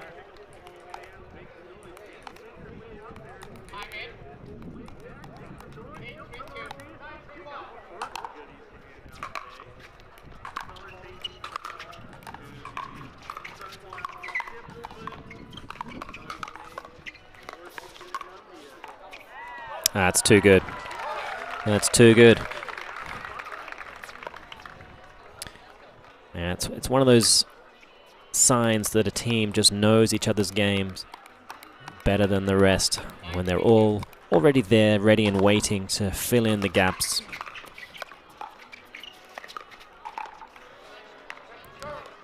And a good-looking early attempt inspired the mistake. And starting to look a little ominous. 10-3.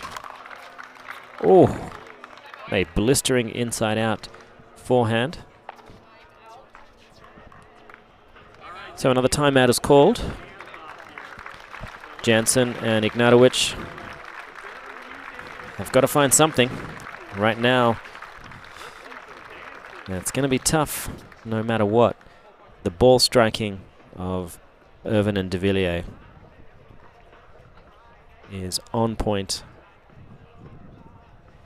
And we're looking on to the adjacent court 22, where an unfortunate Lee Waters is being carried off the court. I think unable to continue. She suffered an Achilles or potentially a calf muscle injury just 15-20 minutes ago. I think attempted to play on, but it is not to be, so they will exit, McGuffin and Waters, out of the mixed doubles tournament. Let's hope she can recover in time to play women's doubles tomorrow with her daughter, Annalie Waters. However, back to this match. Oh, and an incredible timeout. Nailed it. One of the best timeouts I've ever seen. 3-11. We're going to have to start the magic here, folks.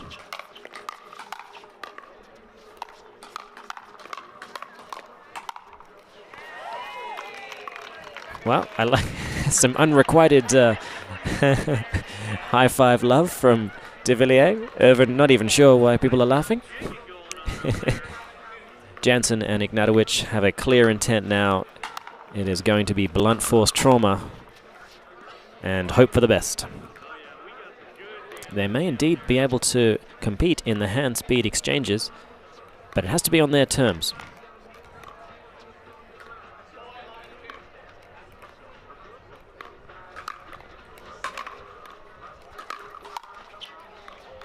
And a couple of good rips have worked out nicely. So, 2 quick points. 5-11 is the score.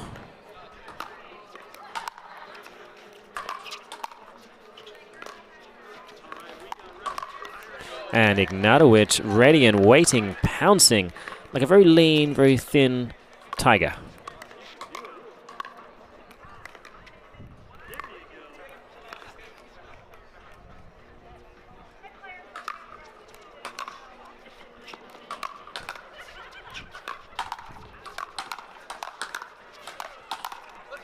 That's big, and they're getting a little bit of fire.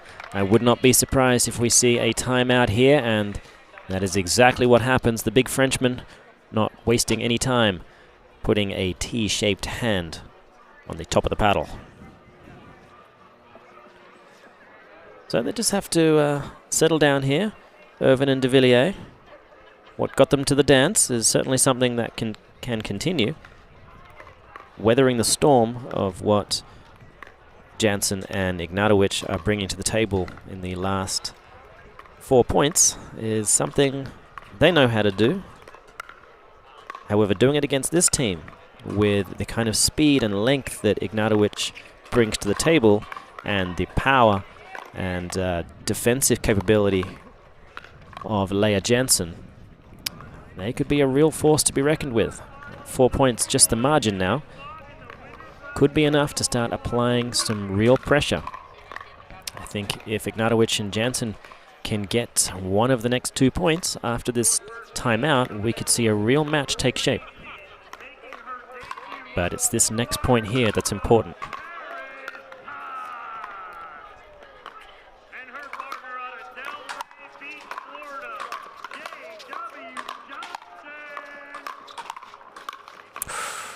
I like the pressure though. Yeah, determined pressure. Definitely worth it.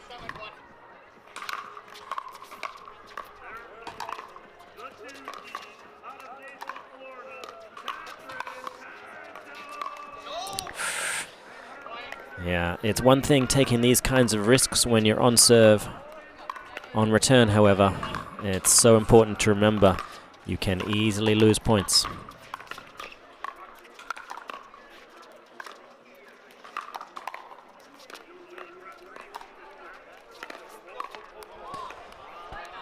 And they are both of the same mindset. High risk, high reward. And Lea Jansen was calling for an imaginary timeout. Luckily, referee Samyam Choi is wise to the ruse.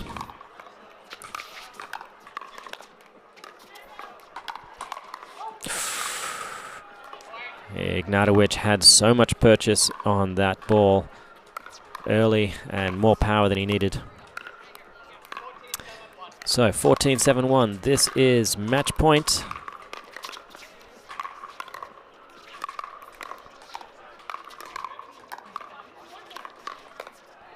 And a great flick attack from Ignatowich. That kid is definitely going places. Only takes a matter of time before these kinds of matches start to shape and mold the future of a player.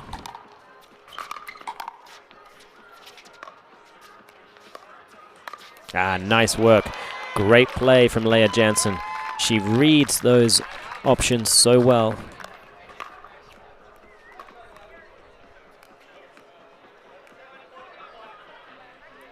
So to get the ball back and a chance to try to dent.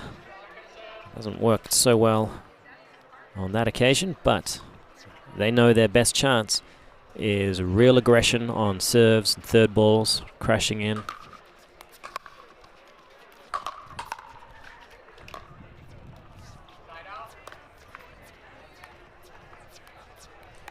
So a quick side out, and I think the time may indeed have come for Irvin and de Villier. They will probably do this one by the book.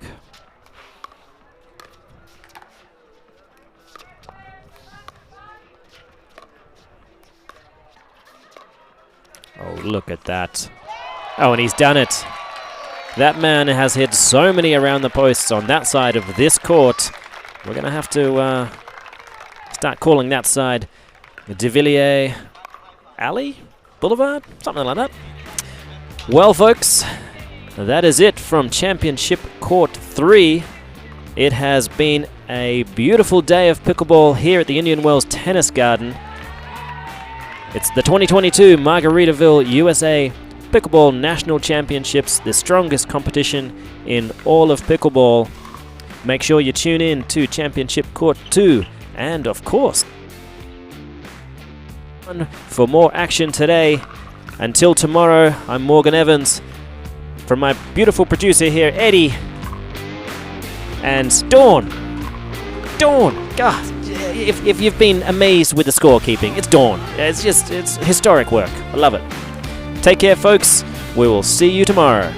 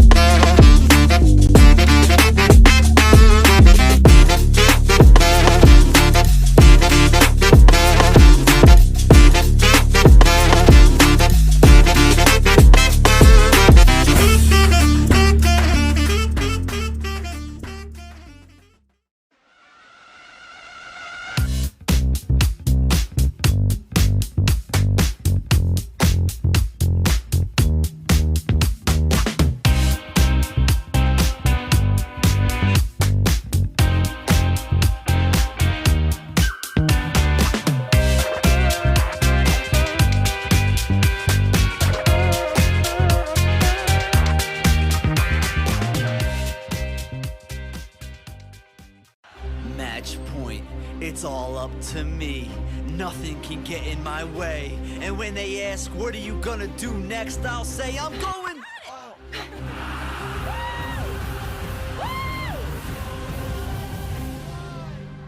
We're going to Margaritaville!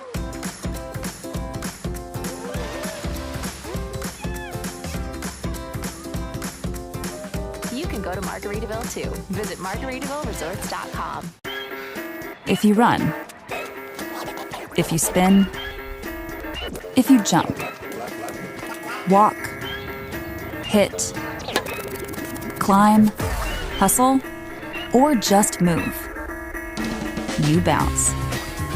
Bounce 50% less with SheFit.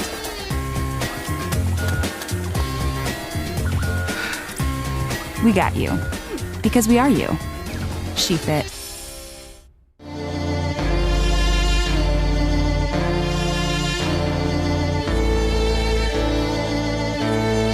There's only one winner, just one way out. With every single break comes crashing down. There's only one.